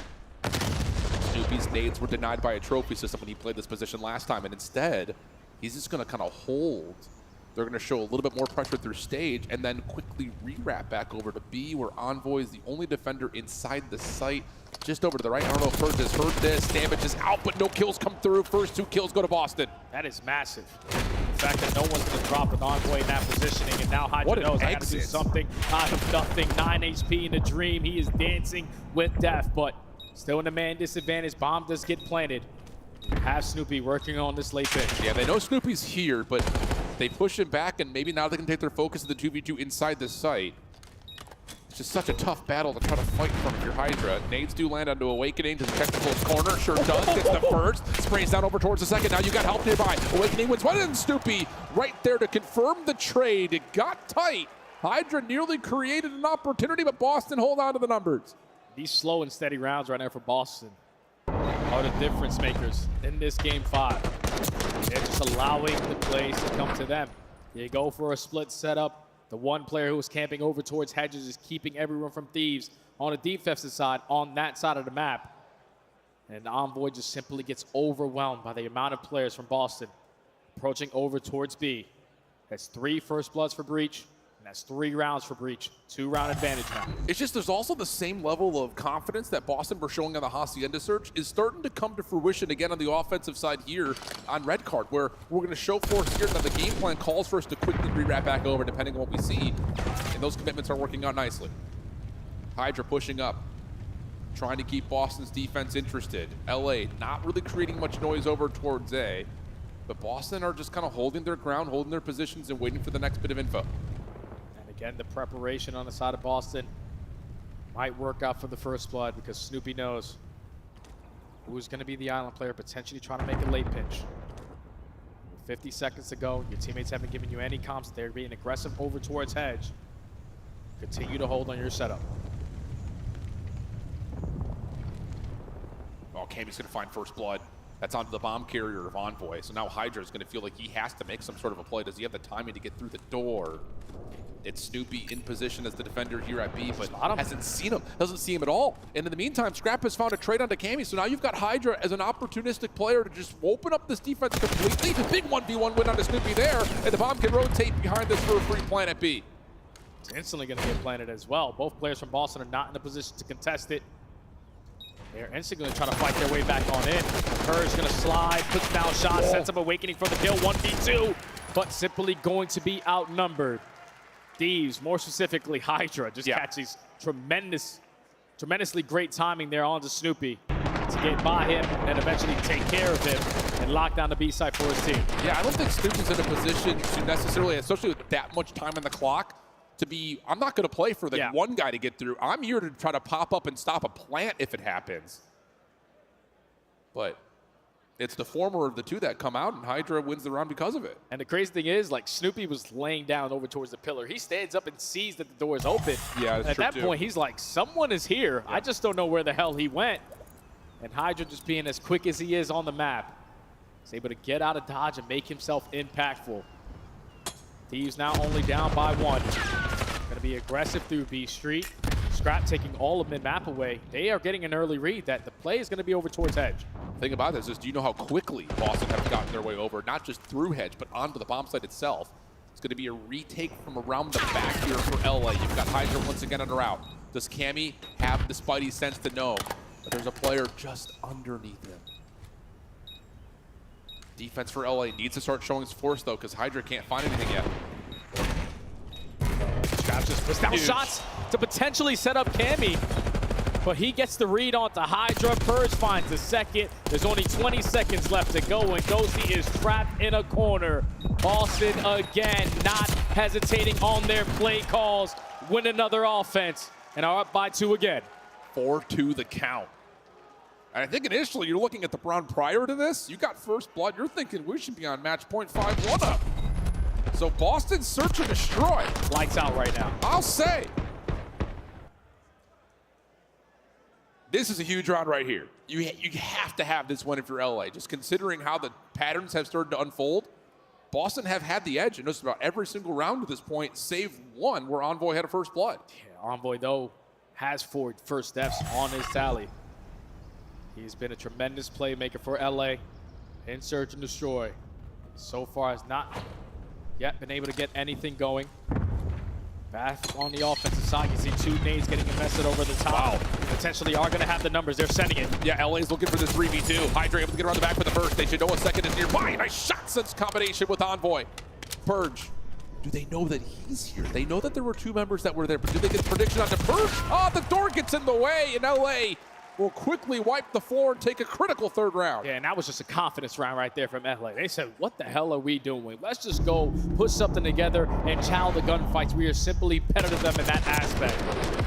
When they commit as hard as they did with the early information that they gained, they knew that not every single player is going to be stacking over towards B. So with 2 nades getting invested over towards the P5 side, you know that we have the numbers. Let's just fly on in and find our kills. The Thieves make a very quick round on that offense to make up, now only down by 1 round. And that's huge for the mental game as well, 100%. just for what it's worth. Can you do that on defense, though? Boston, same 2-2 split we saw from a couple of offenses ago. Stun over the top, this is different. Purge is trying to play a little bit more aggressively towards the ticket, but has an AR, so it can only go so far. Snoopy, once again, just kind of laying prone towards the staircase, and Thieves are once again showing tempo, showing force, trying to play with a bit of aggression, and they will feel out that, no, we cannot go any further than that. No first blood at this point, but an opportunity here for Snoopy, and he finds the first. The way that Snoopy played this round, he heard so much gunfire all around him, around that hedge area, but he was going to move at the right time to guarantee himself a kill. Boston with 6 first bloods on the map. Purge able to find his second, and that's already round done. The Breach looking for a major upset here in day number 1 of champs are now at game point versus the back-to-back champions. That's LA just trying to, again, instill their will upon this Boston team, trying to play with aggression, and Boston's just not having any of it. A team that when this team was built, all of us in the community were like, what? Are we kidding? And then they stick together, even through what was a lot of adversity, a lot of criticism, but now a chance to do the unthinkable here at World Championships, the number 8 seed. They have beaten LA before. In fact, in terms of the league overall, they're one of the more successful teams against this Thieves squad. Can they finish it off here? Just don't let your foot off the gas. Continue to play as consistent, continue to buy your life. Because Thieves know that they have to go for a pacing change. The slow and steady stuff is not working. And the last time they were aggressive on the offense, they won the round in 15 seconds. But this time they're going to do it over towards the A side. A couple stuns. They're able to connect for Boston to realize where the play is coming in. It's already 30 seconds wiped off. The game clock. Boston have voluntarily given away the backside of stage, though, looking to once again play this same setup with Awakening and Purge. They tried this the last time. It didn't work as Purge was found. This time it's a different setup. Hydra through mid-map.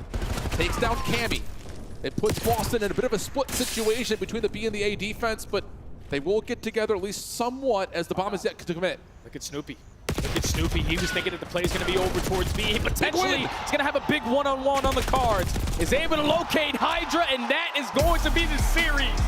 Young Purge letting the back-to-back champs know you can't mess with me, Boston. Get the upset on day one.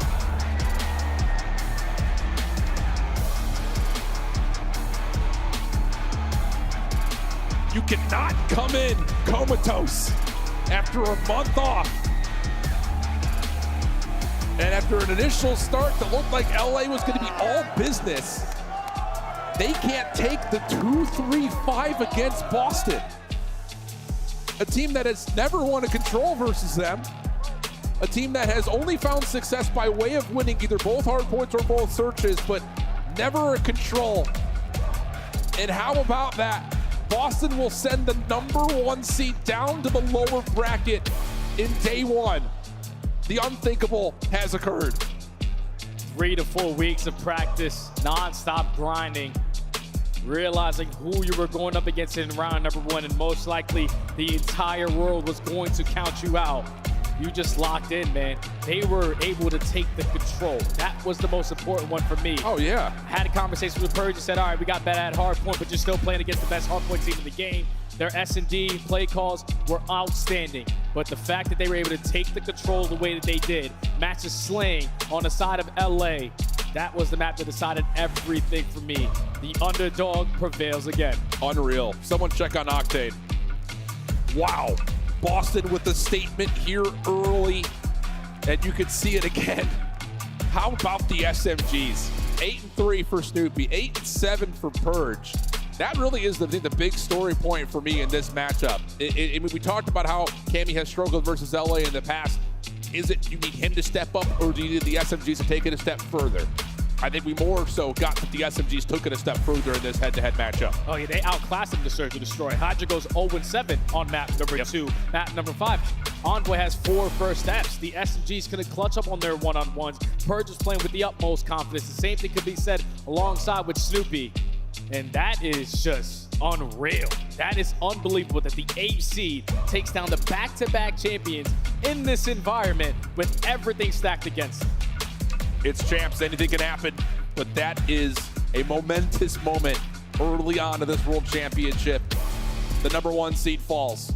Boston now have a chance to do what they really had not been able to do in the past, which is take a big win like this and turn it into something more, into the elongated parts of this bracket. When they found upsets in the past, they would just falter and then just immediately go back down to the lower bracket. But this is an 18 bracket. Anything can happen at this point. But with that, we've got Blaze, I think, on stage with Snoopy as our post-game reactions ready to go. Thank you much, Shift and Study. Everybody make some noise for the Boston Breach. I got Snoop on the main stage with me. And Snoopy, you know, we saw you take this team down on land before. So you guys knew you could do it yet again. But coming to this series, going game 5, man, how does it feel to be able to get this win on a champ's main stage against that team? Yeah, I mean, this feeling's insane. It feels amazing. Just really happy about the team, how we've been playing. I think like a lot of people didn't believe in us, but we believe in each other. We know we can do it. So just want to keep making this run and just trying to make it happen. There you go, okay? And you got step 1 done. And you're absolutely right. A lot of people in this venue, a lot of people at home believe in you guys. Yeah. You know, going into that last round of the S&D, you guys go up 5-3. You're talking, you know, Purge is saying something to you guys. What were you guys talking about to kind of stay composed in that last round? What was the call? Yeah, I mean, we went up 5-3, and I'm pretty sure, like, Evan kept saying, like, just stay calm, just, you know, play our game, don't get too, like, anxious, don't, like, run, like, too much. Just play our game. And, I mean, that's what we did, so, yeah. You did, and you closed out this series. Now, even going back in the series, the control, we heard the casters talking about you guys not really getting the control off them, you know, all year. What was the game plan going into control? We saw a lot of slaying there. Yeah, I mean, the first round, we won a big offense, and then we just kind of, like, played like too fast in defense, so they were able to like catch up to us. But like Evan just did it in the same play on control at the end. Won us the map, I think, and yeah, I mean we're all just playing good, to be honest. Yeah, you guys looking real icy up here on the stage, okay? Now, lastly, you know, what I want to ask you is that, you know, you got a lot of fans supporting you, okay? Yeah. You know, how does it feel to be on this champ stage right now? And what do you want to say to your supporters out there? I mean, to everyone supporting us, supporting the Breach, supporting me, supporting the team, thank you so much. It truly means a lot. And thank you guys so much. Muchas gracias a la comunidad hispanohablante también. Los quiero mucho. Y también a mi familia en Monterrey. Les mando un saludo. Los quiero. And thank you guys. Appreciate you. That's going to do it for me and Snoopy on the stage. We love all the families out there. Chris, take us away. The Mexican stud Snoopy getting the job done alongside Purge, one of 6 players competing in their first championship event. And you heard it from Snoop's mouth right there, Maven. Purge was that guy. Yeah, you asked if Purge would be like phased by this, and I don't know why. I think like Nameless and I looked at each other like, nah. Like I think I was just a hoss, dude. He doesn't care, bro. To hear that he was the one being the vocal leader, like late in that search, to have the late game plays he didn't control, like Purge is the truth. I know that guy has some duds every now and then, but he's the truth. He just plays with that level of confidence, right? He'll have a terrible map and bounce back immediately right after, and they needed a lifeline in that control, and boy, was it Purge. Versus the Thieves to drop 41 is unheard of. Unreal win. Let's take a look at their Game 5 highlights here, Ali, as we take a look at the closer, because you came in with the number 2 best record in the league in this game mode. That is the LA Thieves. Boston, number 8 on that list. Yeah, no, I think the most impressive thing is the fact that Boston Breach even won the Search and Destroys in general, right? Like, this is not a Search and Destroy strength team. They head into this with about 50-50 win rate overall in the league. But I will say, when I did do that walk by of the Boston Breach one, they didn't have a warm-up. So they come out cold in that map number 1, but then they were launching VOD. VOD review was peak for them when it came to this series, and you could see it. In this map number 5, it felt like LA Thieves could not find a foothold. Everything that they were trying, it felt like Boston Breach was ready for. I mean, Boston took the bomb in that round 8, and they held it at steps. They allowed LA Thieves to be aggressive. They allowed them to push up the middle side of the map, and just allowed Boston Breach to get those early picks and information and kind of capitalize on that to make their next move. Yeah, Ali, what did you say you heard them say? That if it goes game 5, they're taking it. Yeah. And, you know, certainly they did. And, you know, you're talking about a couple of the rounds there. They were not letting Hyper get away with anything. I mean, there was a round where he wide flanked all the way around up top. We're playing for it. The very next round, we do the same A push, but instead this time, as Ali mentioned, we're going to all sit around hedges because we know how they're thinking. We can't flank, so we have to take space towards the hedge. Well, guess what? We're waiting for you. You come up here, we're going to hunt you down. Clint truly, like, shut him down, and we'll win Search. Taking a look there, it is a shocker once again for Scrap and Envoy. A day 1 loss means they will be headed to the elimination bracket. 2 of our top 4 teams playing to stay alive in our tournament tomorrow. Bro, could you imagine going to losers round 1 of champs and being like, we got to play LA Thieves. Oh, it's going to be a spicy tournament. Clint, walk me through this guy, though. It's your scuff play of the game. It belongs to Snoopy. We got to talk about Boston one more time here.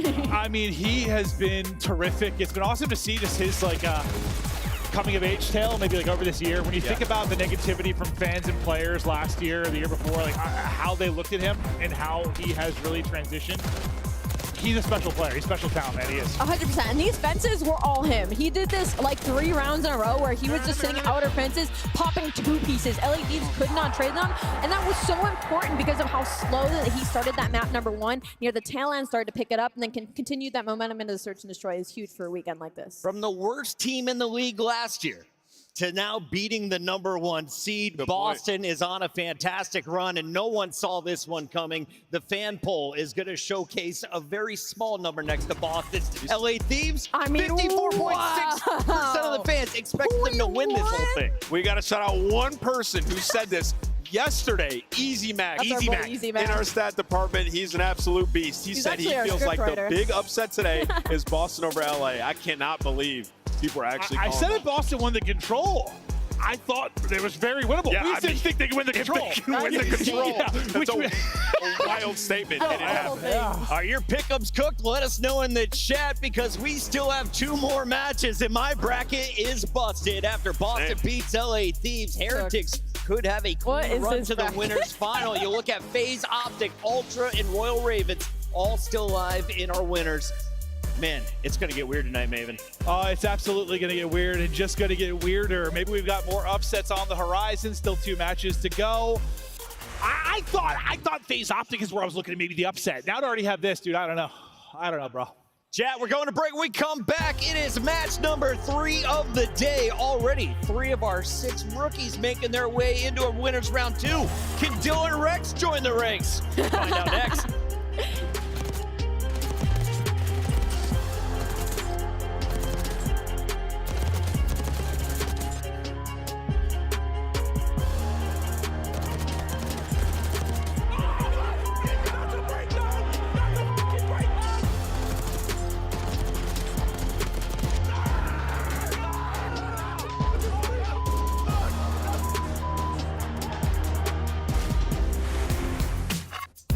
The Scuff Call of Duty collection is $30 off this weekend only. Visit scuff.co/CDL to upgrade your game with a Scuff, the official controller of the Call of Duty League. The Call of Duty League is brought to you by Monster Energy, the official energy drink of the CDL. The Esports World Cup is an official partner of the Call of Duty League.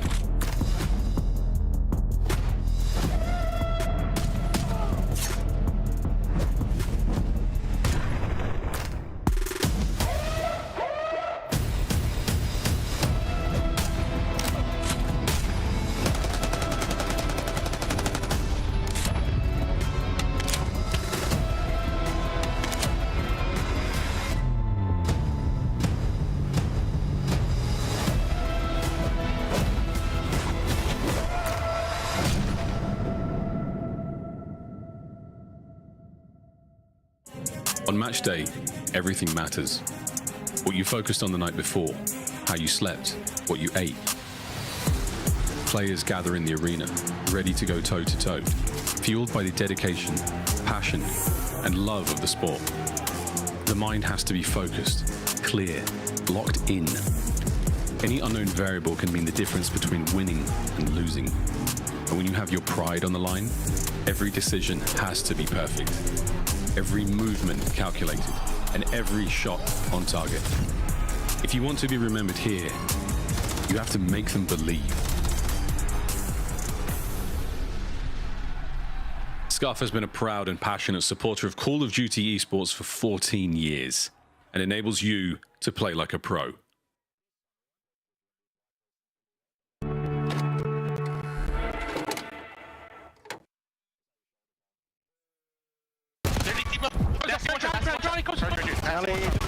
I'm watching out, guys. Lucky deep left. That's just don't even try that. Look up.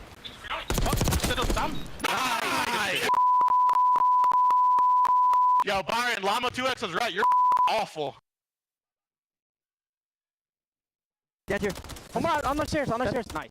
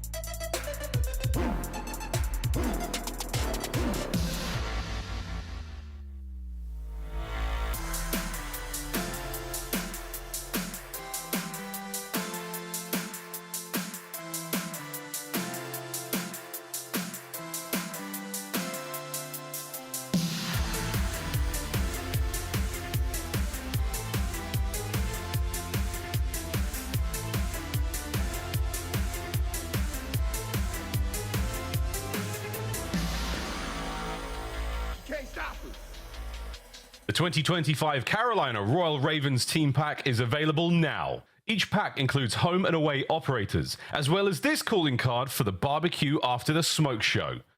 Next time you boot up, suit up at the in-game shop. Welcome home, ladies and gentlemen. We are back live with the 2025 Call of Duty Championship Weekend, where already we have witnessed back-to-back upsets. Will it be 3 in a row? Well, the fam down in Carolina will be cheering for that one. The team up north, though, looking to hold strong as Toronto are the home team in this venue. Will they be able to live up to their third seed hype coming in? That is the question. Already, we've dished out some all-star jerseys. Joe Deceives was one of those players to receive one, Allie, and he may be the star to watch for Toronto tonight. Oh, I completely agree with you. I mean, you talk about the beginning of this season, it was Joe Deceives that was just destroying everybody in Search and Destroy. He's one of the best Search and Destroy players in the league at that point in time, and that's what they're going to need in this series versus the Carolina Royal Ravens, because if they have any foothold, it's going to be in those 2s and 5s. All right, Shift, we just saw one of our top teams get toppled. How does Toronto avoid that tonight? Who are you looking at in this matchup? I'm actually kind of looking at not just one player, but two. I'm looking at Insight and Kleenex, the storied duo of this squad. And I won't say that they've taken a back seat throughout this year, but like Allie mentioned, Joe has had all-star potential. Beans has been a subject of conversation, mostly due to the in and out between him and Mercules after the kind of emergency situation back in Major 3. But Insight and Kleenex are the guys that you look at to be the staples of this Toronto team, and I think they need to show up and really be a staple if they want to find their win today. Yeah, and you can see like Champs Recon, the overall season for Toronto, they started off so good in Search and Destroy, despite them like falling off completely stage 3 and 4 in that game mode, they're still top 5 there, right? So got to find the early season form, as Allie mentioned. And in terms of players to look out for, I think you nailed it. Joe Deceives, he loves this matchup. He has a 1.2 and a hard point up against them every single time, dominating them there. 7-1 against Carolina in hard point. Speaking of Carolina, they have looked for some success. They bring in Dylan Rex from the Challenger Series. Didn't find it right away, but Slasher said this is a process. We are investing in our time at Champs. Now's the time. They missed out on it last year if you're a Carolina fan. Gwyn won Rookie of the Year. Yeah. The team wasn't good enough to make it to Champs. You got to get something going and get it going on early. You got to look at this graphic. The drop-off is literally insane, and a lot of it off of the back of Search and Destroy. Just to set this up for you, they have played so bad in stages 3 and 4, and yet overall in the season, their Search and Destroy was so good, they're still top 3 in that game mode overall in the league. So you can't count them out in that game mode, but the respawn has just been silent. It has been under the rug, which is weird for a team with star-studded veterans on it that should know how to do this with their eyes closed. Yeah, I mean, it's just tough. You bring in a guy to come in and like get extra kills, but he plays virtually no objective, which is way different than having Vivid on your roster, right? So you had to figure it out, and even with his game trending, still not able to win hard points up against this Toronto team. So it's definitely going to be tough. Every time they've played on LAN, it has went to a game 5. So expect that once again.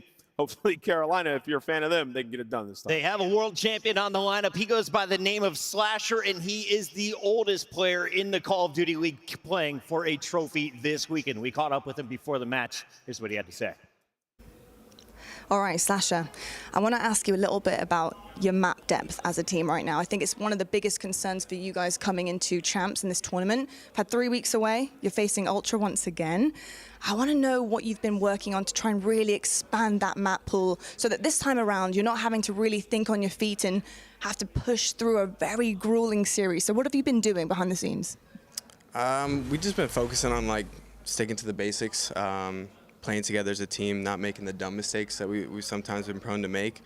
When it comes to the maps against Ultra, I mean, we played them at Major 4. We went Game 5, Round 11, and I don't even think we were playing that well. So I think it'll be somewhat similar maps, to be honest, against them, because I feel like we feel comfortable, they feel comfortable on it, so it's just going to be kind of a square-up situation. But yeah, it's just about trying to get a little bit better every day, and hopefully not make any of the bonehead plays that we sometimes make. And if we do that, we can, you know, take down some of these teams. Slasher, a legendary player. I was just looking through some of his numbers. 8 times at champs, going all the way back to AW. He won it back in Black Ops 3. Black Ops 4, he got second. So in Black Ops titles, he's good to go far. Across this best of 5, though, how are the maps looking? Do you like Carolina's odds? It's a rematch from what we saw just a major ago. Well, first, I'll say I love you pointing that out because he played exceptionally well last time they played all the way in that Game 5, Round 11. And yes, it's a square up. They're playing the exact same maps that they had in that series. So you got to think these guys have watched that series over and over again for 3 weeks straight in preparation for this match. Could go Round 11 once again. Allie, how do you see this one playing out? What do you like in this matchup? I really like the vetoes from the side of Toronto Ultra. I understand it's the same maps that they played before, but they are not a very strong map 1 team. So for them, they kind of set themselves in success in a way that they put their best Search and Destroy in Protocol, 10-5 in that Gamma mode combined, all the way at the end of this series to give themselves some cushion. And then they get one of their best controls in Protocol, 11-7 in the middle of this series. So they set themselves up for the distance if they need to. They're just in a tough spot, Alan, because you look at Toronto and it's like, they have dealership in this series, and they're 1-8 on it, right? Yep. Their map pool is just They're not writing that big. one off. They're writing that one off. You look at it, it's like, okay, they have to get rid of red card, and then you're just in a tough spot. You're going to have a map that you've just been terrible at. Hopefully they put in work. Yeah, I was going to say, the thing about that is you know you're going to be in a bad spot if you're planning on getting that veto in the mix, so you should be prepped up and ready to go. I think this is kind of a conversation that's outside the map set. That's kind of the guy that's been around challengers. Rex just has to be the guy that he was in the amateur scene. He has not done that at all. I mean, he's been waiting for this chance for so long, and we haven't seen any form of him to this point yet. We had our players highlighted by Easy Mac as well. Keep your eyes on Joe Deceives and Gwyn coming into this one. Allie, you're 0 for 2. Kick us off. Wow, let's make it 0 for 3. Where are we going? Making it over 3 is crazy because I'm going for Toronto Ultra. So Going we would Toronto. be looking at a 3rd upset. Nameless? I'm going to go with Carolina. You're lying. I got Carolina, man. They're going to get this series winning. As you said, Dylan Rex arrives. I think Dylan Rex is not going to arrive. Where do you live? I live in Carolina. I'm going Ultra, though. I'm going Ultra. Oh, man. I thought I was going to be unique picking Carolina. You're now I'm picking riding with Carolina? it. I'm going Toronto Ultra. Oh, okay. Our top 3 seed is moving on to winners round 2. Am I right? Are they right? It's time to find out. We got Blaze on the stage. We're about to find out who's right, but don't make nobody mad, Desk. We still got to leave here tonight, and we know whose home turf this is. So far, we've had some upsets, but will we have another one? It's time to find out what the strength of the North is all about.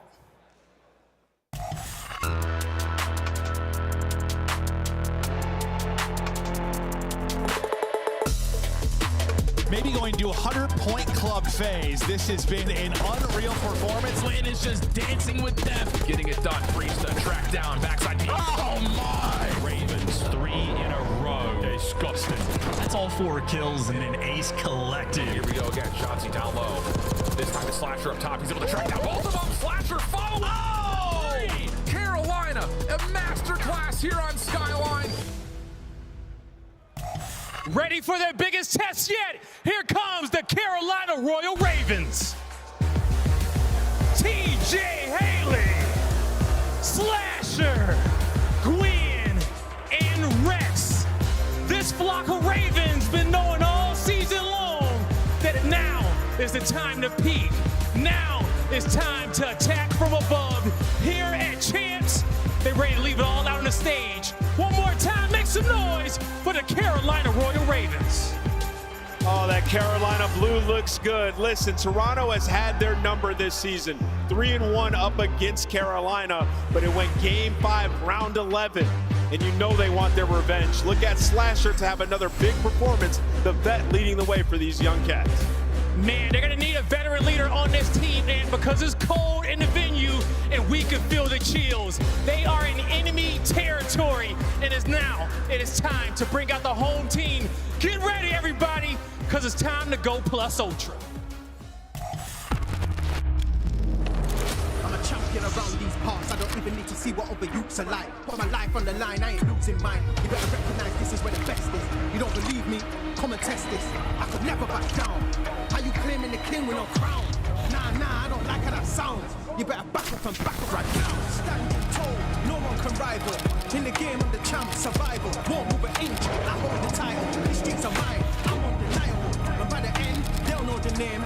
From the block to the top of the game. Standing tall, no one can rival. What do they know about survival? Standing tall, no one can rival. Won't move an inch, I hold the title. These streets are mine, I'm undeniable. And by the end, they'll know the name.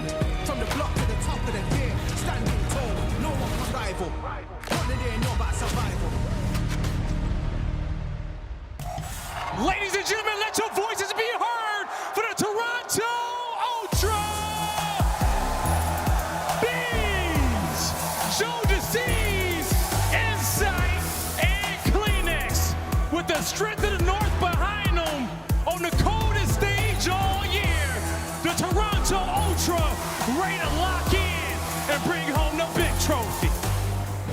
Look, this is a franchise chasing championships right now. They built half the comp in the league. So for Toronto Ultra, we're looking at Insight and Kleenex, household names when it comes to championship weekends. And Joe in Beans looking to try and solidify a ring for this franchise, sitting at the top 4 for years on years, contending some of the best teams. And maybe this is going to be their one, guy.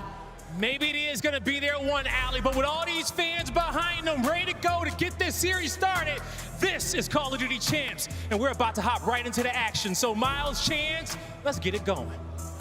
Thank you very much, Blaze. Let's keep this winner's bracket rolling. We've already had 1 or 2 upsets. Chance, what's another one added to the pile? Well, we've had one upset, and it was a dramatic one at that, but maybe that is going to set the tone for a Thursday. And an exciting one we have, because obviously if Carolina get the win, it will be the upset, but neck and neck the last time they played. The Game 5, Round 11, and it is a square up on the exact same maps. And with all this time to prepare, they're going to be dialed in. Keep talking about the time to prepare against 3 weeks they've had to really put their heads to the grindstone and try to figure out the weaknesses in their game. And that's what I'm really excited about, man. I mean, last time we saw Ultra play, no, commiserations, could have been a lot nicer for them there at DreamHack, but now here at Champs, the hosts of this very tournament, let's see how things go for them. For the Ravens, the other side, mate, what are you looking for? What's the real sort of secret sauce here for Carolina? I mean, listen, it's the hard points. They got 0-2, Betty booped out. They lost both of them in dominant fashion. One was 250-175, the other 250-150. They did not have the sauce in modes 1 and 4, and listen, it's not like you're expecting to be able to pull off a Neslo against a team like Ultra. They always bring the goods in S&D, so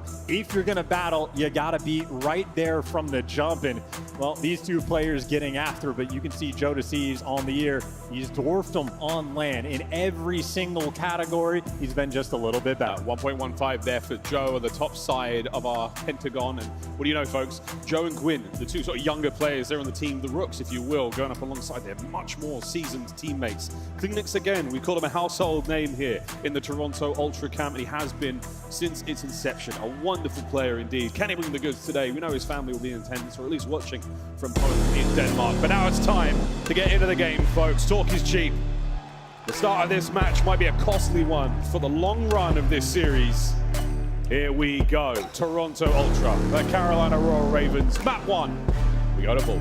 And again, if you're Carolina, you want to strike in the hard point immediately. And if you're on the side of Ultra, you're just here to take care of business. You have the clear-cut edge, especially on land. 4-13 there from Carolina. It has been their problem all year long. And I mean, we saw the interview, Slasher talking to Lottie, and all that he said is, we got to stick to the basics. We're just doing dumb things.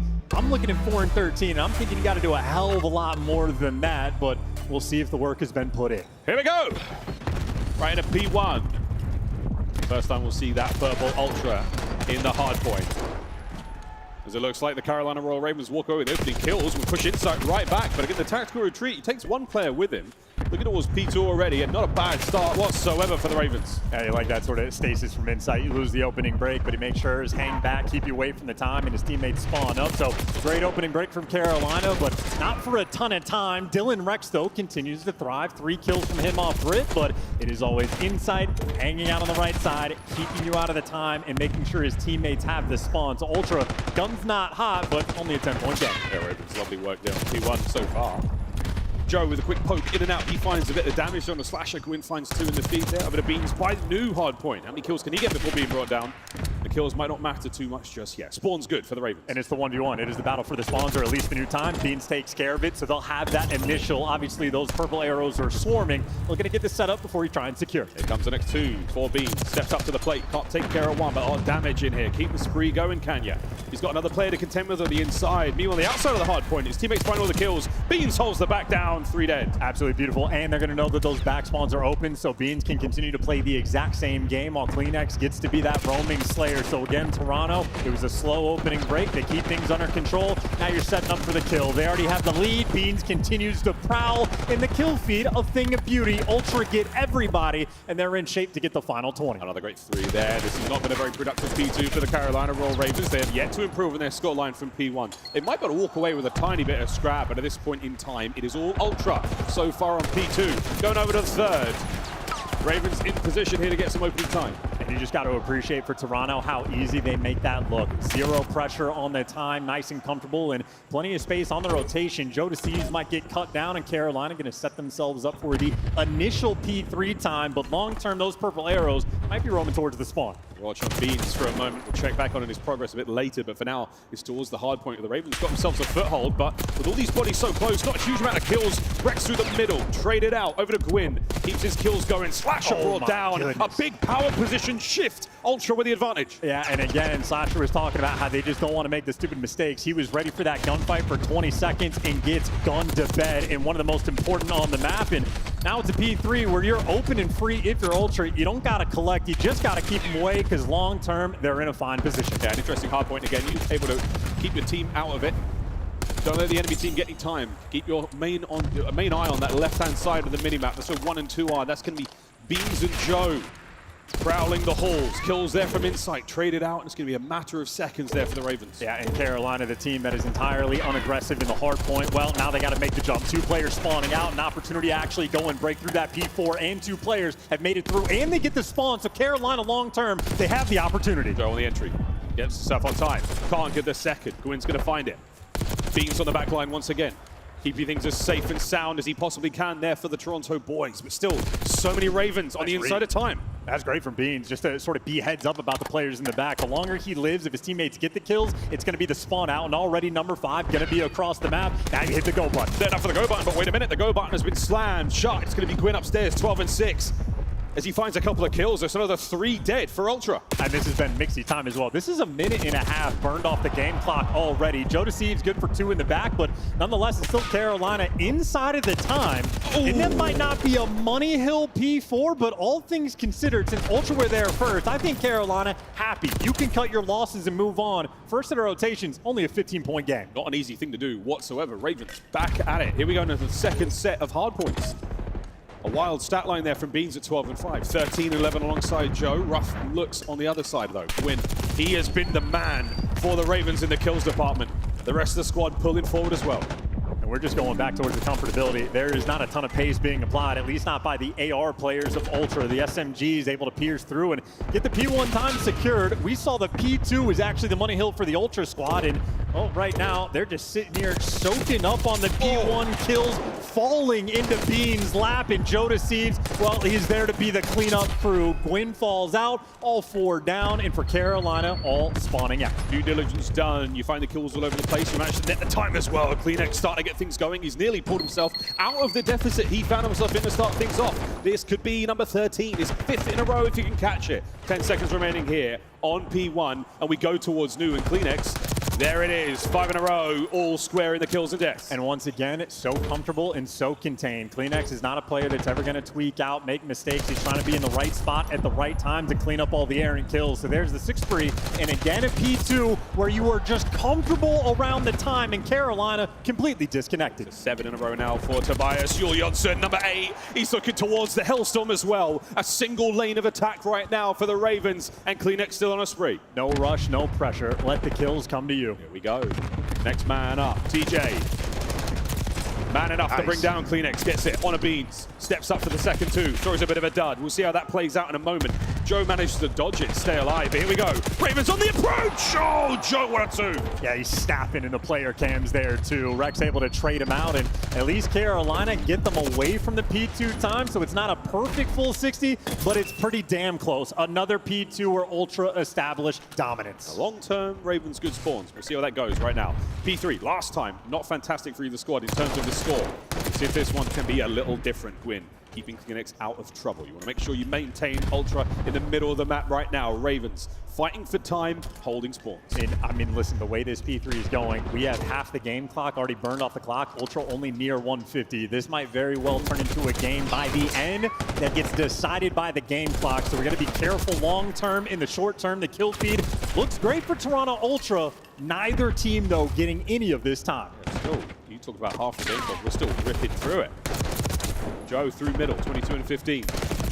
Gets another one, a Halo gunfire there. All Ultra battling forward once again. CleanX gets his safe left-hand side of the minimap though for the Ravens. Yeah, 2 players for Ravens already going to spawn out. Ultra, this is your time to strike. The timing on that hit there was huge. Oh, Gwyn wins a massive one, stays alive on the third man. Last man Beans, he stays alive for a second longer, and the spawns are all over the place. Oh, good night. Still close, but Beans behind on the snap, not enough. Yeah, finally going to drop him. You see Slasher still worried about players being on the back line. He is not looking front at all, so 2 players get a run through for free. Once again, very passive from this Carolina team. Month of preparation for Hardpoint. This is their moment. Can they stay composed? Pull CleanX out. Rex there on the trade. Next man in. Joe kept at bay now on the suppression. Side door, Insight bangs his way through with a 2. And listen, 3 #1 players on the minimap. Everyone's striving to be ahead. Right now, it is a kill race between those players on Ultra. 3 players, 20 plus. They got a 100-point lead, and maybe the game clock won't matter. Ultra cleaning house on the Money Hills. 30 seconds to go, and here we have the Ravens desperately trying to get through, knocking on the door. Ultra, hold them down, hold them at bay. Don't let a single second get away from them. 187 to climb it. Yeah, clean and comfortable, and now at this point, suffocating. Ultra made a single mistake on the first P4 rotation. Outside of that, they have been nearly flawless. Kills being collected by Carolina. The time will not be. After the first set of rotations, 15-point game. After the second set, 120 between these 2 teams. Not to mention the trades as well. Teamwork on point right now from Ultra. We'll see a look at the assists at the end of this game as well. Bound to be disgusting. 202 to 90 in our 3rd set of hardpoints. And again, that month of preparation, keep in mind, Ultra get to prepare too, because things are looking even worse. Back to the P1, you're looking at the kill feed in all 4 players for Toronto, pulling out the Jackal for this hill. Gwyn looking to make the impact, and he does good damage. But once again for Carolina, nobody's collecting time. Nobody home. CleanX finds himself another. The spree still rolling. His boys are on time as well. He's going on a worldwide tour now to try to catch himself some spawns by P2. And he just gets to hang out, and again, let the kills come to you. That's a Jackal that he just gets the damage out range. Might get traded out, but once again, Insight, he has lived in this spot. A P2 Carolina going to be desperate to get, and they at least get the initial kills. A small window of opportunity, but CleanX is behind it. And it's been read. It's been dealt with by Rex. Trades are there, and it's Insight, the king of the hill, truly now fighting forward. On time is going to be Joe. Gwyn on the trade out. Now Ravens in a position to hold this. Push him in the back.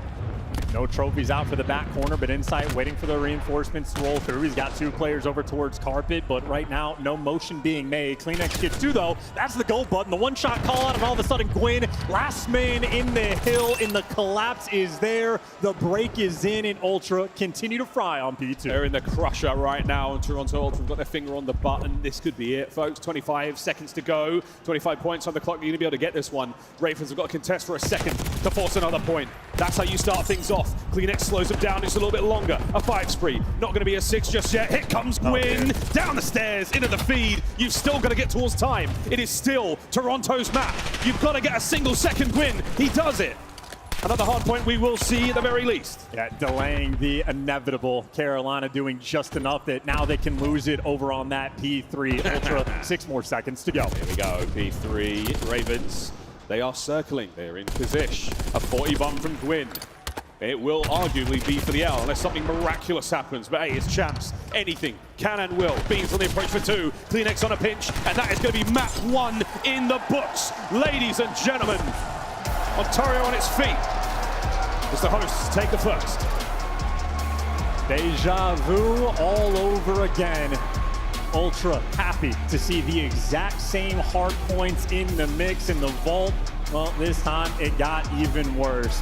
Guns got hot. CleanX out there thriving and frying. You had Jodeci's right next to him doing the exact same thing. And even Beans, I mean, early on, he started off, what, 12-5, incredibly comfortable. He gets 16 assists, 28 kills. Every single player there on Toronto doing their job. And of course, Insight, the classic stat line. -4, nowhere near engaged as his teammates, but that's because he had his feet up. It is a dominant win. By the way, 3 minutes of hill time.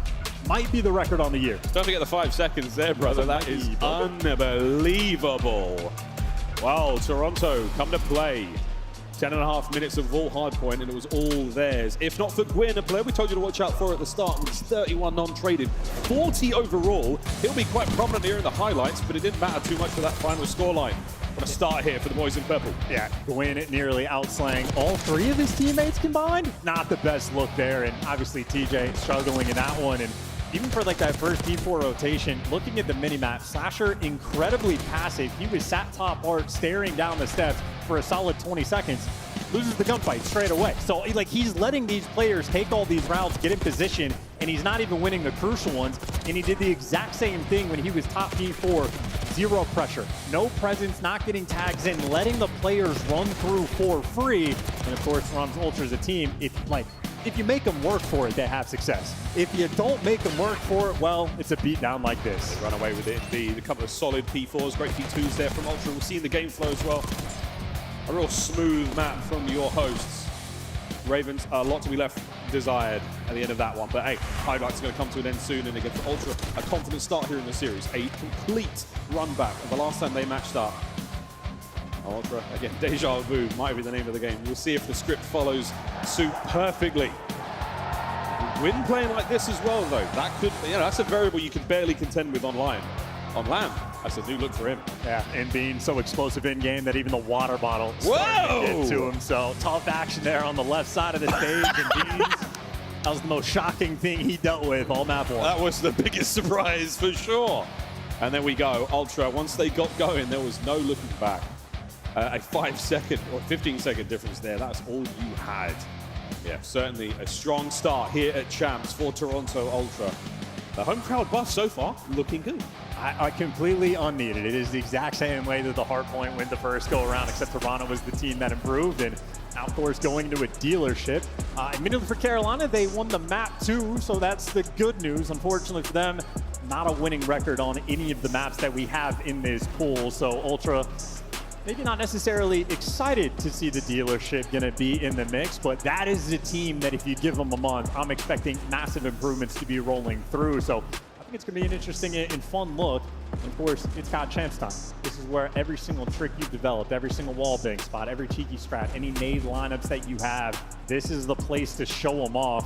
And Ultra, certainly a team that'll cook up some of the goods. We've absolutely seen already on dealership for a lot of spots where you can deal damage to enemy players, through walls, eyes, both sides.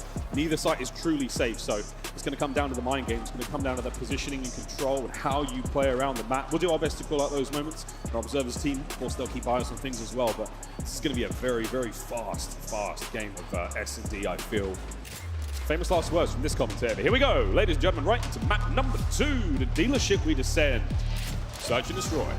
And undoubtedly, guys like Slasher and TJ, longtime veterans, 2 of the best search and destroy players of all time.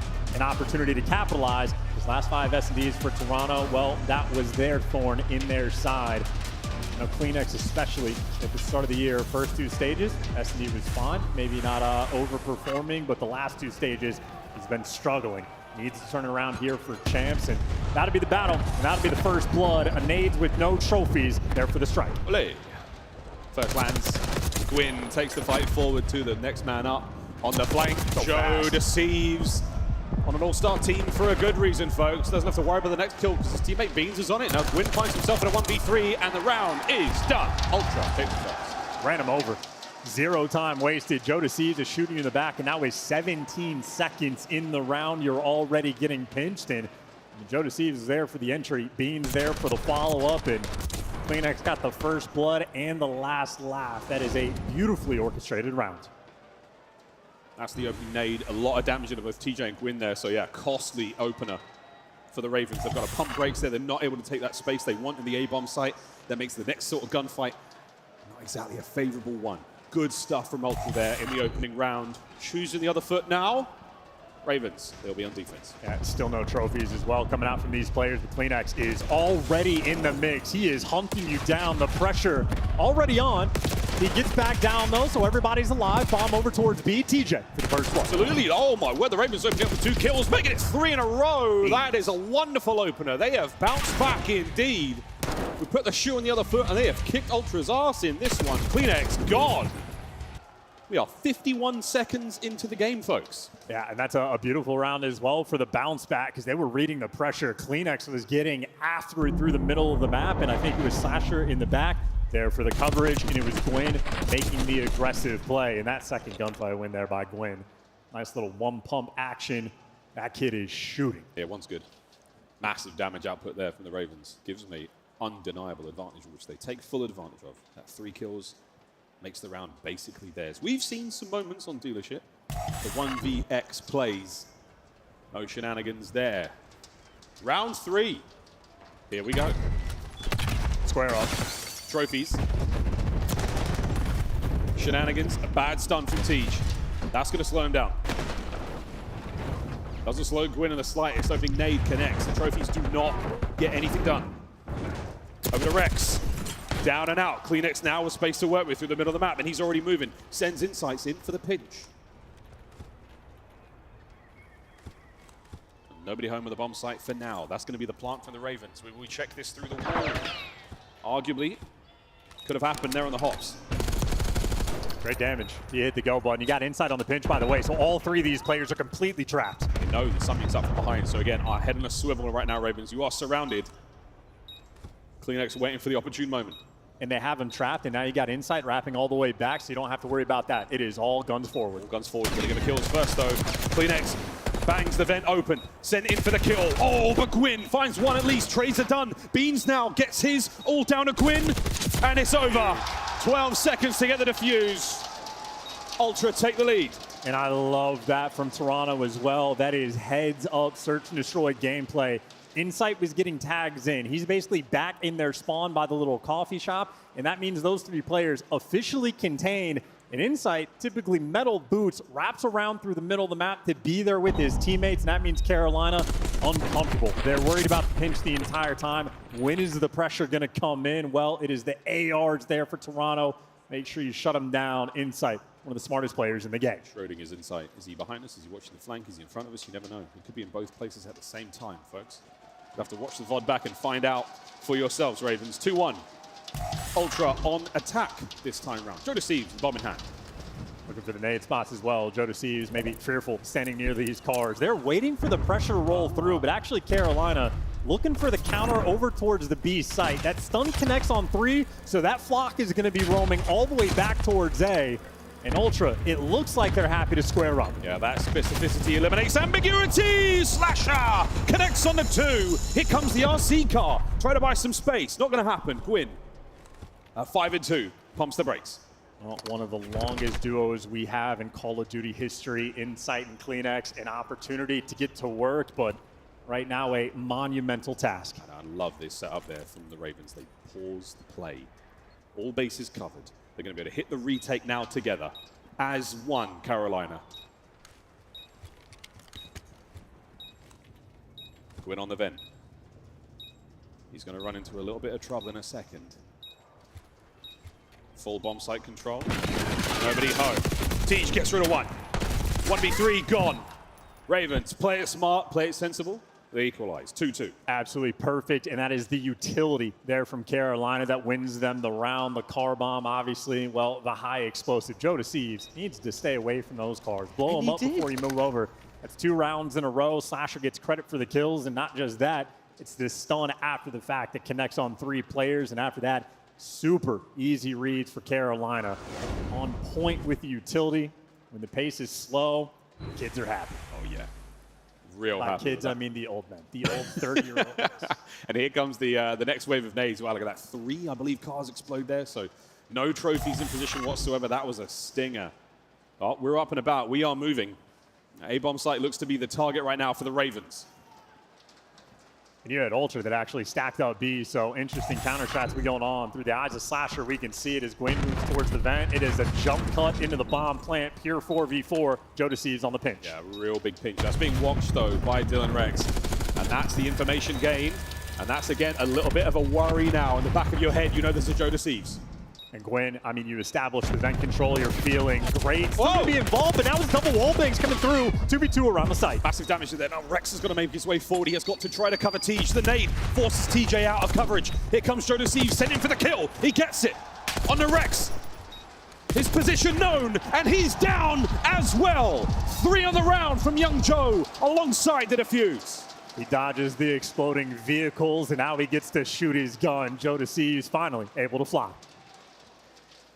Ultra take the lead. Quick look at this replay. Wallbang, the final bullet there into Gwyn. And the next kill as fast as he could possibly move. Again, the clock is in the red at this moment in time. You've got to get this play done quickly. Tej guns him. No coverage there from Rex, and this last kill as well. All on Joe. All-star moment right there. Yeah, and these games, or at least this map, has been highlighting the value of utility and S&D as well. Perfectly placed Semtex grenade to root out the spot on TJ, just clearing out information. Joe Deceives, second all-star team, as you mentioned. One of the best SMG players we have in the game and one of the smartest at that. Efficient work, but we got ourselves a game. Only a 3-2 lead. Through the middle of the map goes Ultra, and on the B site, you have Carolina that have just dominated this map. Oh, we talked about the long-time duo of Insight and CleanX in a previous moment. Now it's the new duo of Beans and Joe. Going up against the Ravens, they're doing their best to keep them contained. They have awareness, at least, I presume, of the bomb being down. Top right-hand side of the mini-map. B-bomb site swarmed up. Joe gets away with his life. Oh, not for long. Yeah, wow. TJ raining the shots through. No safe spots to stand. Walls made of paper. Beans for a 1v3. Beans with 1v3, but again, I'm not sure if he has any idea where the next 2 players are. Yeah, wrong way, mate. Tej and Slasher now hand in hand. Brothers in arms looking to bring down Beans. And the timing is going to be outstanding. And they are going to pass each other. My ass, they gun him to bed. 3-3. We trade rounds again. Yeah, and you see that sort of like a default strat by the looks of it coming out from Carolina. Triple stacking over on the B site and just being overwhelming. If you have that level of presence and you get SMG players pushing through to respond to the pressure, if that's the direction, you have someone hop up on the bomb site, they can look into mid, and that is the perfect counter strat for what Ultra was attempting to do. So they've closed that door twice. When we go back to the attacking rounds, Ultra gonna have to make adjustments. Another really nice round there out of the Ravens when they get the first blood. They typically get the second within immediate window of that. They do not give up those advantages. 3-3, as we say. Ravens on attack now. Towards A they go. Speaking of adjustments, Carolina continually attacking this A site. Even with the bomb down, though, they've struggled to get success. And if it ain't broke, you don't fix it, but they've had some flaws. We'll see if they can fix it in the post plant. Trophies out, maybe to slow down the Semtexes, so small little extra edge. Still though a pure 4 versus 4, and this time from Ultra, no pinches, but Gwyn gets a kill on CleanX again. Oh, wait a minute, we get at least 1 out of it, and it looks like Beans took damage from the second as well, so RC's gone, 3v3, Box in the red, over to Beans, makes his way forward on the opener. Ultra now swarming over the site, last man Slasher. Nowhere to be home. Are they going to jump on this one? Waiting for the kills. Slasher read and dealt with. Ultra take the lead. And Carolina, with their singular game plan, are also playing the exact same spots. TJ apparently loves that spot next to the car, and Ultra, well, they simply have him dialed in. And this is another performance as well for Gwyn. He has actually had CleanX's number. Multiple kills he's able to get to open up the middle of the map, and none of it has mattered. Some of those 4 first bloods as well. Joe shoots past TJ, takes care of Rex. I mean, whether it was the RC or the car, the bigger car, it was going to go that way. Rex again, dealt with. It's a tough scene. You hear the buzz of the RC car. You kind of know your number's up, especially on dealership. Yeah, funny how the bomb site is the least explosive thing on this section of the map. What are you going to do about it? Well, Ultra, what they need to do is make adjustments through the middle of the map and over towards B. Well, it's been singular pushes. Now they're squaring up. Hello, boys. Oh, we are sending it this round. Nades are up and about. That's going to push Gwyn back at the very least. Joe, he's still tagged up. Can you take advantage of the man with the low hit points? You sure can. He's now trapped alone on the inside. Oh, he gets out of the room with a hail of gunfire. Insight picks up another. So wait a minute. This round from Ultra is far from over. He's trying to play the ISO. Joe has information on 2. But unfortunately for him, it's 2 players to deal with, and I think they might have spotted him. Yeah, tags in. He is in a tough spot. Wait a minute. Oh, Rex. Beautiful stuff. Insight now maneuvers in a position. Hoping for Joe to be able to make his way out of that spot with bomb in hand. But it doesn't look like the Ravens have identified that. So Insight on the recovery.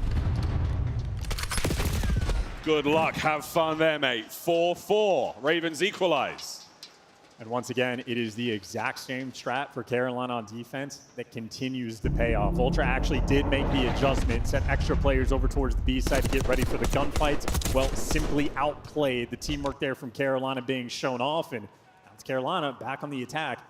They have loved and favored this A site. They've been allowed to get the bomb down, unsuccessful in the post plants. If I'm on the side of Ravens, I'm thinking it is time for an adjustment in this round. I'm still calling out Gwyn, man. That's 9 and 6. He's going to break 1K damage this round quite happily. On the other side of the board, Beans. He's the heaviest hitter right now. Alongside Joe with the 7 and 5, but Beans putting in the work in the damage department. Here we go. 2-2 split towards the back line. Oh, but wait, the whole Ravens roster, they're all here. Dylan Rex, first blood. Start things off magnificently right now for the Ravens. Teej trying to get in there for the kill. You've got a lot of damage dealt, but wait a minute. Ultra from the back foot. It's sweet chin music now as it's down to a 2v3. Yeah, I mean, hey, they made the adjustment. They're trying to play TDM. Everybody roll through. And now you flip the spawns on your head, but without the bomb down just yet, you're having these 2 players, TJ and Slasher, playing for picks. 2 of the best S&D players of all time. 45 seconds to work. Ultra want none of this, though. They're not taking the bait. Yeah, Teej, he gets a lot of damage in, so that's going to be him backed up. You still know where those players are now. At the very least, TJ in the garage.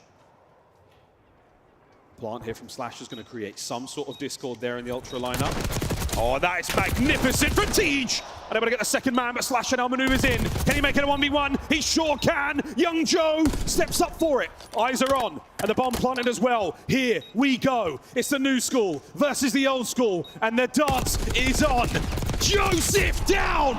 Slasher puts the Ravens on map point. S&D go for a reason, because it is COD champs. The 9th one Slasher has attended. He's been winning his one since Joe Deceives was in the womb. I mean, for real though, like, honestly. Yeah, maybe, man.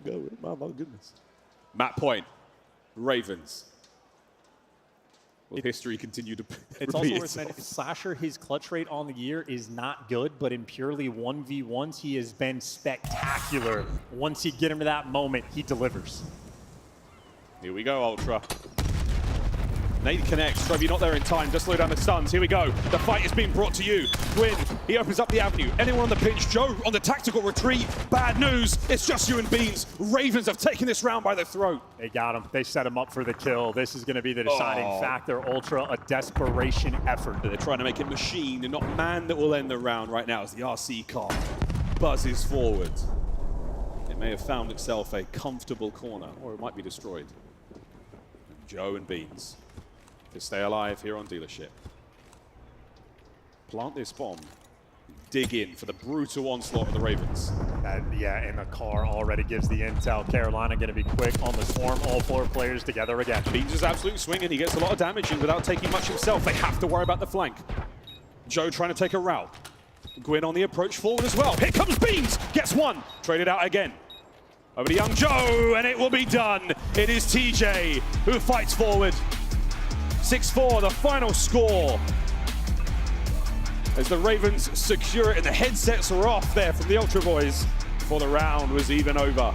1-1 going into the break. Yeah, and replicating the exact way the series went the last go around. First hardpoint win in dominant fashion from Ultra. The immediate S&D bounce back there from the Ravens. Tip it to Slasher and TJ. That 2v3, the biggest deciding round, and Slasher taking down Joe Deceives to give him that extra edge. And of course, that's the round specific.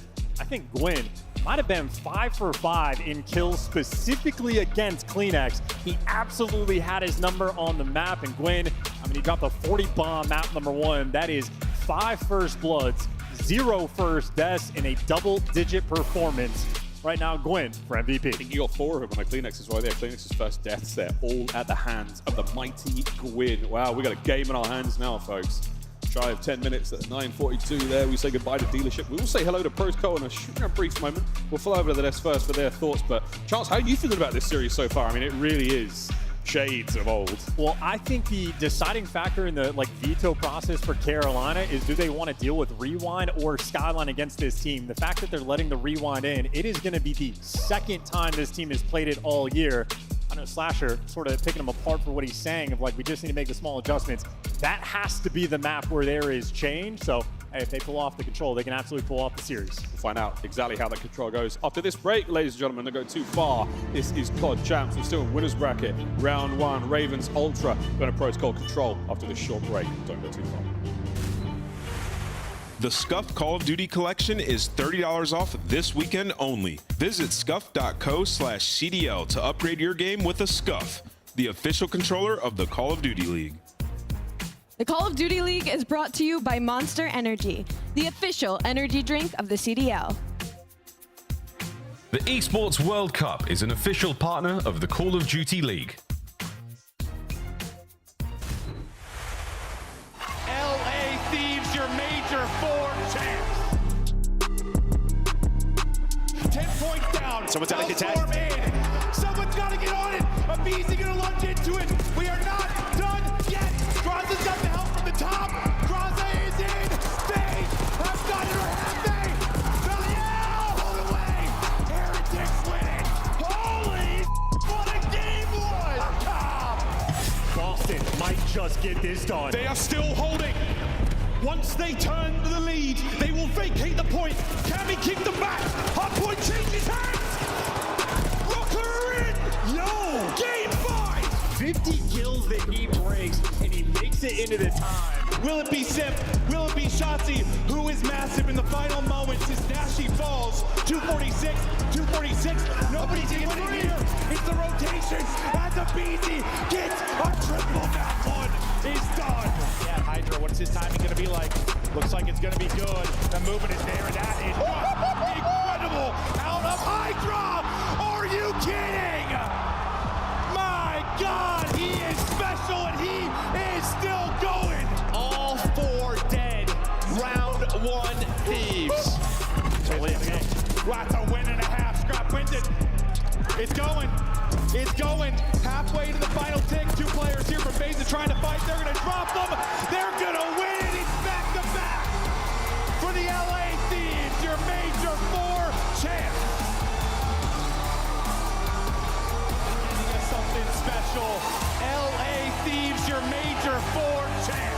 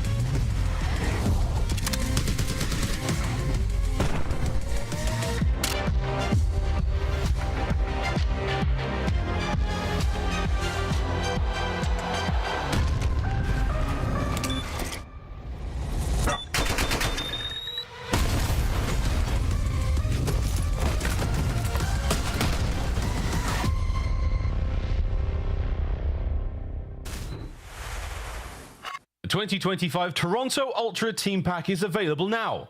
Each pack includes home and away operators, as well as this weapon charm to bless your aim with the powers of tilt. Next time you boot up, suit up at the in-game shop.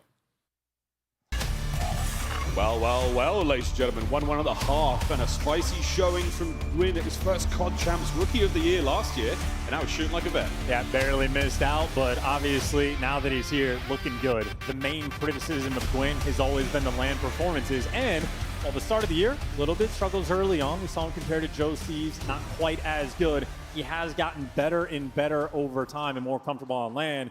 Right now he's balling out. He nearly outslayed his entire team combined in map 1, got double digits in map number 2. On the lookout for Gwyn for map 3. Yeah, we go to control, play protocol this time around. It's going to be an interesting showing in both squads, vying for a lead here in what has been a spicy series. I caught with a few Toronto Ultra fans during the break, and yeah, the nerves are there. There's definitely an air of tension, I think. They know they're not out of the woods just yet.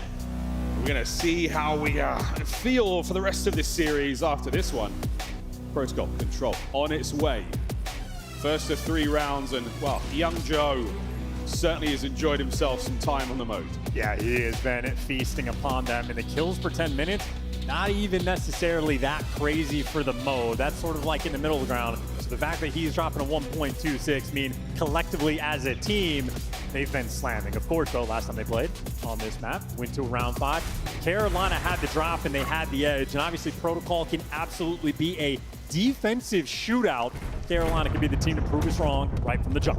Find out Ultra going to have defense up first. And versus Kleenex, man. He's got his number day and night. And wait a minute, over towards the B zone we go now. And this is going to be a stack. There is 2 members now of the Ravens capturing the B zone together. You've got to make a move quickly, Ultra. You're going to see that one go fast. Yeah, well, maybe bit off just a little bit more than you could chew, but nonetheless, Gwyn able to pick up the extra errant kill, looking for a bit more, and they can simply not hang. That is 3 down in the feed. First tick of progress there, and so far, gorgeous work coming from the Ravens. Beautiful opener from the Ravens. The A zone is not their target. They're still capturing B. Here come the reinforcements from the Toronto. On a Rex down, on the cross. Gwyn catches his 5th in a row. This, nearly. But that's going to be the second segment at B done with a minute to play still. I mean, they just can't hang. He's been gunning them down left and right, and it has been mostly a solo capture running through him as well that Ultra chalk it up and just hand it to him. As both zones being captured, the B zone, we're going to add another minute of play. A zone, contest, not for long. The first segment, they're gone as well. Gwyn's spree finally comes to an end, and the A zone now open for business. 2 minutes on the clock. Well, it can be a defensive shootout, and finally Ultra have cleaned up house. You haven't quite gotten middle of the map control. Well, you have it now, but this is 2 minutes where Toronto is going to have to try and hold on, and it is a 6-life deficit. Carolina, this is a dream situation for them.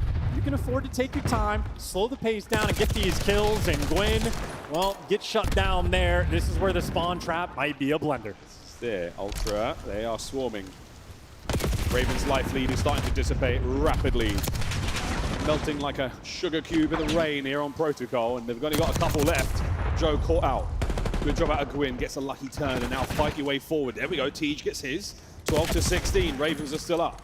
Got to get Kleenex. He's going to be in top trips. That's who Gwyn's looking for while Slasher covers from over top, and you're letting your teammates get out of the spawn. They've at least got the middle of the map pressure, and you got Gwyn behind enemy lines. So Carolina, you fought themselves out of the spawn, but it took a minute to set it up. You got to knock this down. All right. Hello, Gwyn through the window. He paints the walls with insight now. So over towards the A zone. We're going to get in that, stop the clock, start working on that second segment. Lovely positioning right now from the Ravens. This is, I mean, a big stack as well. This is 3 players on it. The zone's going to flood. Gwyn's going to fall. The second tick of progress is there. TJ for the coverage, and Slasher still on the time. Yeah, TJ's trying to make something happen here. He's got the backline coming. Looking at the front. Can he get the kill? Surely Ultra swarm all over him, and now he gets a kill. But wait, enough to buy some time. Get Gwyn into a power position. Get some guns up at the ready. This round is not over yet. It's 6 lives remaining for Toronto Ultra too. They have to be perfect from this point on. You need to slow them down. You got to keep them away from the zone. And Carolina, you just need to find any kills. 6-9, 35 seconds. Ultra holding the line. Ravens now starting to get creative. TJ looking for the flank. You don't have a lot of time to do this, but wait, you've got a man on time. He won't last for long, surely. No, there's Insight the swarm, but here comes the flank. Oh, you got to finish the kill. Tej does. No lives, Ultra. 20 seconds left. They're going to be able to stop this clock, too. Number 8's going to be able to make his way towards the zone. TJ there for the kill, and 3 lives remaining. Carolina are going to get this offensive round. Big contest. Cleanups from Rex. That's huge work. The second man. Lars is going to dive time, and that is that. Ravens will get the job done in the end. And that is the setup from Carolina. Gwyn is perfect off the opening break, starts off 5-0, and basically solo captures the B zone. They had 1 minute and 52 to work with.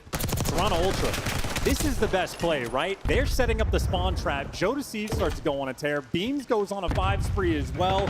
It took Carolina 1 minute to get out of it. The moment Gwyn gets behind enemy lines, it reopens up the map. Gwyn has been on one in this series. Fantastic turnout from Gwyn. Yeah, 8 and 5 in one round there. Again, Mr. Non-traded. All of his kills non-traded. So he just wins his 1v1s and gets along with the rest of that life, gets along with the round. We swap sides here. Ravens will be on defense, Ultra attacking both A and B. Yeah, and losing a first round on defense from Ultra, it feels miserable. You have so much more pressure on you. CleanX saw a magnificent read, and what an opener. That's going to be all bases covered right now. The 3-man stack. They're going to get rid of the A zone as quick as they can. There's a little bit of a run around in the spawn building, Ultra boys. Eric Slasher now makes his way downstairs. An opportunity to cause some damage. Can't get it done. Wow, Ultra, 2 segments gone. Joe Deceives looking for the get back on Slasher there in that moment. By the way, Carolina has not gotten a single kill in this round, so how about that a response? Offense might be the name of the game here. A zone secure, 2 minutes and 15 seconds to work with, and Carolina just got their first kill. A very decisive attack towards A, and the attack onto B is still ongoing. Here comes TJ to save it, and he does. Wonderful 2. Over towards A, pressure from Joe. Lovely transition onto the second man. Not enough damage. Now get out of your spawn. Don't let the Ravens push up too far. Oh, Rex finding a couple there in the feed as well. And now together we battle forward. Ultra out of spawn and into the daylight. Slasher holding it together for the Ravens. Crossfire on from CleanX, gets the kill over to B. Can you wallbang that? Is that tech? I would never think to go for it, but CleanX seemingly had the idea. Either way, 7 life lead for the moment, and Ultra still a ton of time to work with. You want to keep the pressure up, and CleanX going to do exactly that, and thank God for Beans. If Gwyn falls, CleanX gets to live. Thank God for Beans indeed. Sneaky CleanX. Surprise Gwyn from spawn. Right back you go, mate.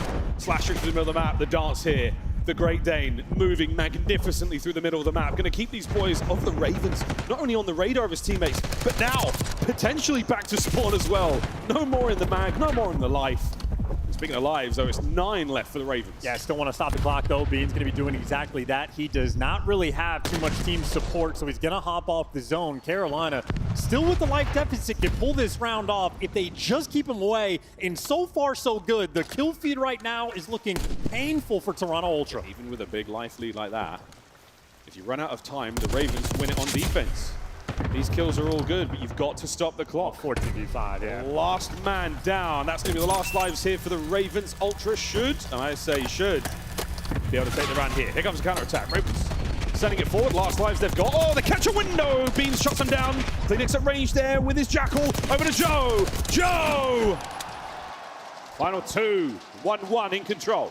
Yeah, ultimately, better to lose on lives rather than the actual objectives. So a small W, but ultimately a massive one from Ultra. You get the get back, you take the pressure off. It is not fun when you lose that first round on defense. And while Joe Deceives continues to be the movie star, collecting best plays. Yeah, that nice 3 spree. Helping you guys get out of spawn. And again, doing that without any casualties, meaning you've got so much presence on the top side of the map. They didn't have to capture A. They had that done from the start, but they fly out forward. Get those power positions, get themselves in a play towards B. Swap sides once again. Ravens on the attack. See if they can't string 2 attacking rounds together. Well, they might be leaning towards B again. They doubled up on the ground, and now they got 2 players going left side. So it's a switch up on this scrap. It's still headed the same direction, and they're winning all the gunfights again. So the B pressure off the rip, continuing to be their method, and the madness might deliver. TJ, the solo capture, surviving for the moment. Now the problem is though, if his teammates start to die, and that might be it. Yeah, you've got Toronto boys all over your spawn. Oh, here we go. Left-hand side of the mini-map. Here we go. It could be a bloodbath. Young Joe on 5. Makes it 6.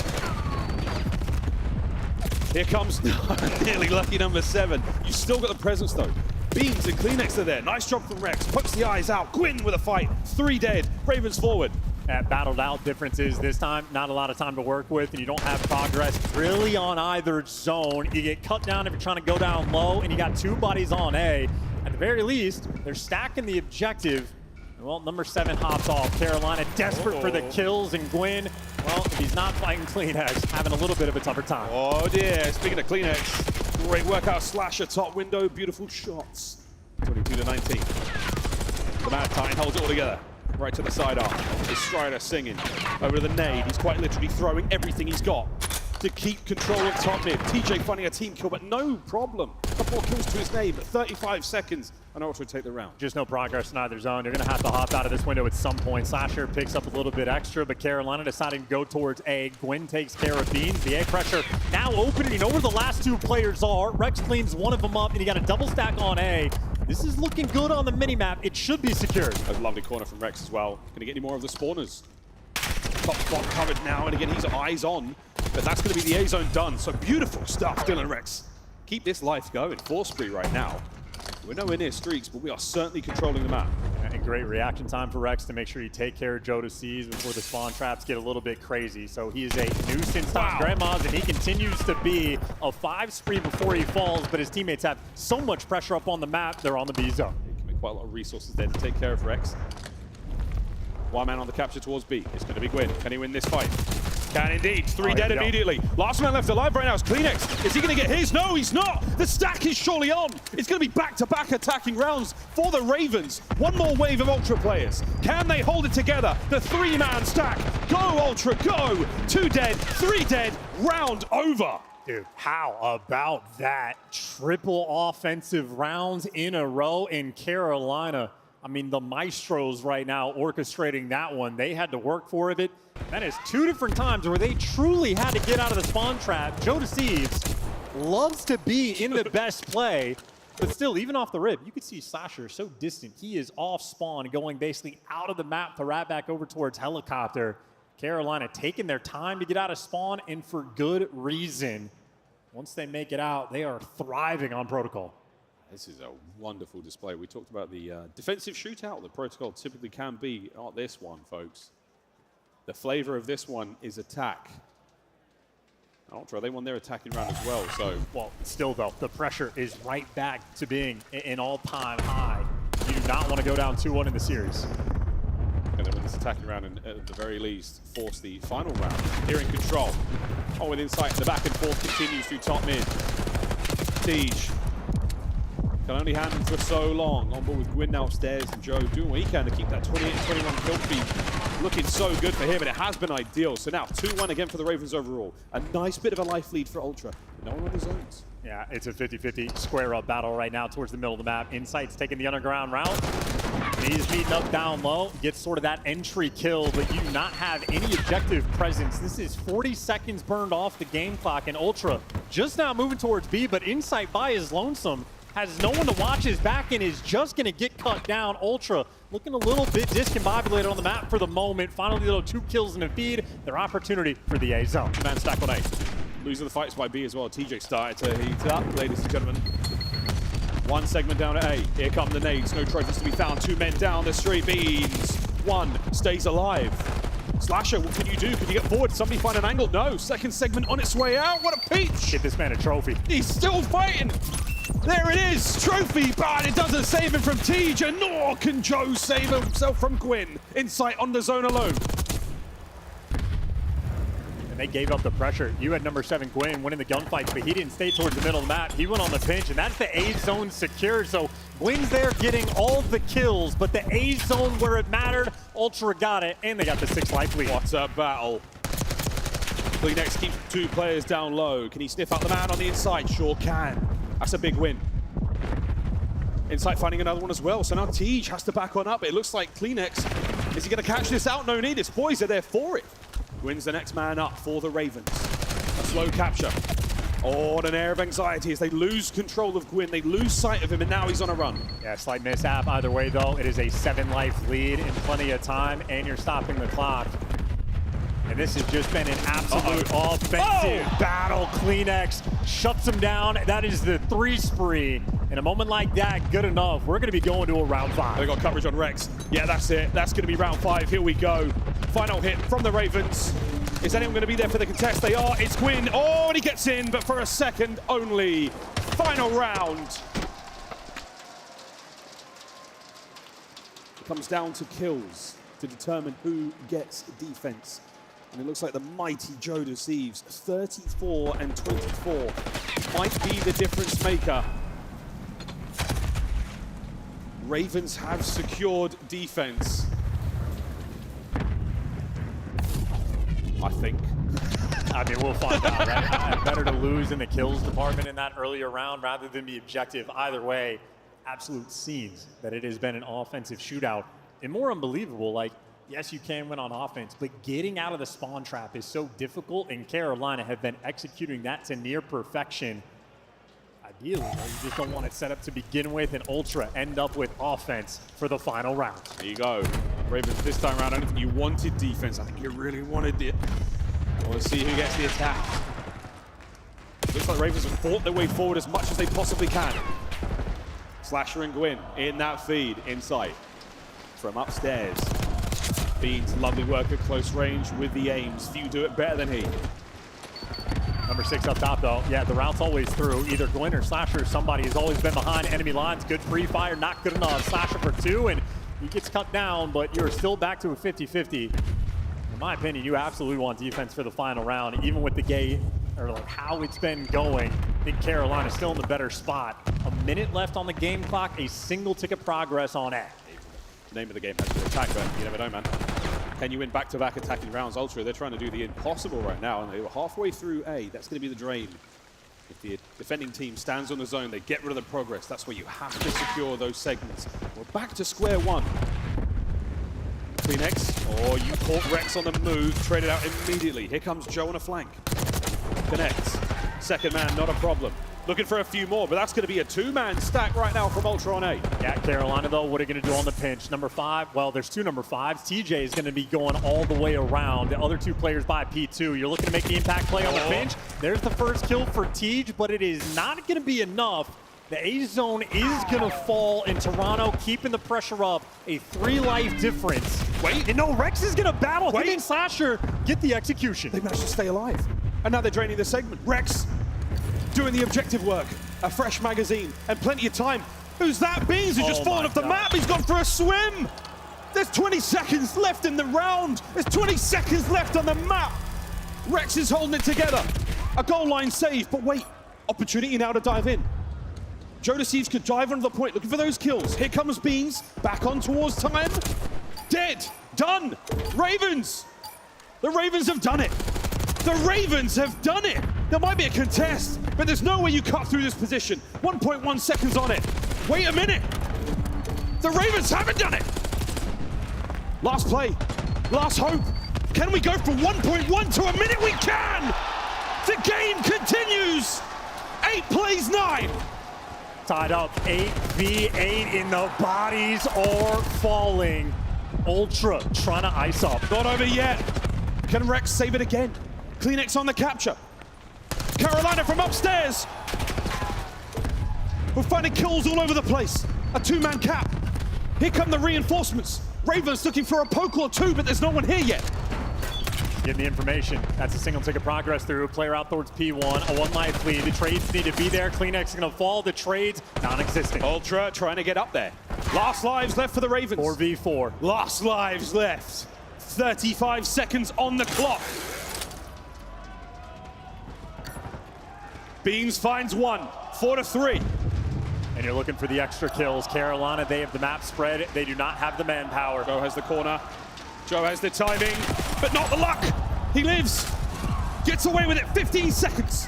3v3. Gwyn got him, though. They had isolated Gwyn, but Gwyn still finds an extra. He's trying to get away. He's going to get cut down. 3v1. Last man standing, Slasher. Got to get on the time as well. 7.6 stops. Slasher, last man, left alive. Fighting for his life. Fighting for the map. Ultra, they've somehow done it. A pixel-perfect play for 1.1 seconds to 2-1 in a series. And that is unbelievable.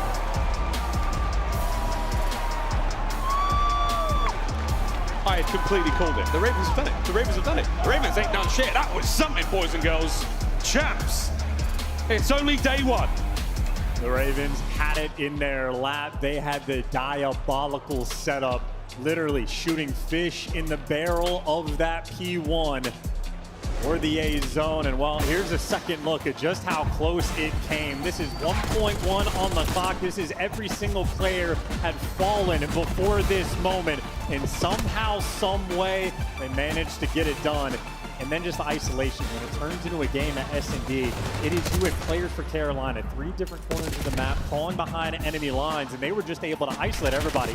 TJ gets caught. You get the intel on Gwyn, who still gives you something extra. Gwyn continues to be a monster, but the moment you trade him out, you see you got a 3v1, and it looks like Beans wins a 1v1 against Rex. I mean, just the dominoes. These are the moments in scrims. You don't get these situations often. You can't really prepare for this exact type of moment. You got to solve this puzzle on the fly in Toronto Ultra. Dialed in. I think they did such a great job on the kills as well, but it was Beans. Beans on that stairwell. He wins the fight against Rex or not, he's trying to play insurance. He's trying to make sure that when the going gets as tough as it can, you get down to the single digits on the time, he's in a position to contest. So one way or another, Ultra, they had a fantastic advantage there, and there you go, Joe. 41 and 31. 3 players crack 4K damage in that grueling game of Protocol Control. Dylan Rex with a goal line save. Pixel perfect, man, really saves it. He and the boys hold together for what? A matter of moments. 1.1 seconds, and look where it turns. Say what you will about Control. That is when it's special. Yeah, this series so far has had it all, including the always broken scoreboard. You love to see it, but what you don't love to see if you're a Carolina fan is that rewind hardpoint. It has to be the map to make the adjustment. They veto the Skyline, and as Skyline, Carolina has played 18 times this year. Rewind, they have played once. It has been their auto veto since the map has made its place. But against Ultra, the best Skyline team in the game, you're going to square up. They got beat down 250-175 last time they played it. Carolina have to improve that map pool if you want success in this moment. And of course, Ultra now, I mean, pressure's on. You pull off a miraculous round 5 win like that, absolute nail biter, you are feeling as good as you possibly can. Because how the vibes would have been different. You got Beans falling off the map in such a crucial moment. If he's not there for the big play, it could have been a moment of collapse. Carolina, they gotta dig deep. Again, we test the resolve of the boys of Ultra year in out, and this was another great opportunity for them. Yeah, that guy Joe. Which guy? Yeah, Joe. Yeah, Joe. Yeah, he's disgusting. That's Coach Joe, by the way, not Joey D. That's not even Joey D. That's Coach Joe. That's Coach Joe. He's not on stage. That's Flux up there, but the other Joe we were talking about, Joseph Romero, Mr. 1.46 in map number 1 alone, but the 1.82 there from Gwyn, insanely impressive. But you called it, brother. Rewind, a different beast. We'll see how things go for both of our squads here. For the Ravens, not what you wanted to be. You certainly wanted to win on Control there. And such a rotationally heavy map as well. In theory, I like the map for Carolina. You just have your key money hills. You got to win the rotation to P2. You got to win the rotation over towards P4. You got AR players that are going to be loving to take the routes. Of course, on the flip side, Insight, that's his bread and butter. So you got the square up battle, a necessity. In the month you have had to prepare for this very map, Carolina knew what they were going to be dealing with. But they have been on a losing tear in the game mode. One of those being, of course, against Toronto, 175 back at Major 4. We heard Slasher in the pre-match interview. Back to basics. No more silly mistakes. No more mistakes left in this series. Here we go. Map number 4. Toronto Ultra. For the win here. Ravens to force map 5. Saw that sign. Brought a knife to a gunfight again. Well, on a P5 on this one, if you're inside that gen, the knife can really carve you out some extra time. Either way, Ultra left side spawns off the jump. Any kills they get, gonna be a beautiful thing. Go to C's first to strike. Kleenex gets traded, but nothing but trades in the feed. And how about that from the comms? Insight snapping. Carolina gonna be inside the top. Oh, that goes. Snapping all over the place. Beans back at it with 2. Contest. He makes short work of this. Lovely damage across the board. And again, everyone is bringing their A game right now, folks. On board with Joe now. We can see those players through the walls. We might be able to hear them at this point in time, but what a raunchy P1 this has been. Yeah, this is huge as well. And every single player that got it behind enemy line trying to flip out those spawns insight, that's the one-shot kill that he traded out. And then CleanX caught the player running through gens. Now you got insight battling against Gwyn for the rotation. Gwyn wins it, but the trades are there. Now you got number 5 working on the pinch, but not there to block the spawns. And Ultra clearly have it read. And this is what they're going to do. Force the street pressure is Carolina. They have to break these spawns. Looking back, yeah. Insight, perfect timing for Tej to peel you. Gwyn now, he's got where he wants to be with that Jackal PDW. Can he get any more? No need, his boys are all over it. The man in the back line walks away with nothing. Ravens, what a break. You had to break the spawns. They sent everybody to do it, and Gwyn is shooting nukes. That is disgusting. CleanX answers right back with the names of his own. Trophy's now in position for the Ravens. In and out of the time you go. Tej finding those kills. It's on board with Rex, who's got the long line covered. Tons of intel passed over. Can you keep Ultra contained? The answer is no. They fight their way forward. Last man down. CleanX will step up to the plate and get smacked. Tej on a 5. Yeah, huge battle back to make sure you win the rotation over towards P2, or at least when they lose it, you gotta break the time. And once again, Carolina playing the smart game. 3 players working the right side of the map. They're trying to break the spawns first. They're going for it. Ooh, no one able to get the gunfights. Rex down.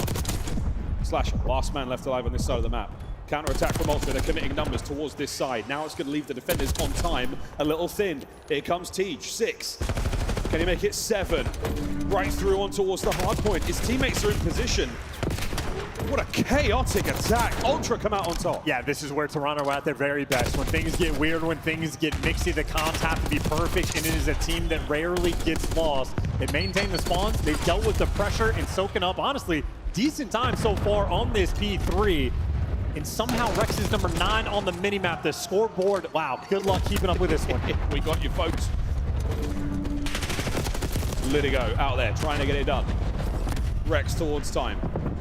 The Ravens are shoulder to shoulder on the inside of this hard point. That trophy's only going to get you so far. It's going to get them back into this one. I love the amount of scrap time they're going to want to have. Yeah, Carolina going to have to get past 3 different number 1s on the mini-map. Well, Bean's the first number 1 to fall. Next one in line, anybody's guess. It's going to be Insight, and all of a sudden, third number 1, Joe Deceives was last man standing, but CleanX and him provide. Rex inside the hill, overwhelmed in Toronto, keeping it stable on P4. Ultra, all bases covered now, all lanes with a purple arrow in them. A wonderful amount of population here across Rewind. One step closer, the Ravens now come towards the fray. Joe keeps them back at least 1. Numbers, dwindling rapidly. As the trades go down, Joe brought to his knees onto Gwyn. You could barely get near beepers. And it is a desperation play with 20 seconds to go on the point. Yeah, and this has been a clean P4. Again, there was a moment of opportunity for Carolina to make that impact, but CleanX and Joe Deceives just strike right back. P4, the money hill provides once again. It's not quite a perfect full 60, but it's good enough to give you a 45-point lead going into new. Carolina, though, are here first, and they're keeping the pressure in the backs of Carolina. Right now, looking good on P5. Over to Jens. Ultra with a lead. Let's go for a listen in. He's on the way straight.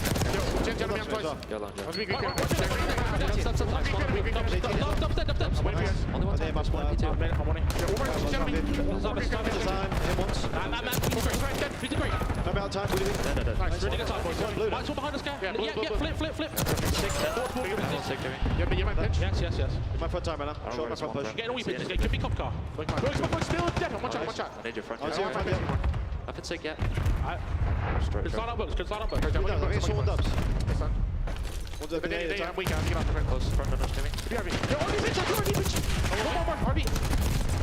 Absolute. Okay, all weak. It's fine. 2 time now. Yeah, I'm setting right. Yeah, I love it, Josh. Keep the deeper. All the way. Oh my. I just spawned. 18. Nice. Mark pretty sick to me. Pitch deeper for 2, boys. I'm not sick yet. We stage.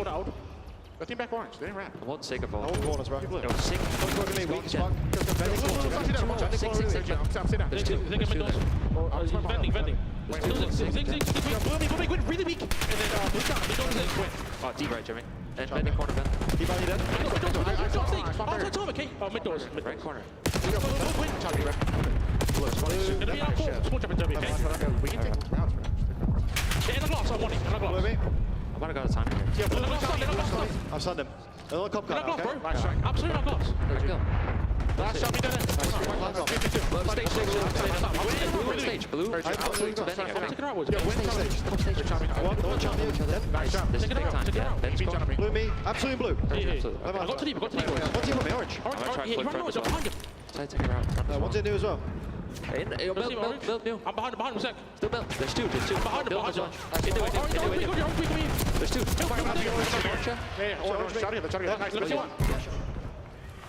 The trademark listening there from the Ultra lads. Calm, cool, and collected. Now over to the Carolina Royal Ravens for their cacophony of chaos. Think about RP. Turn up in front. I got nade. Now you're back square, bro. Yep, top car inside. I'm one shot. On the bush, dead. Top car inside. I'm One trying to yellow, get stun, back to, like the pillars. Yo, green, on the front car, Out of green, on you teach. One was cop car. Out of green. Yellow, me Nice, 3. There's one else. I spawned out deep. One's going core right now. I heard him. I'm on the back right now. This is 8 dead. I'm one shot. Help me, Joe. Blue, Joe. I'll see him blue. No, yo, last side glass could be deep. You're fine, only teach. I'll take a boom, take a boom. I'll see him blue. He's booked. Deeper on me. One shot, Deeper on me. RP. Inside. Under. He's out of RP on me. I'm on blue.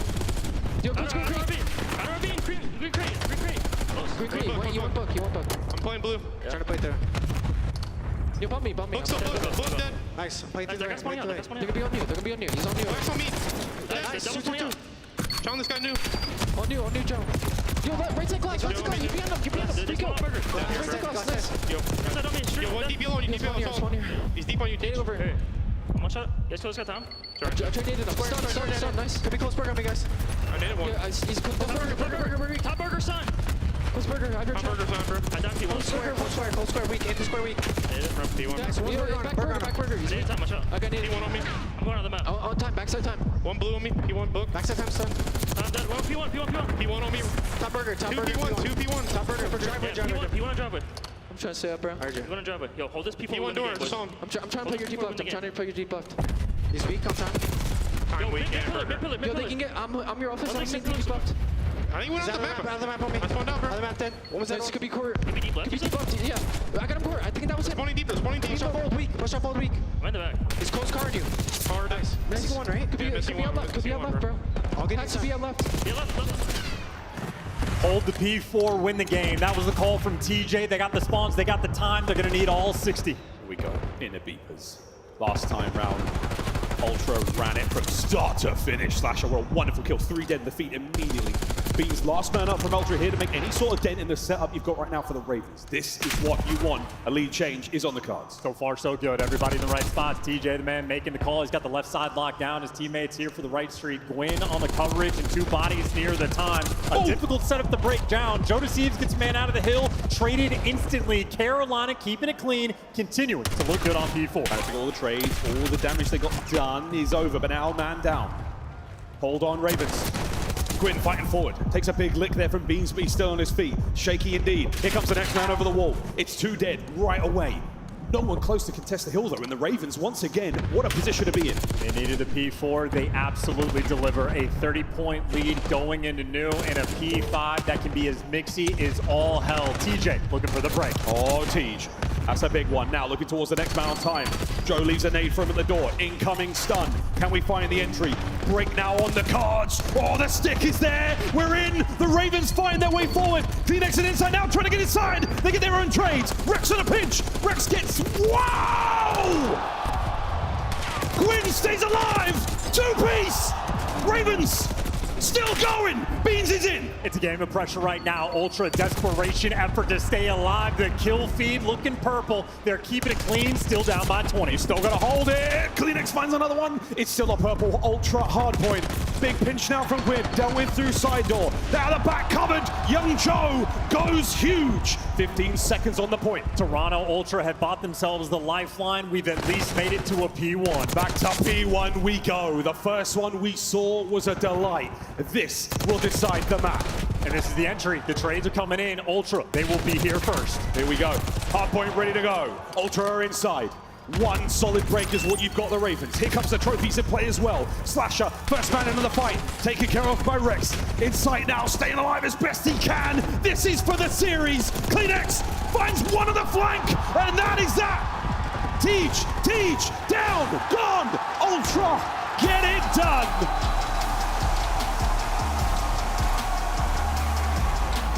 250 to 230. Yo. Hold this before we win the map, and that is a dagger.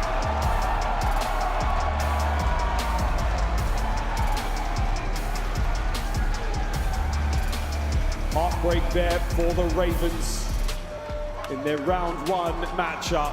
But for your hosts, a sigh of relief across Ontario, Canada, as Ultra walk away with their first win of the tournament.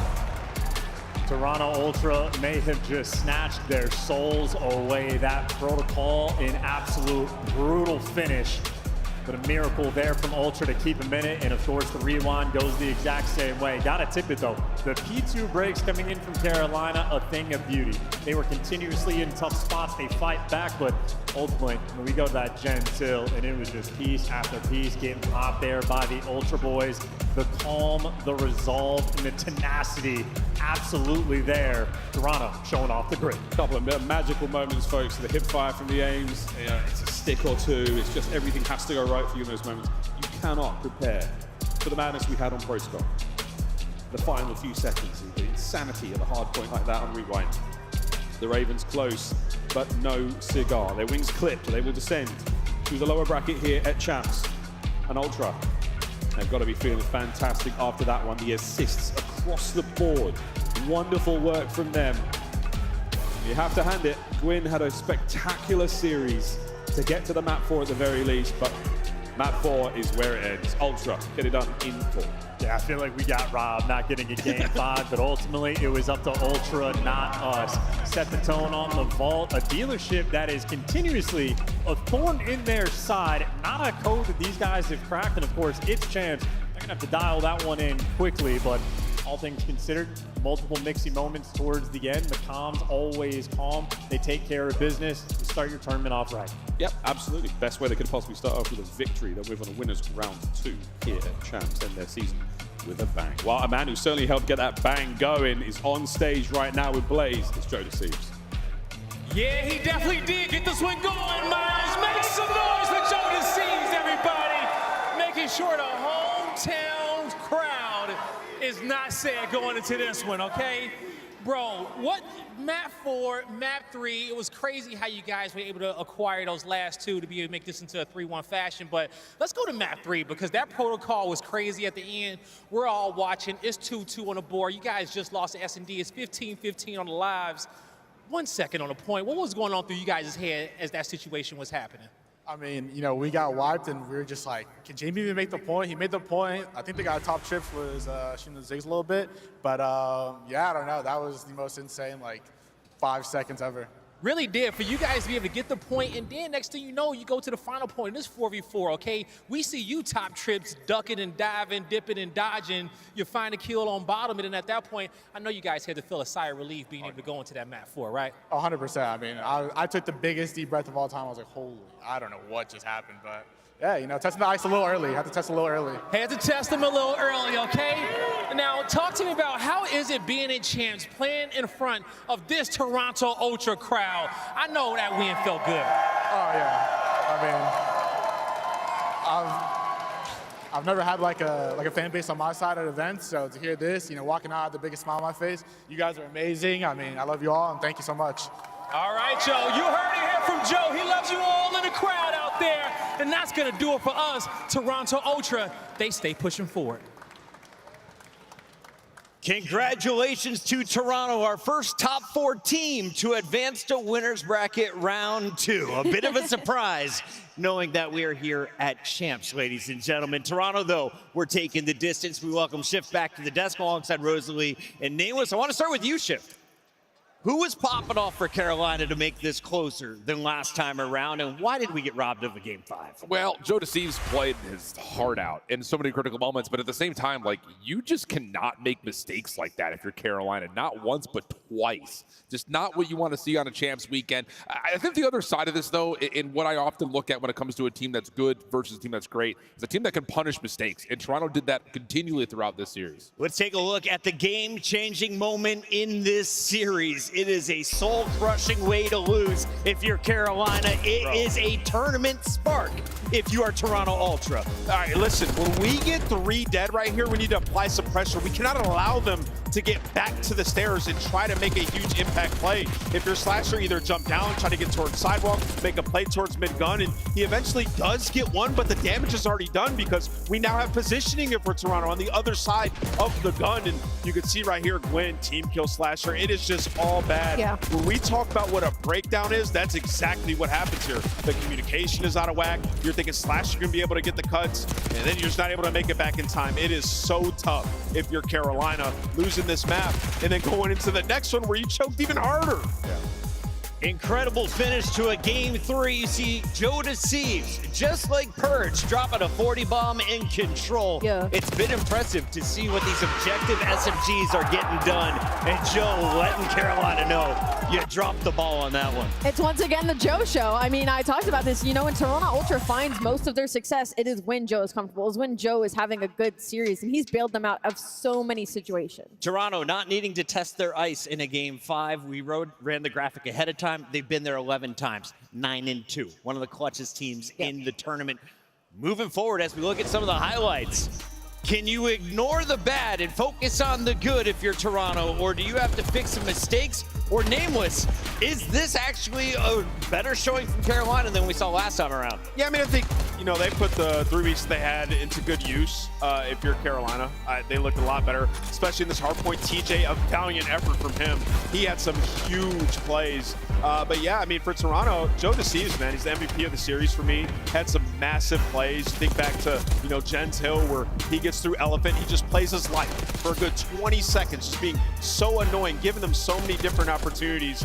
Yeah, when you got a guy like that, you can kind of play around him, and you see Toronto looking good so far. I think the other side of this, though, and I know that there are Toronto fans out there that are saying, I don't want to see this team play dealership ever again, but you need to find something to make up the gap, whether it's going to be Red Card, which you haven't played in a long time, or a dealership, which they just continue to struggle on. They're just not putting together good play calls whatsoever on the map. And there's too many teams that are going to force dealership in series. Absolutely. Or Red Card. Yeah, and so for Toronto Ultra, like, their map pool versus the rest of the league gets a little bit difficult as we move further into the tournament. So I think Alan makes a good point there. Is you might not want to see them spawn in on it, but they need the reps, because with the talent on this team, anything is possible. They just have to keep putting it in these series. Toronto pulled off a ridiculous run without Beans at Boca Raton. They've been top 3 since the start of the season. They hold up to their number 3 seed and advance to our winners bracket round 2. It's starting to shape up as we expected at the bottom, but will we have one more upset in store for the fans at home? Number 2 seeded FaZe faces off against number 7 seeded Optic, and you look at that losers bracket, you fall on day 1, it is going to be nearly impossible to make it to a championship Sunday. It's going to be tough to be sure, and this upcoming matchup is an interesting one because it is El Clasico, but this has been literally the Atlanta show for like the last 2 years, essentially. Optic is coming in riding a high, though. I think they're playing their best COD of the year right now, so there's opportunity definitely brewing. Yeah, I mean, I just got to say, like, it's that much more daunting that if you are to fall, that Thieves is already in the losers bracket, right? So this is a massive win for either of these teams in their hopes to win champs. Ladies and gentlemen, 3 matches are done. The 4th and final winners bracket opener kicks off when we return. Atlanta FaZe, Optic, Texas. Let's go again.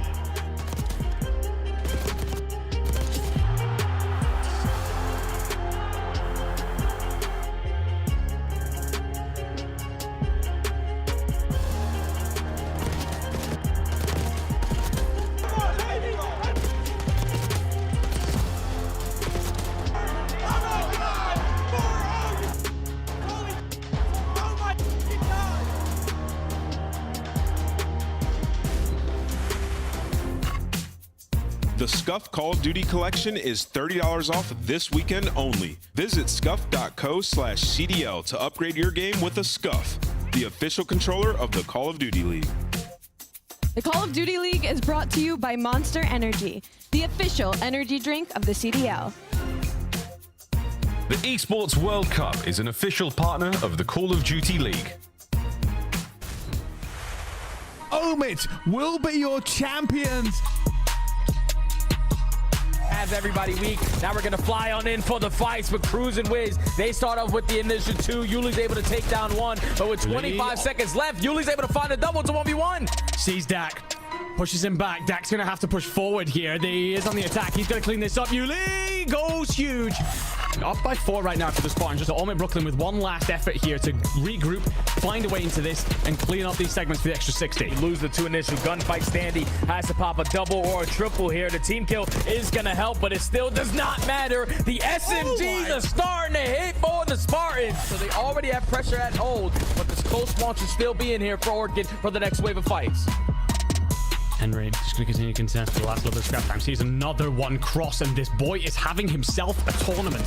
Onto 2, make it 3, surely not a 4th. Does he see Yuli cross? Yes, he does. Henry pops off. Right now as well, the setup in hand for Orchid, and Henry having himself a game. But a phenomenal start here from Yuli. He's had 2 different 5 streaks, make it a 6 in a row. He's waiting for the numbers, but screw it, let me just do it myself. Yuli finds 7 and 8 on the board as well. Looking for number 9. Slows, caught by a stun, still stays up. It's going to let his Brooklyn teammates get in here to support. That is number 9. Finds himself a spare Jackal on the ground. Number 10 comes on through. Yuli looking for it, dives through, finds a hole again, and this is all falling. Graze, a 6th streak, and he may have just put the button into this to end it as well. It will be. It is over. Omid will be your champions at DreamHack Dallas, Texas for the Challengers time. They go number 1. They win every single respawn and then an S&D to get it. What a performance.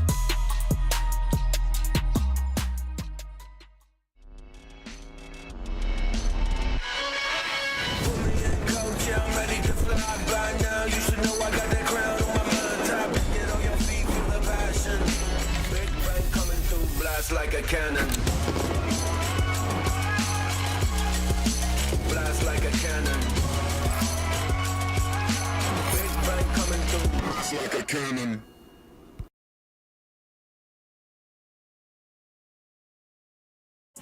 On match day, everything matters. What you focused on the night before, how you slept, what you ate. Players gather in the arena, ready to go toe-to-toe, fueled by the dedication, passion, and love of the sport. The mind has to be focused, clear, locked in. Any unknown variable can mean the difference between winning and losing. And when you have your pride on the line, every decision has to be perfect. Every movement calculated, and every shot on target. If you want to be remembered here, you have to make them believe.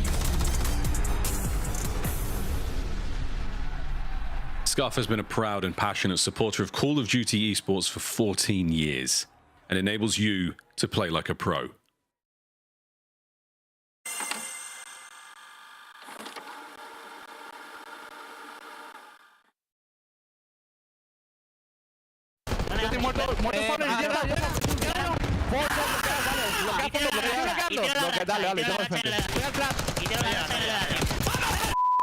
Vaya remontada, hermano.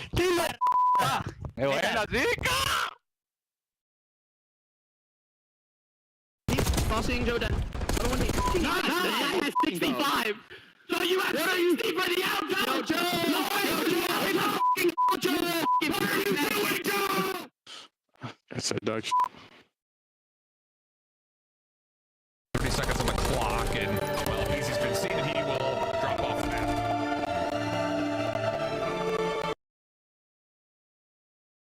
I'm late down. I can do nothing for you. Time still? Find the cross. No. Behind you. Give me that, Charlie.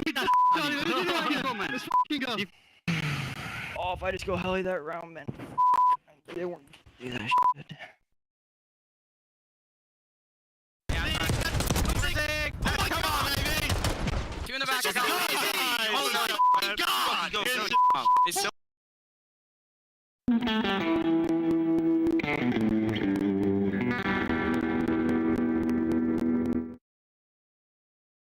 The 2025 Optic Texas Team Pack.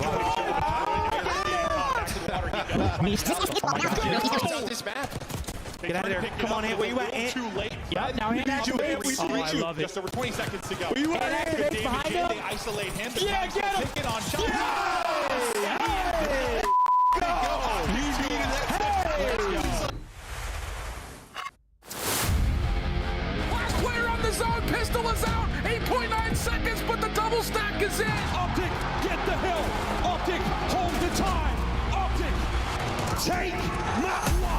This guy, they don't know if he's gonna jump in the window, taking his time, messing with C9.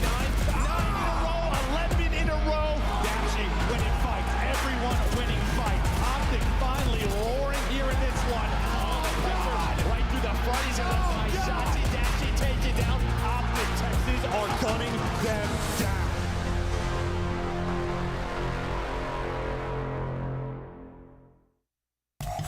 The Call of Duty League Championship weekend continues right now with our winners bracket opening round as Optic Texas and their 7th seed takes on the Juggernauts from Atlanta. We got a Beezy. We got Simp. I said Juggernauts. I'm talking about the boys swinging them right now. We got Chance here on the desk alongside Rosalie and Nameless. This Atlanta FaZe squad is feeling quite confident. If you've been talking to people behind the scenes, they had the first trophy, the second trophy. They were competing for our most recent one, but fell short of their goal. What are their odds of making a run through the winners bracket now? Well, especially now that they've seen LAT fall short. That was their main competition, so I think they're looking at just an empty runway. They're trying to get past the finish line. Yeah, it's going to be fun to watch this squad because Atlanta, for the first time, is coming in with the number 2 seed. They're used to the 1 seed. They are hungry.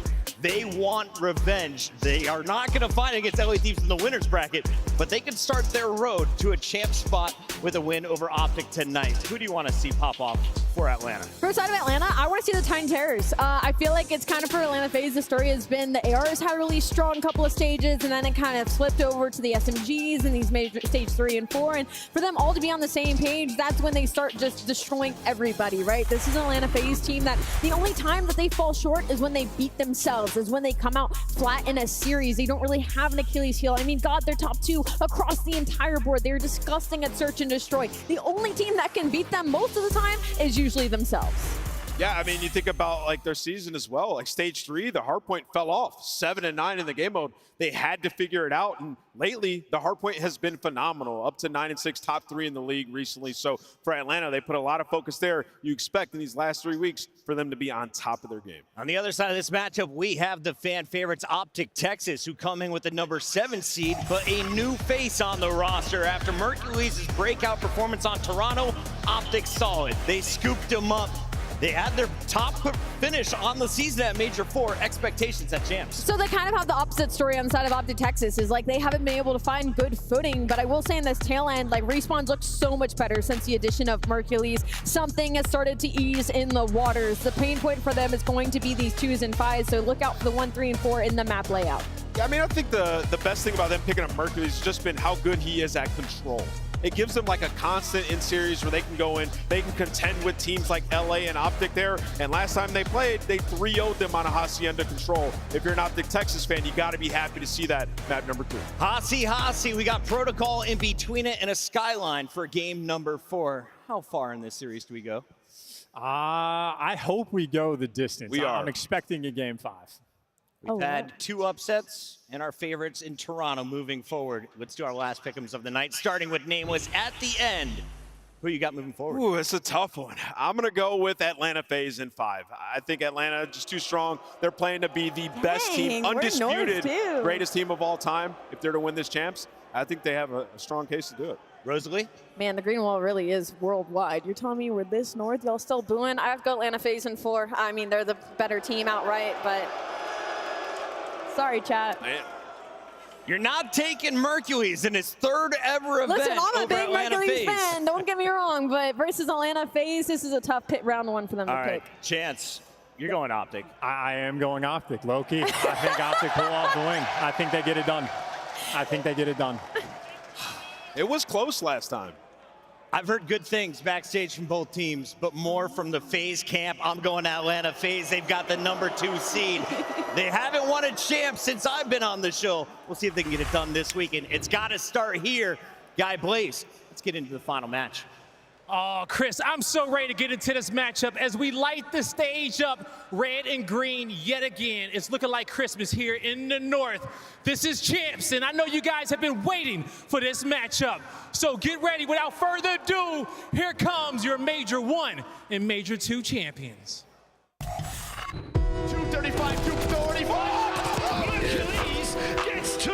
So crucial now. Dashi. Shotzi wins. Lost for a minute, but I'm back. Now I'm back. Stand on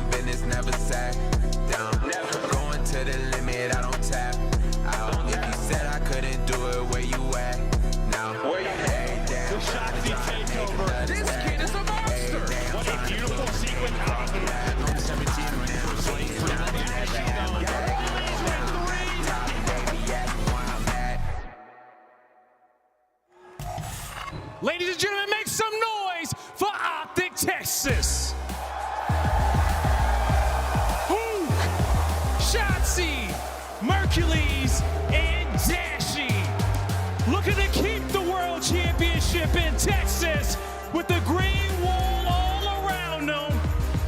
Optic Texas ready to throw down on the main stage. Listen, this organization won champs last year. Two of these guys know what it feels like to come in here and dominate. Hook's been here before as well. You think about this Optic team, it has been a tough year for them. But we're at champs. All is forgiven if you can take home another championship. It would start right now. It would start right now, and they got the crowd behind them. But now it's officially time to bring out the bad boys of the CDL. Get ready for Atlanta.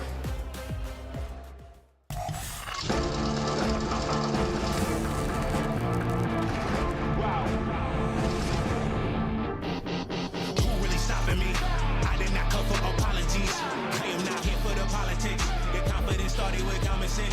They gonna cry for acknowledgement. I got the team to conglomerate. Give it to Austin, not stopping it.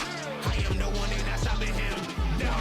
Black boy, it's a different situation. Black kids when I pull up in the latest 101, so they never can replace them. This is not the attic, now we live in spaces. Tell me that I can't, I'm bound to go too crazy. Tell me that I can't, I'm bound to go too crazy. Laser focus and the diamonds are canary. I try to tell them, but they didn't get the message. Ladies and gentlemen, give a warm welcome to Atlanta FaZe.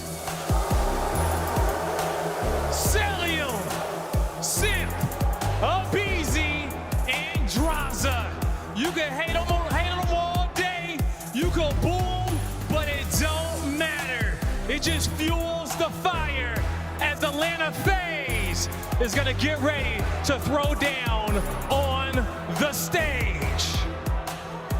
Listen, you can love them or you can hate them, but at the end of the day, Atlanta FaZe is a team whose only weakness is themselves. A dynasty literally in the making. A stat person's dream is to look at these guys lay out. They are unbelievable, looking to make it to another grand final, but they gotta go through El Clasico first.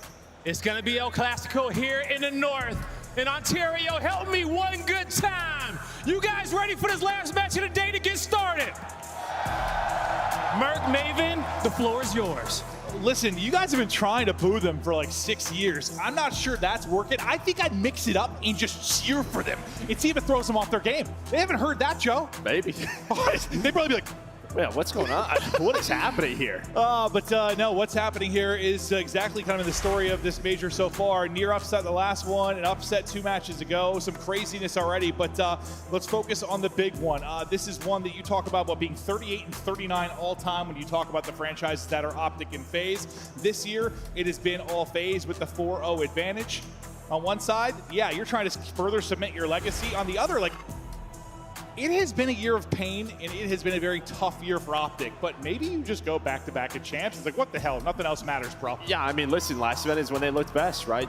These two teams matched up, and it was a very close series. It was around 11. It was a close hard point. FaZe did end up taking it, but I think you saw a glimmer of hope if you are an Optic fan, right? Since the addition of Mercules, but yeah, you see the stats right there. These two go a long way.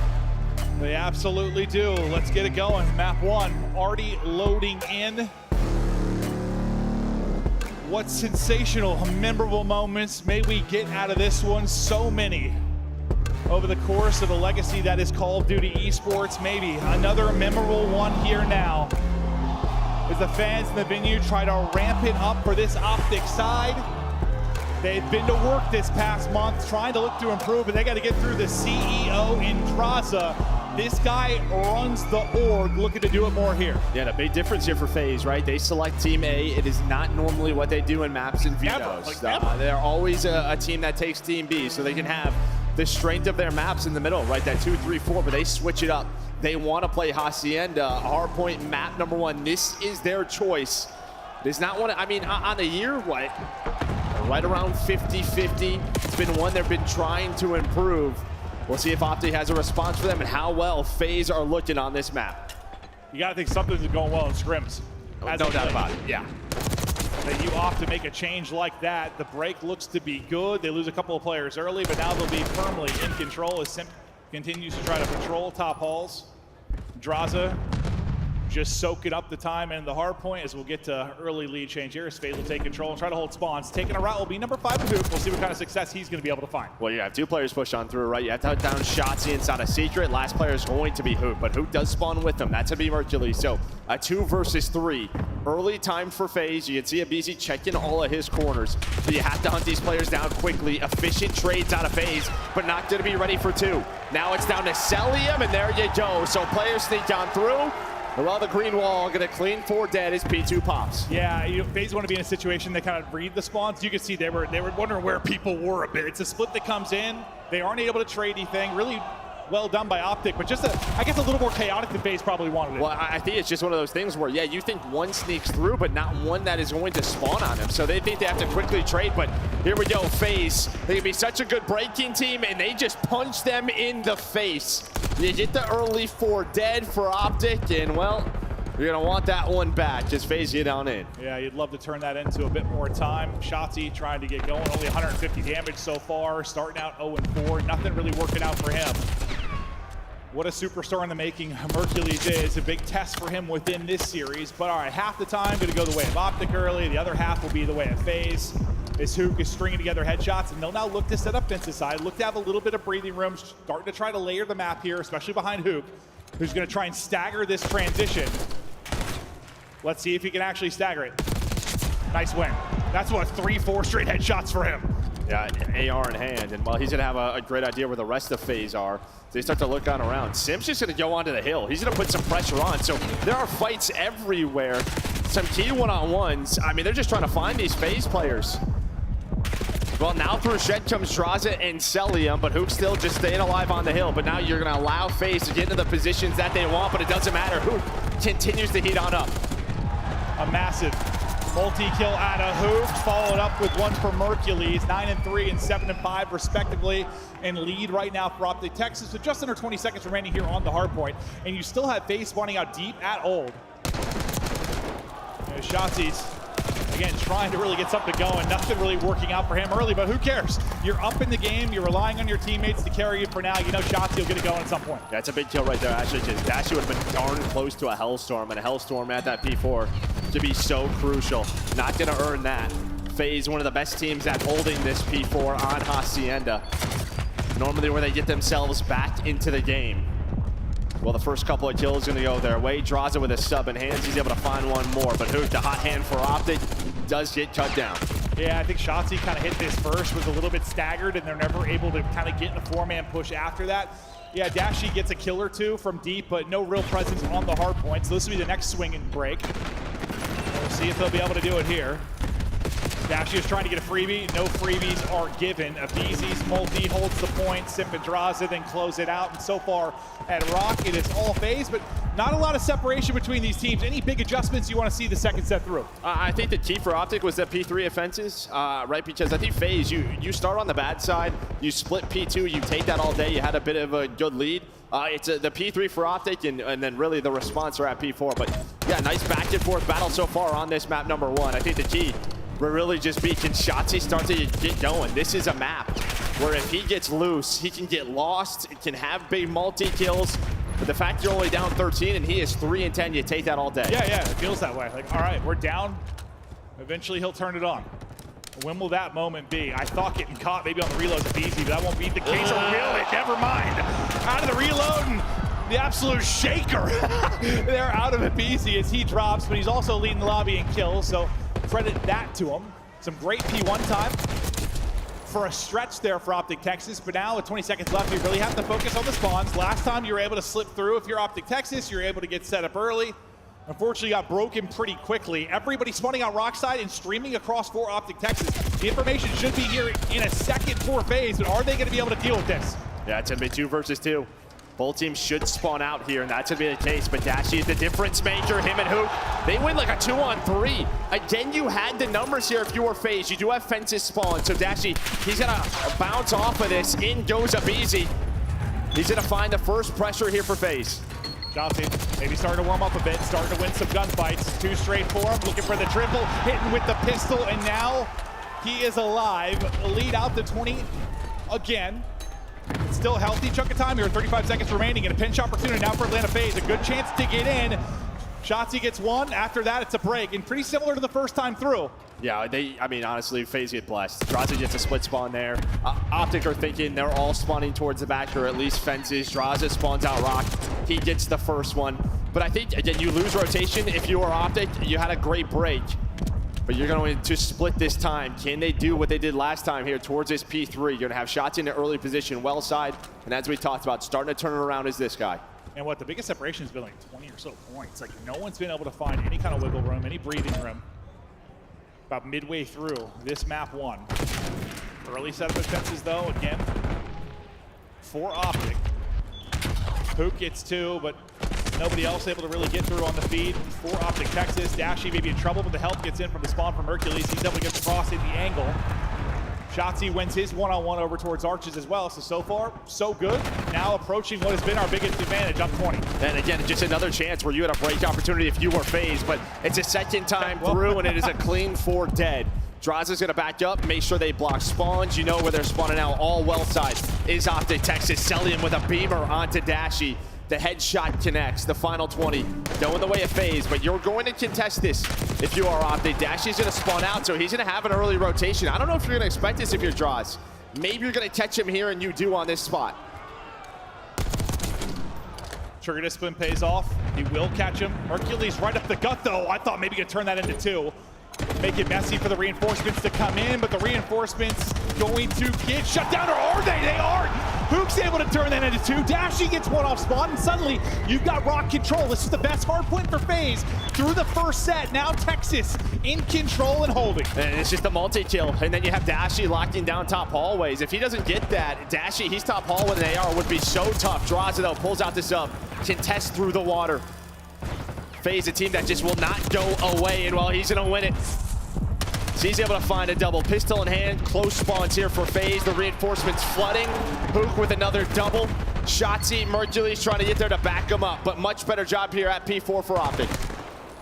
Still so little separating these squads with the final 15 or so seconds. It looks like FaZe are gonna send another volley at this, and they'll get right into the grinder. I mean, I know Cell gets 2, but chewing up the time will be Optic Texas. Now let's get ready for our third set. What, 25-point lead? Shotzzy has absolutely turned it around. The big moments now coming down the stretch. Leading on one side is Abizi, the other is Hoop. See which superstar is going to have the brightest moment, who shines the brightest late. And that is just a great stun from one of the number ones. I think it was Cellium. To know where Hook's position is, just to read those spawns. I've been trying not to look at the minimap. Yeah, we got a lot of number 1s, couple of number 5s. One day, Codcaster is going to work. One day, we'll get there. But getting there in the scoreline is Optic Texas closer to putting this map 1 away. And again, with FaZe being Team A and taking and picking this map 1, what a big steal this could be for Optic Texas if they are able to do it. Over to Shotzzy's POV and into the fray. 15 seconds remaining. FaZe have rotation for now, but this is some great time. Optic Texas are going to pick up, spawning out deep boathouse and trying to transition across. I mean, one of the number 1s from FaZe. This actually helps out though, right? So they know there's nobody towards the front, but Optic are going to have fences spawn, and this has been a key for FaZe. I think they want to have a cleaner P2. They've had a couple of chances. Some, chaotic situations that haven't given them their early setups, but this time you have everybody in. Now you have to read the splits, a tough one. Draws are going to spawn all the way out. Are you going to read this? Not going to happen. The split this time going to help out Optic. You're staying disciplined as Mercules. That is going to be a 3 dead. And that timing on the minimap looked disgusting for whichever number 1 it was. Right as they peaked Rocket, one teammate spawned out Boathouse, and right as they gave it up, the push came in. We'll see if a team kill maybe costs Optic Texas. With just under 30 to go, the next break chance for Atlanta FaZe to get in, but you're 30 points away from a win. Optic Texas getting so close and still winning fights around the point. They'll give it up there at the tail end of it though. And it looks like you'll secure this final 20. So again, gonna be what, about 10 to 15 points between the teams? Yeah, and again, both teams just bestie at P2. I think early for FaZe, and then you've had these later breaks for FaZe to split it right onto the Optic setups. But it's gonna be Optic again at P3 fences. Hooked, he's already top halls, just finding so much information, dealing with this first push by himself. Yeah, you mean you're gonna have, what, 10 seconds off this before the push really mounts. for FaZe. Hercules, though, dealing with it on one side. The tracking on point for the second. 15 now, needed for the win. aBeZy is weak and silent. Selim is cut down. Just 10 now to go. The next phase push, and maybe the last phase push, in and coming. Looking for the openings. They're not finding them. It's Hercules. It's Hoop holding the line. FaZe in trouble. Optic locking it down. Optic to get the map 1 win on Hacienda.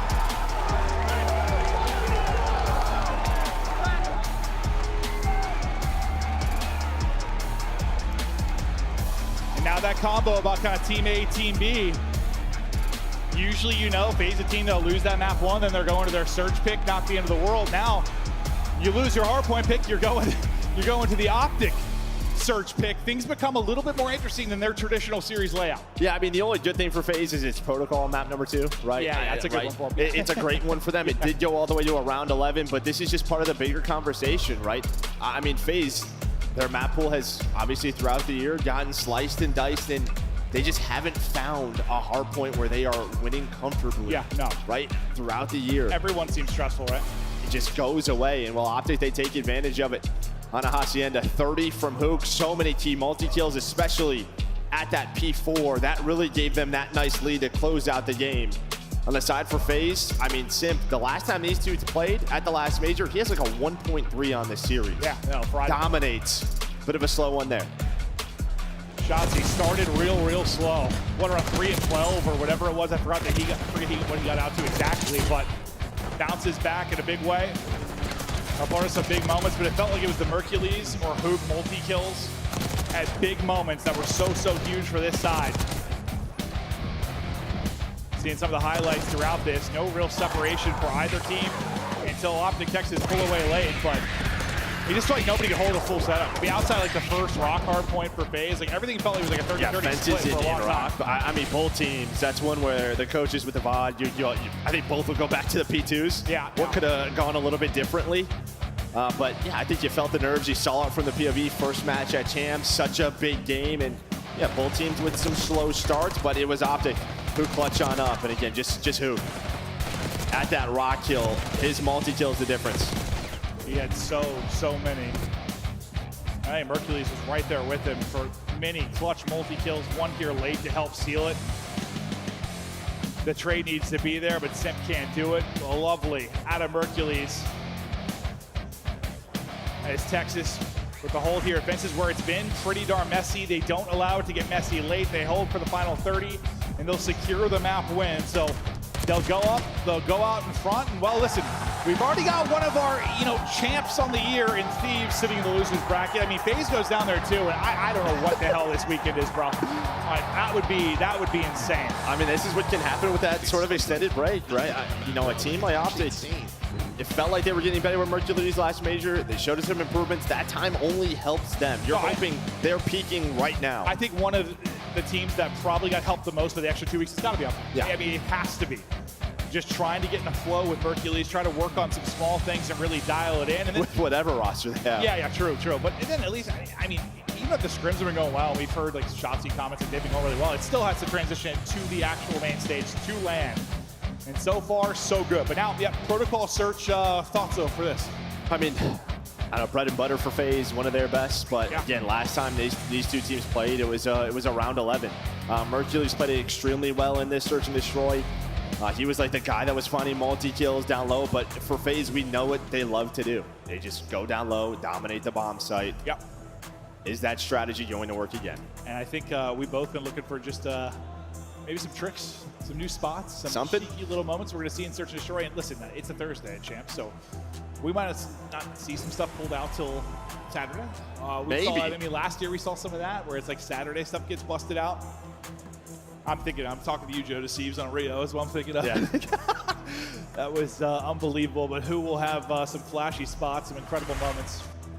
Shotzzy, vocal with the boys now, really started heating up later in that map 1, but this Optic team guilty of some slow starts in series, whether it's been online or on LAN. Not going to be the case here as they come out swinging and get that map 1 dub. And I think for Shotzzy, you're having a rough start to the map, and right? You can't find your flow. You look at the scoreboard and you're up 10 points. There is no better feeling in the No, world. 100%. I think if you're down 50 at that point, it's like, oh, it's on me. You get in your own head a little bit. I don't care how much of a veteran you are. You start to blame yourself a little bit maybe, but nah, if you're in the lead, it's like, whatever. Boys have got me.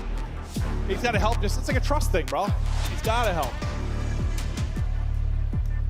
Well, listen, we showed the Draza stats. That didn't do much for you leading into the map 1. Here, the Simp search and destroy stats. He has been terrific in search on the year. Well, outside of the final last major where he got absolutely shut down by Thieves. But he'll look to get something going after not having the best map 1. FaZe look to tie us up. Optic look to extend this lead. It's Proto, Search now, and FaZe kick it off on offense. And what do you know? They will like to send a full-on push towards A, not liking what they're seeing this time around. Don't have any trophies. Yeah, round 1, no trophies, just throwing shoulders. It's a real dangerous push. Gaining the info, does Shotzzy maybe over Pete? Kabizi's gonna throw that stun out. Now it's just a question of where is he? But just gonna be locking this down as Bomb's starting to move over towards B. Dashy is there, putting some shots in, and that is gonna be the key, that first player towards that B bomb. Well, there is the help on Acelium now. But can Simp get back though, right? Just you would love to rotate this, but he's got to get out. He's got to get out. And well, he's able to find a kill, and then Celium gets another one. So the help is there. But now it's all down to Dashy. One of the iciest. But no chance. Uh-oh. Oh. Dashy's like, thank God, man, it's always me. It is always him. It's always him, Yeah, last series it was, what, him twice? Yeah. I told you, dude, this is such a weird thing. I bumped into BZ the rest of my last event, and we were laughing about it. And he's like, dude, I don't know, it's like always Dashy. And at the same time, Almost Dashy was walks in, he's like, leave me alone, bro. It was so funny. Like, right as we're cracking up about it, he walked in. Oh. Guy's a freak. He is. I almost had him, but, well, had the kill, Yeah, had just the the round. animation doesn't jump through. So he's like, all right, well. Yeah, I gotta finish this one. But really, yeah, you think maybe they're gonna be able to isolate Simp and Draws kind of over towards that B bomb, or make it so they can't wrap out at least, or come away with numbers. But did not be the case whatsoever. But bully ball right onto the point. Who's gonna walk away with a multi? It's gonna be Simp. Shotzzy will trade it out, so quickly into a 2 versus 2. Oh, we talked about Sim's multi-kills. He gets another one in this round. It should be the post-plant scenario. Nade, stuns, not going to connect on either side. Mercury's going to hop off the bomb, just take his time, but now the plant going to restart. Well, Shotzzy, what is the time going to be like? Spiral side. Not going to be great. He still had a Simtex. He held his pocket, though, so he's able to get the kill. Great tags in from Hercules. Hercules trying to clutch up 1 versus 2, chasing him down and closing it out. Hercules with the 1v2, and yeah, I was gonna say when he was planting, he still had that Simtex. Thought it might be huge, it absolutely was. And I think it hits both, right? Or it just backs down Celium, but then just the confidence. Puts some shots in with the Jackal, has the AMS as well, hunts Cell down, doesn't allow him to regen Hell, take a different angle. There were still like 30 seconds left on the bomb, so Cell had plenty of time. Yeah, I thought maybe with the timing for shots, he was going to be rough, but it doesn't matter. Mercules has his back. That Simtex was everything. Everything. I mean, is it winnable without it? Sure, but it is way, way harder. He's able to kind of split the players with that, give himself 2 one-on-ones, and does it beautifully. Bully ball again, this time for FaZe. They got a trophy, and this time they want to get right on into the mix. This will be an immediate plant in for Simp, and well, but immediate first blood as Shotzzy is going to get caught. Well, another first death for him, right, on defense. Not what you want from Shotzzy. You want him to open things up for you. Instead, he's getting caught this time over to his duo and Hook.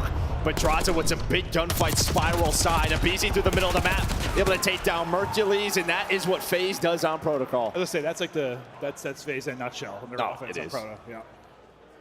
As soon as they start to get the trophy systems, you just have to know. Well, there's very few teams have been able to shut it down, right? And it's like, do you try to play the retake? Do you try to just meet them with 4? And yes, it's not like they're perfect on that. Like they have been stopped, but I would say their win rate's pretty their winning rate's high. real high in that exact scenario. So they'll regain the lead now. And Man, I curse us. We got through 2 series without any kind of like scoreboard, like kill bugs or anything. And We're good right now. Yeah, no, we are. I was just thinking that. Like, we're okay right now. I don't know why I opened my mouth. I just want to see 3 number 1s again. Well, Pook is like, okay, well, I don't like what I am seeing. All he saw was bullets and nearly gets dropped. And this is a fake because Optic, they're not transitioning over towards B. They're staying A side. Be waiting for somebody to over peek. Then they're going to go back down low because they know FaZe. They have to reposition. So you're going to re-clear this if you are Optic. But one player is inside, and that is Simp. He loves to be in this spot, but Shotzzy, he's going to guess the corner. Beautiful. There is a quick trade, but Dashy's going to find Cellium. I mean, how often do we see him get multi-kills from that spot or some spot tucked away? They read it and they pick him though. But still on Abe and Draws to maybe clutch up in this 2 versus 3.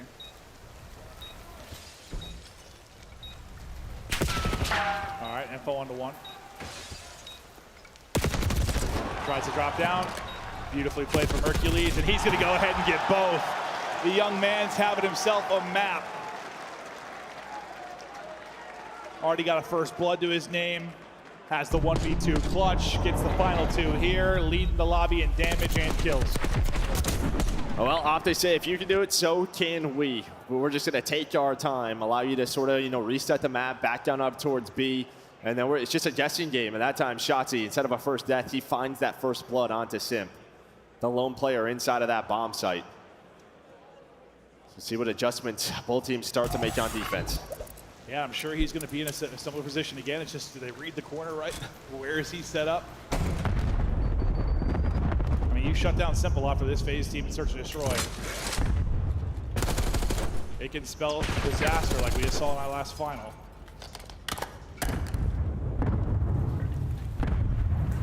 This looks like the date we saw with aBeZy earlier. He's just going to go behind that, but he's just in the corner. It doesn't pick it. One's going to be a team kill, though. Who cleans up the next 2, and they shut it down. No success for him down today this time. Well, Simp just doesn't know where Shotzzy is, and then Draza, him and aBeZy, they line up, right? I mean, you were stuck in the elevator shaft, so Shotzzy, he should pretty much get credited for 2 in that round. But yeah, little off angle right there. You don't check the corner. Well, it is just a slaughter for FaZe down towards the A site. Yeah, you're just guessing left or right. Just doesn't peek the corner. This is what it looks like from Shotzzy. Just everyone down in front of him. Like you said, might as well credit him with 2. Gets 1 damage into another, leaves it for Hook to finish it. They'll now take advantage in this map too. I mean, the good thing for Optic, you got a lot of EOD to watch for FaZe and what they like to do there. And so far, whether it's picking Simp out of the corner, setting up in a corner there where they think they won't check. This is fast. This is so quick. He's behind him. Yeah, he is behind him.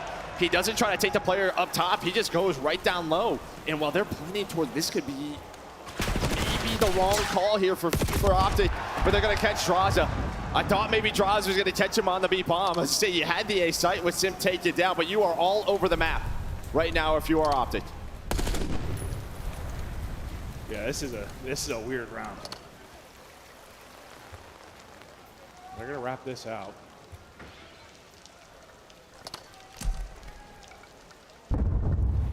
And some key decisions coming in now. Looks like they're just going to work this down towards A. Try to get the plan in.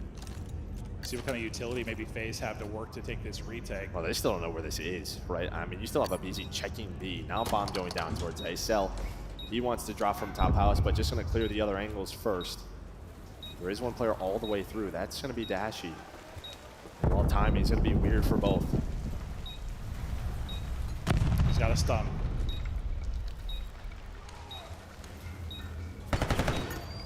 Up over the top, stun's gonna hit. Will it matter? Does not matter at all. Optic Texas with a 3v2. Hold the site and now get up 2 rounds in this search. Closer and closer to a big round 1 upset. And well, they're just doing what Optic or what FaZe do, just better. Better right now over towards this A site, finding the early numbers. I mean, Shotzzy right from the get-go. That is the plan. He doesn't deal with the player down up top. He goes down low, and as soon as they find Simp, I think the call is A is open. But the problem is, you can see, really bomb committed. was over towards B. Draza was about to peek you, but Mercules had that player's back, and then they just have to wrap it on through. Yeah, if he checks it, he probably gets 1. or at least gets the player off bomb, maybe it becomes a lot more winnable. Becomes very interesting, but not going to be the case. You're on 4 straight for Hook. Mercules 3 in a row. FaZe going to get right back to the quick plant here. Yeah, they said we're just going to go quick this time. Last time did not work out. They do have the car though. Damage in, turns it into 1, and able to stay alive for a bit. Might actually lead to a team kill further down. Sip now going to be the last one up. Can't walk away with all of them. Able to get 2, but not enough. 5 rounds on the board now for Optic as the chaos ensues on the site. And that's the fact that Shotzzy gets through, gets 1, and then just that little bit, staying alive that extra second, bro. Just causes an overextension really from FaZe. And really what the RC does is it opens up the spiral case dropdown, right? That it backs that player up from FaZe. Yeah. That is the key. They have to reposition here, and then on the reposition, Shotzi's gonna find one on the cross. Draza slides, but he lands onto a nade. It may have been a team nade, and it's just chaos in the site. But the RC car, that extra utility, deals with the player bottom spiral, forces them to back down up, and then when they go to retake it, they don't know Shotzi's already in that spot.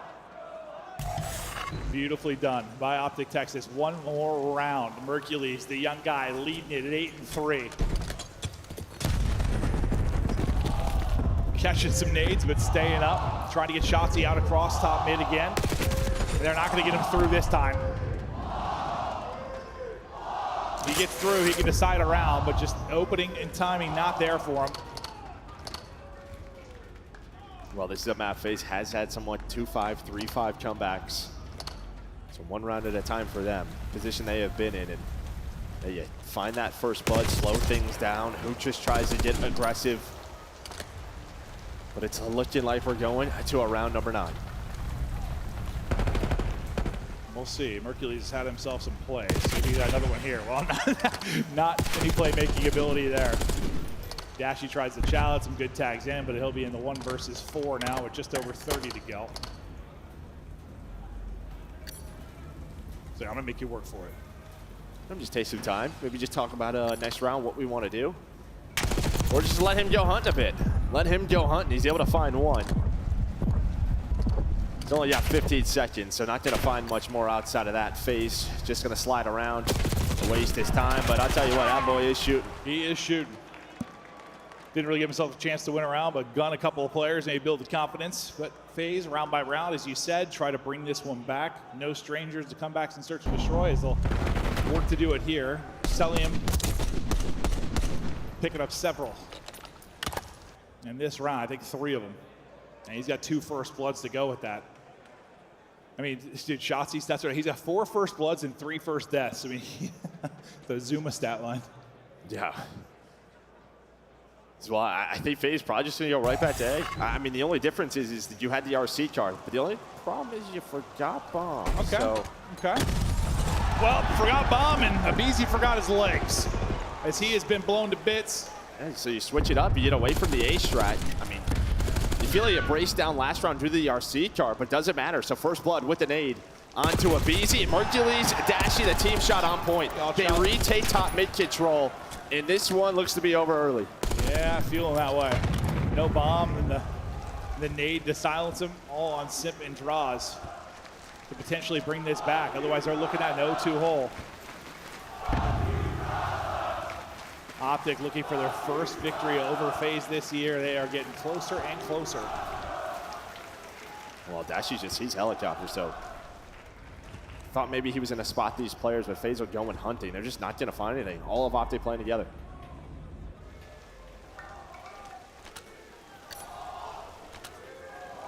As soon as Dashy sees contact, everyone going to zip on up to him. Mercules going to fly to him. Shotzi's going to start to work the flank. It's all about the numbers now. And well, Mercules hoping to catch that player on the plant. But this is going to open up the route for Hoop to find the first, try to close out the map. It's Hoop. Simp not able to pull off something miraculous. It is a search and destroy win for Optic, and the boys are dialed.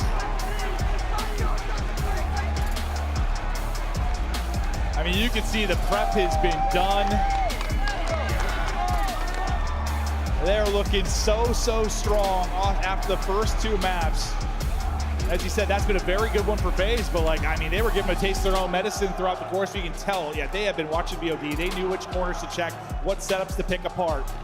Beautifully done there from Optic. Yeah, and I mean, on the FaZe side, you got a lot of what you wanted, right? You had good reads on the map. You got into your A post plants. The one time he got retaken was a big round, but then when things slowed down for Optic, I think the key is like Simp in a lot of those scenarios. The one time he gets flanked by Shotzzy, the other one he guesses the right corner. Normally Simp is good for one. Yeah. Most of the time two from that spot. Yeah. Just never really found anything. That is credit to the Optic team.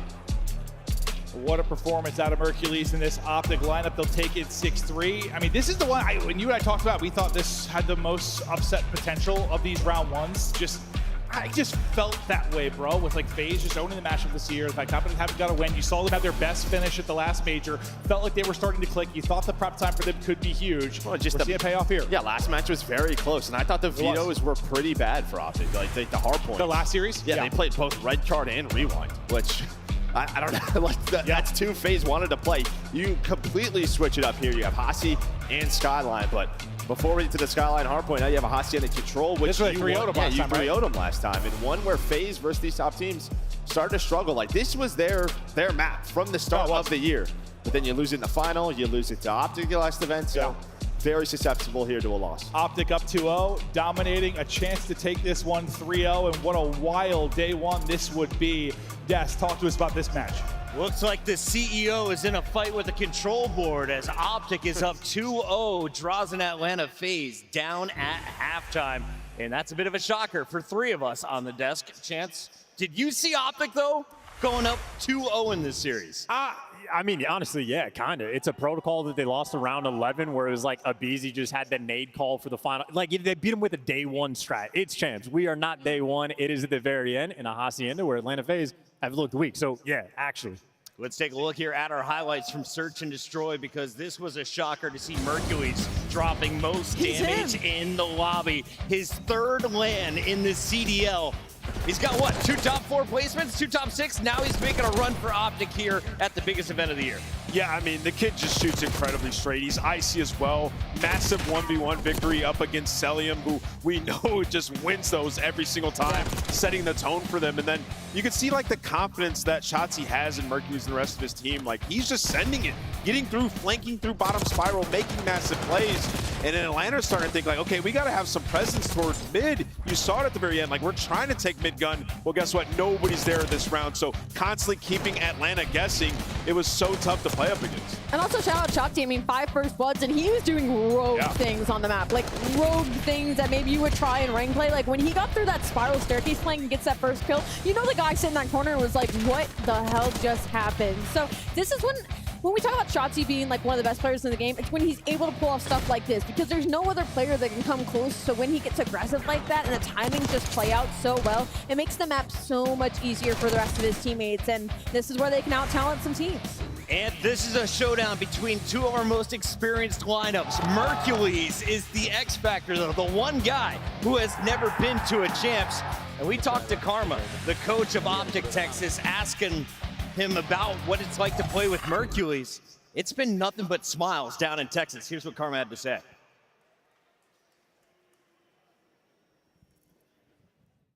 Coach Karma, big difference in that Major 4 for you and the team. Unbelievable stuff. And of course, a lot of that came down to bringing on Mercules. Slaying was never your problem as a team. The teamwork was. Has teamwork naturally just kind of been implemented, bringing Merc onto the team, or is that something you've had to also coach in and kind of push him through and the rest of the team to work out this new dynamic? Yeah, so the teamwork did come naturally. I think once we got Mason on the roster and we got some time under our belts, that like made it work itself. But it's not to say we didn't have to put in time. Like this past month has been every day, extra sets. We've been really doing everything to make sure, you know, no matter the situation, we know what's going on as a team. And you know, in matches sometimes, you know, you're going to be in hard situations, and you can't always prepare for that. But just so that you know, we got all the guys on the same mindset, same idea for pretty much every situation, you know, that could arise. And I mean, we've done everything we can. Now we just have to come out and execute.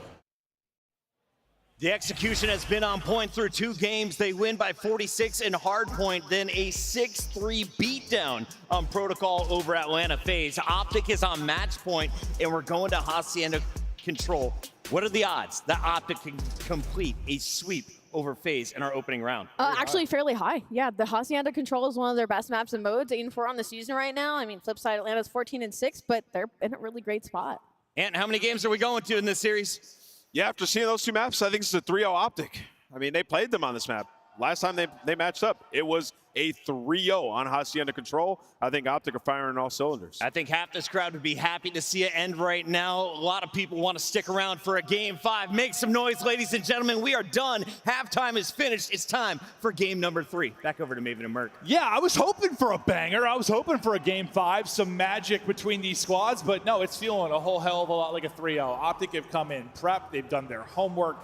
They've silenced this FaZe roster, and they're a map away from closing this out. But you got to think, all right, so there's been like a lot of VOD prep if you're going to do like on the map 2, if you're Optic preparing for this. You think about the map 3, like, you got to think if you're FaZe, you just got 3-0 by them. You think you're going to play this. You got to imagine there's a bunch of adjustments you're going to try to make from last time you played, right? I mean, yeah, Hacienda Control had to be one that FaZe has in their back pocket. Why? Because, I mean, they just don't play ball. Like, they know they had to make their improvements, make some adjustments here coming into this event. And it's not, you know, obviously you don't want to be down 0-2, but even map number 4, Skyline, I mean, they just beat Thieves in the final, right? So still some very strong maps here for FaZe. Yeah. I mean, it's doable. It's doable. It's doable, but the fact is, I mean, yeah, they are just simply being outplayed by this Optic team.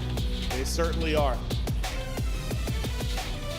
Control on land this season. I mean, big advantage to FaZe, but I mean, we'll keep touching on the last time they played at Major 4, it was all Optic on this map and mode.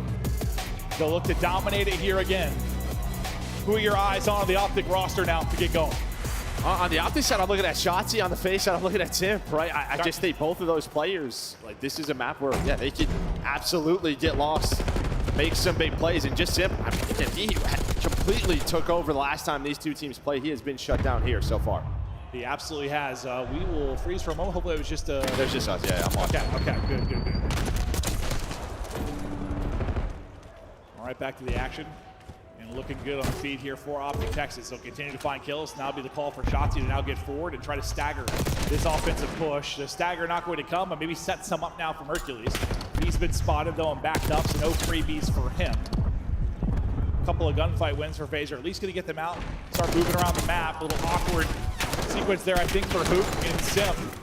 And Hook's going to get a little bit of help and end up turning that into 2 with Shotzi. Already down to, what, 45 seconds here. And FaZe are down 6 lives. And you're just not finding kills, right? You're not opening up lanes. You're just getting shut down. Every time you're checking something, there's an Optic player already ready for you for that gunfight. Finally a trade, somebody in the kill feed. That's going to be a BZ. But yeah, you're down to 30 seconds. You have no map control. Optic with such a strong defense to start this map. And yeah, this was one where FaZe so strong throughout the year, but recently it's looked weaker and weaker. Teams figured it out. Lurking and waiting will be Hook. He's going to turn to 2. I think shots into a 3rd. Great play there from Hook just to chill. And then shoot players in the back. 10 seconds to go. Up 9 lives. Optic in cruise control here in the opening defense. Last desperation effort to maybe get a body onto the point. Cell just going to get there, or is he? Will get stopped, and that's all Optic from the get-go. You know, normally you watch FaZe on this map, somebody gets out towards plat, somebody stays alive on that B point. Right, that's when they make their plays. You don't even touch it. You don't even get to that area. A couple of just key multi-kills from this man on your screen from the get-go, and then they couldn't get out of their base. Oh, no. Just being outplayed, outclassed. And listen, when you're prepping for the event, you're scrimming everybody not on your side of the bracket. These 2 teams haven't really been grinding against each other the past month. It just seems like FaZe expected one team, and that's not the team they're playing against. This is a refined Optic Texas. The team may be capable of making a run deep into the tournament this weekend. What a start it would be with a win here. You already have Thieves and Losers. You have your 2 biggest competition already in Losers. How massive that could be. Great break on defense. Looking for a great break here on offense. Not going to be quite as clean, but you'll get Hook out. Oh, he's going to find a kill, so you're going to pause the clock, and now FaZe have to deal with him. At least the nades hit, so Cell has the advantage in that gunfight. but we never really saw FaZe in this scenario last offense. Just getting onto that B point, pausing the clock, and well, making the defense work. Hook and Shotzzy, Dashy all finding kills. The last player is going to be aBeZy, but progress being made at B. Yeah, second tick about halfway there. Hook thinking about Challenger, just gonna wait, maybe wait for a teammate to get some damage in. Try to hit the stun and go, and beautifully played there from Hook. Second bit of progress is through. Nearly the extension, just good movement there from Hook. Good help in for Mercules. Up 5 lives and just dominating Hook. His POV has been sensational over the course of this series. Really out the gate of that map 1. Time extension is in, progress already working today. I mean, teamwork on point from Optic. Everybody double challenge. You can see the players are always weak when they're taking gunfights. Stun nades on point. Transition now is Hook. Locking down a top office, finally gets straight out, but I mean, Zip 1 in 10. Just do not ever see this from that man. Never. He's getting smashed by this Optic side. Like you said, he had like a 1-3 last time they played, so he's been dominating in this matchup just here. He can find nothing. And now you just hope, like similar to the slow start from Shotzzy, maybe in the map 1, maybe Sim starts to get going, but obviously a very different mode here in Control, but you brought it back a bit in the lives department. You started to find some kills. The problem is minute 30 still for Optic, right? They've been on the objective so much. They can take their time and, well, find kills just like that. Dashy was lurking off his side. Draws is going to take him down. They know where Shotzzy is, how much pressure they deal with him. On the other side of the map, it is aBeZy. Finding the players off of spawn. We'll see what the timing is like. Well, it's going to work out pretty well there for Optic Texas. You let Mercules get 2, and that might just really set up a perfect push. But good finesse there from aBeZy until the help comes in. You still have a minute to go. 12 versus 12. Shotzzy's got to get involved in this somehow, right? I mean, they've just ignored him. They know he's been out. He's going to try to find a player or 2 off spawn. One player's going to get on the point, so this should allow Shotzzy to make a play. That's Hook. I mean, FaZe aren't dealing with Hook, right? Hook's about to get another tick in for free. 10 versus 11, and he's pausing the clock. So FaZe fighting elsewhere, and this guy, he's just hanging out. He is hanging out the objective, and now Shotzzy is able to make that play. They're finally going to deal with it, but things getting a little bit hairy. We'll see if they can clear the objective off the point. Dashy's 2, though. Might set them up to seal it.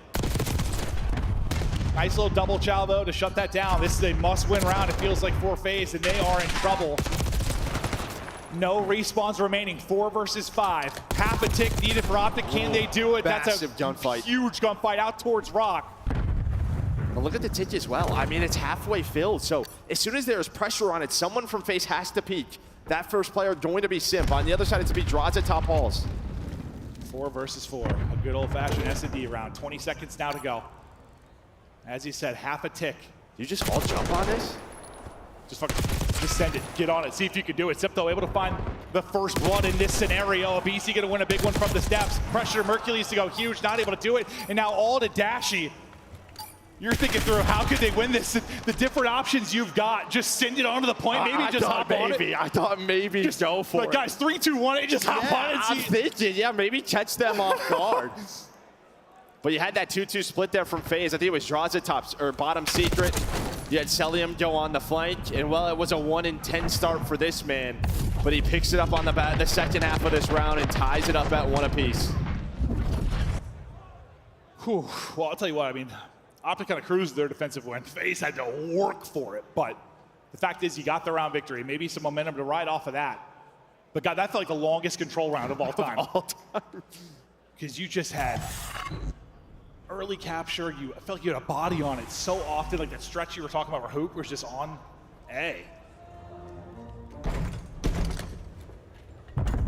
See if the break-off could be any better from FaZe this time around on offense. Well, they're not seeing anything top halls or over towards A, so they should know where Optic is. Going on those flanks maybe or through connector. Draza gonna slide on out though. He's gonna get taken down. That will activate Sim. They're going 1-for-1 so far, but this is better than what they showed earlier. But it was the multi-kills, and it's Hook again on Hacienda. He's had so many. Yeah, at least you're out on the map a bit. Yeah. A whole heck of a lot better than last time through. Gotta put a toe on it. Pause the clock, trying to maybe cause a rotation in from Texas, but they're standing tall. Dashy He's won a couple in a row, just sits in a corner, lurks, gotta love that. Shotzi's like, I know what kind of play this guy's making. I do it all the time. Yeah. Well, he's going to continue to hold this. Shotzi is letting nobody through. As again, this defense from Optic, giving FaZe absolutely nothing. The wall is strong right now. Yeah, just like not allowing them to get information for free. Always keeping them second guessing. Thought some quality beams there from Draws, maybe to get 2 to get him out, but that won't happen. Abisi not going to dip a toe into the point. Wins one gunfight, but the follow-up is always there for Optic. 15 seconds now to go. Dashy with the chow. Dashy gets shut down. You got to go, though. About to be sub 10 seconds to go. Cell gets out to it, and now can Atlanta FaZe turn this into an extension? And again, there's just somebody lurching from the Optic side. That time it was Mercules, at least able to find one. Celium's position rotates Optic towards B. The rest of FaZe, they're going to get off and start to work the same point. Cell, a ton of info there and a lot of bullets to the face. Just gonna try reposition and hold. Able to get one at least. Just trying to play his life, play for info. His teammates able to pick up some as well. Last guy they're hunting for right above him in the form of Dashy. Dashy wins that one. Nades over the top. All right, not gonna hit. So there's your minute extension, but still, you're down to 13 lives. Not a lot for FaZe to work with. And that's a big clearance from Optic Texas. Yeah, that's huge. Another multi for Hoop. Yeah, now you're going to get all the way pushed up fences if you are Mercules, forcing them garage side. And as you said, only 11 lives remaining for FaZe. Not a lot of time to work with either. Finally felt like FaZe were starting to get in their mojo, starting to play their lives a little bit more, right from Celium's POV. But Optic, they deal with them once they capture the point, right back into a strong position. 30 to go. Once again, just tuck it in corners and FaZe trying to sniff them out properly. Over to B we go. Able to pause the clock at 25.5. Just feels like Cell's the one player finding openings for FaZe, like winning some of these tough gunfights we normally see from him. But onto this B point, somebody gets through though. It was Shotzi. Yeah, Shotzi got a great timing connector. I think Simp just gave it up. Now 22 seconds for Simp. He's just trying to play his life, focus on him on the other side of the map. Mercules is getting kills. Simp's gonna get shut down. 15 seconds out to go, only 5 lives left. Off to the races. Go Atlanta FaZe. We'll see if they can actually get there. Abizi's gonna get shut down. Cell's gonna get silenced. No respawns remaining. Optic Texas defense simply too strong. This is the teamwork we've been looking for all year. One more round. And I think Dashy, yeah, he had to get reminded he had to win one more round. Yeah, no, I was about to say, did he think they won? Yeah, he did think they won. He was about to start talking some trash, but it's okay. It's all right. They were close. They were close to winning 3-0. But yeah, this is what we saw last major. Like, FaZe, when we watched them on Hacienda, 90% of the year, they were like guaranteed to win an offensive round. Yeah, right? yeah. But it feels like that success has just gone away. Yeah, no, it really has. Just they'd be pulling out 4 subs, keeping teams on their back foot. Whoever was B was just playing their life, so annoying to deal with. Yep. You are seeing none of that. They're struggling to get to those positions, for God's sake. Maybe the last round. If Optic Texas could do it here on offense. Just beams from Hercules to open it up. He's on 5 straight. Able to get the first 2, and we're going to be instant progress again. Looks like it's going to be a long defensive hold for FaZe potentially again if they're able to do it. They'll find another. And another. Abizi is through though. He goes on a long flank all the way through. That's just calling out names, right, Toms? Where could Abizi be? Maybe they just think he's playing lobby, but Abizi flanks through well. He's able to find a double, so gives them an opening, keeps Optic off that point. Big play from Abizi to slow that down. They still got like a tick and a half, but that looks to be getting cleared now. Here comes the next push. We'll take out Simp, and they'll progress this towards the second tick. The help there once again. Yeah, double chows. Yeah, I would say the solo chow team that was Optic Texas for so long, that was so frustrating. How many double chows now are instant trades? What we begged for all year. Hercules just barely staying up. He's going to get this point. I mean, due to that, he just repositions and he gets a kill. He gets a kill as well. So a minute 50 now, plus you're up in lives. FaZe have to defend A. It is all down to this. Well, they held for, what, 2 minutes last time. Can they do it again here? Simp just able to get away as Mercury thing runs out of ammo. Chest bumping low as Shotzzy and Abizi. I feel like 3 dead. And Optic Texas getting a position to maybe put this away. Well, again, just that one solo player from Optic just kind of being ignored. That was Dashy.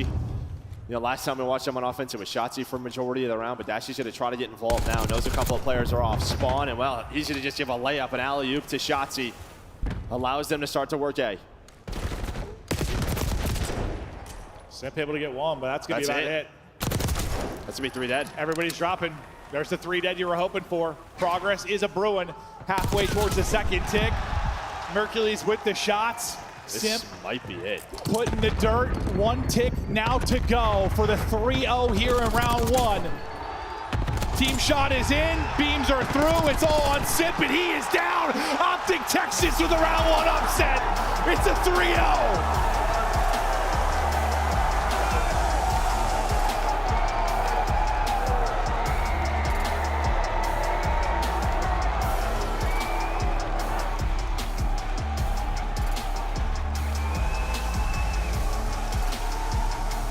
I'll tell you what, I mean, I think we thought the upset was possible, but I didn't think it'd be in this fashion. I think it'd be in 3-0 fashion. I mean, and Simp, a guy that has been so good in this particular matchup, they destroy him. Like, they take him out of the equation. They shut them down. They beat the hell out of him, really. I mean, the map 1, I know it's close, but you beat him 6-3 in the search, 3-1 here, and like the 1 round you scraped away by the skin of your teeth, really, in that last one. And now everybody's bracket is screwed. Yeah, the brackets are just, I mean, they already got busted early. I mean, if you are any of these teams in the winner's bracket, now is your time. Yeah, so we just got told no perfect brackets. None remaining. I can't say I'm shocked, honestly, with how this tournament has gone so far. It's one thing to call one major upset, to have a second. FaZe and Thieves have won all the tournaments on the year. Might not be the case this one. Month-long break heading into this championship. We wondered if there would be some surprises as a result, and well, that's a resounding yes, Joe. And well, we've got some surprises. I mean, your struggles, if you were FaZe, maybe things you were trying to improve on from Major 4 till now. You know, again, you're losing close hard points. Yep. Again, you're losing Hacienda controls. Like, this is just worrisome. Yeah, you had the same problems you did a month ago. And then you lost a search. The one game played you kind of in the grand final. If you think about the last major, like, usually search the one thing they can rely on. Not going to be the case here. It is a clean and efficient win there out of the Optic crew. We've been wanting. We've been waiting. They look damn good. They do. Finally, this is what we've been wanting. I mean, listen, I know they had the run for last major to get to a Sunday, but still, you can tell they were like a step away. They might have taken that step and then some. I mean, what a crazy story it would be. As I'm getting ahead of myself, but like, if they make a run to a final somehow win this thing, that would be absurd, right? That'd be one of the wilder stories we've ever had in the history of our esport, based on the year they've had. Well, we haven't had someone go back-to-back, right? Ever. So that is very much a storyline. Some players, but not some teams like this. What a run it could be. Yeah, again, ahead of myself. Still a lot of work to do, but just the fact that you have FaZe and Thieves already in losers bracket. Yeah, I mean, if you're a Miami, if you're an Ultra, Optic, like, this thing is wide open. Oh, yeah. For your taking. No, 100%. Now, could FaZe or Thieves make a crazy run through losers? 100%. No, they should. Absolutely. They're probably going to make things interesting, but they're going to have to meet up. This bracket is absurd. Literally no one saw this coming. All brackets have been busted. And while the bracket buster, Hook, the Nuke, we've got him on stage with Blaze. Yes, we do. We got Hook the Nuke in the building. Make some noise for Optic Texas, everybody. Some of that champs magic is in the air as you guys 3-0 FaZe in that. How you feeling about this match? Well, how was you feeling after getting this win right now, Hook? I'm feeling good. The team's feeling good. We prepared for this match, and it showed. It definitely did show, okay? And, you know, when we all saw that we were going to get the Classico, you know, Atlanta FaZe versus Optic, day one at Champs, you know, as fans, we were excited, but as a player, how was you feeling when you saw that on the board? And what was the preparation after that? Yeah, those guys are extremely good.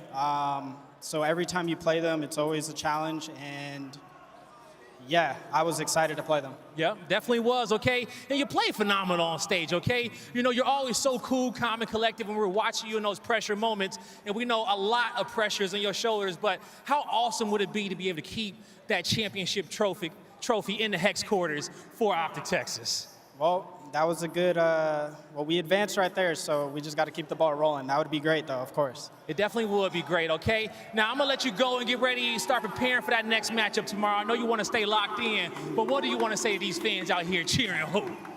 Hey, appreciate everyone here, man. This shit is lit. This shit is lit. You heard it here from the Loop. And that's going to do it for us on the stage. Chris, close us out.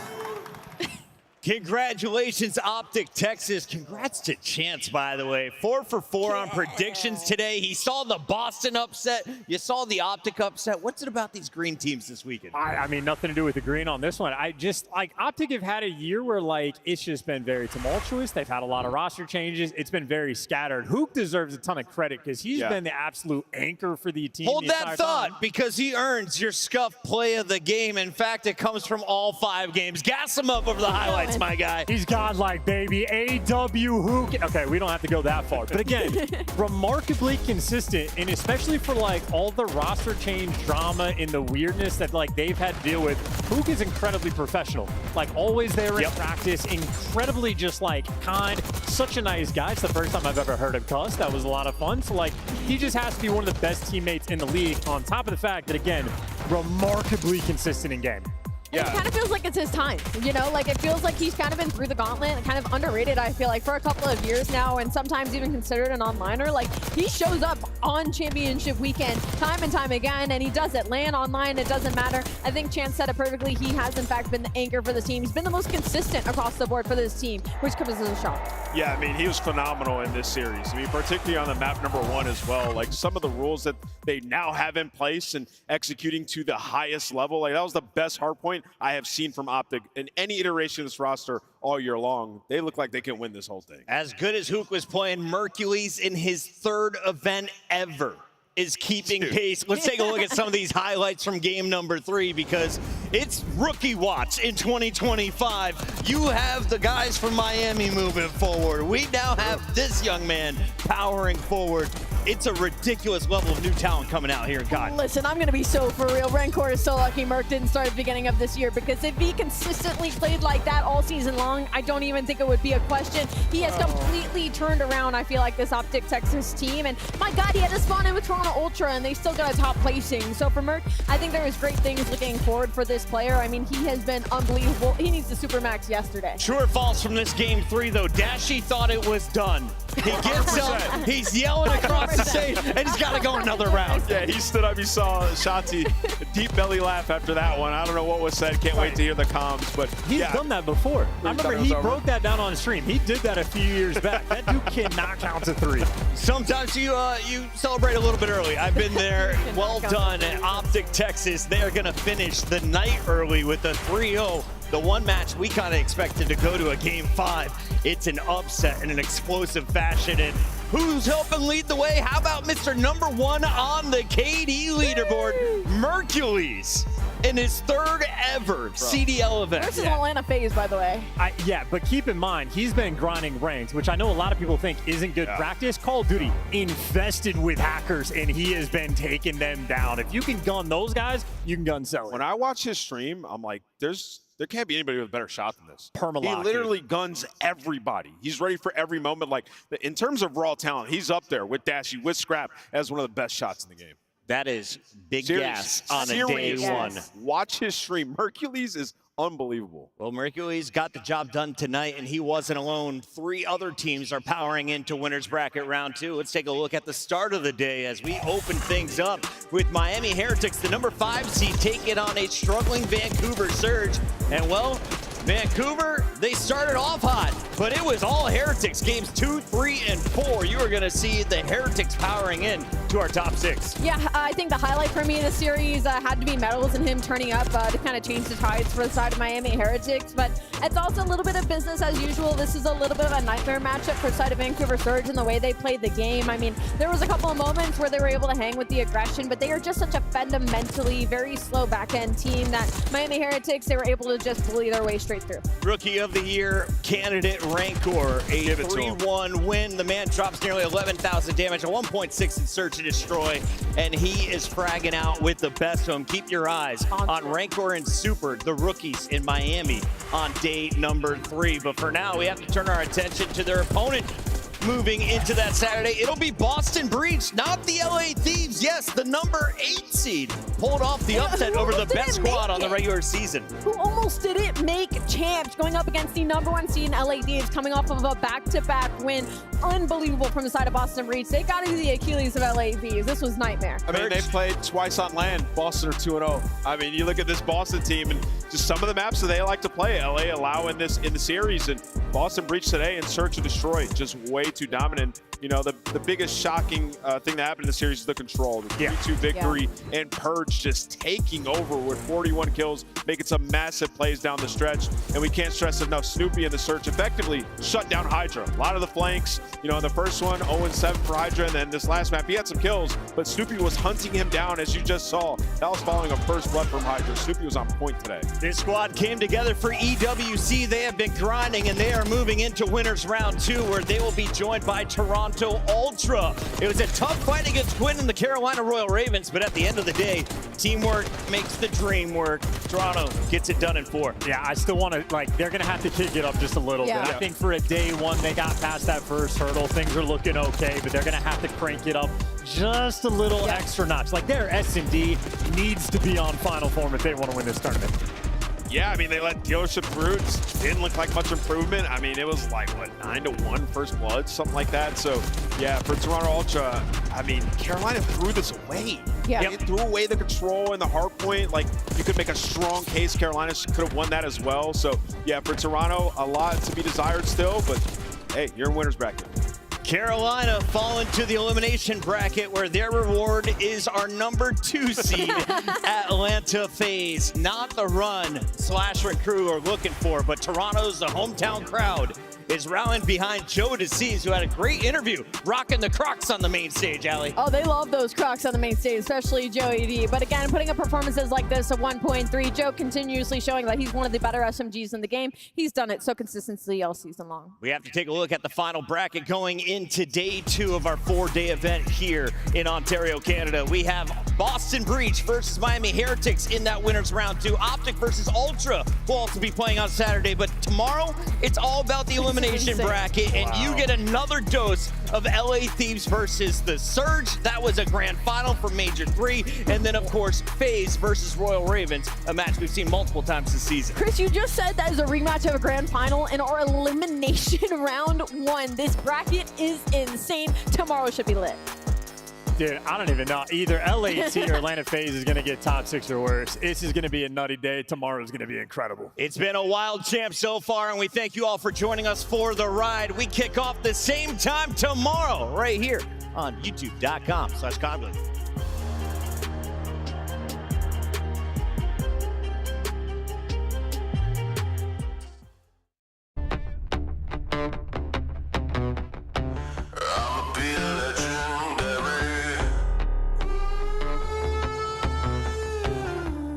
Yeah, I got the power. I've been working after hours. Seize the moment. I came back up, called a coward. Student of the game, like I ball at Howard. You can cut me down. I can be devoured. Heart on 10, covered on 10. All I think is win. I can't watch it in 2020 through the lens. When I fell off, I always had to try again. Got the code that connected like I'm signing in.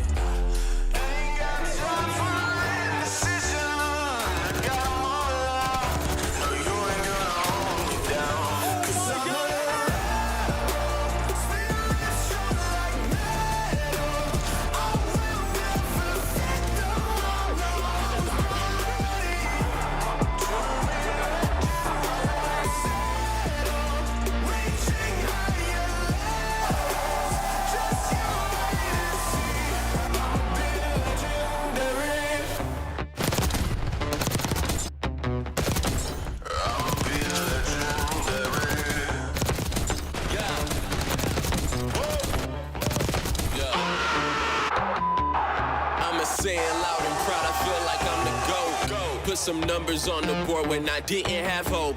Whatever comes my way, I'm with all of the smoke. Mark my words, that's the realest thing that I wrote.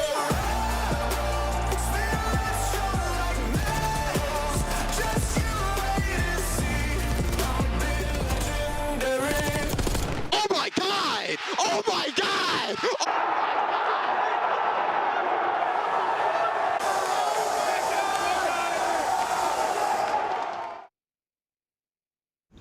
There's that ticket, Eric. There's that ticket. There's that ticket. Our top window, our top window, our top window, our top window, yes. Nice, Eric. Take your time. Our top window, yes, our top window on H1. I'm dead to H1. Oh!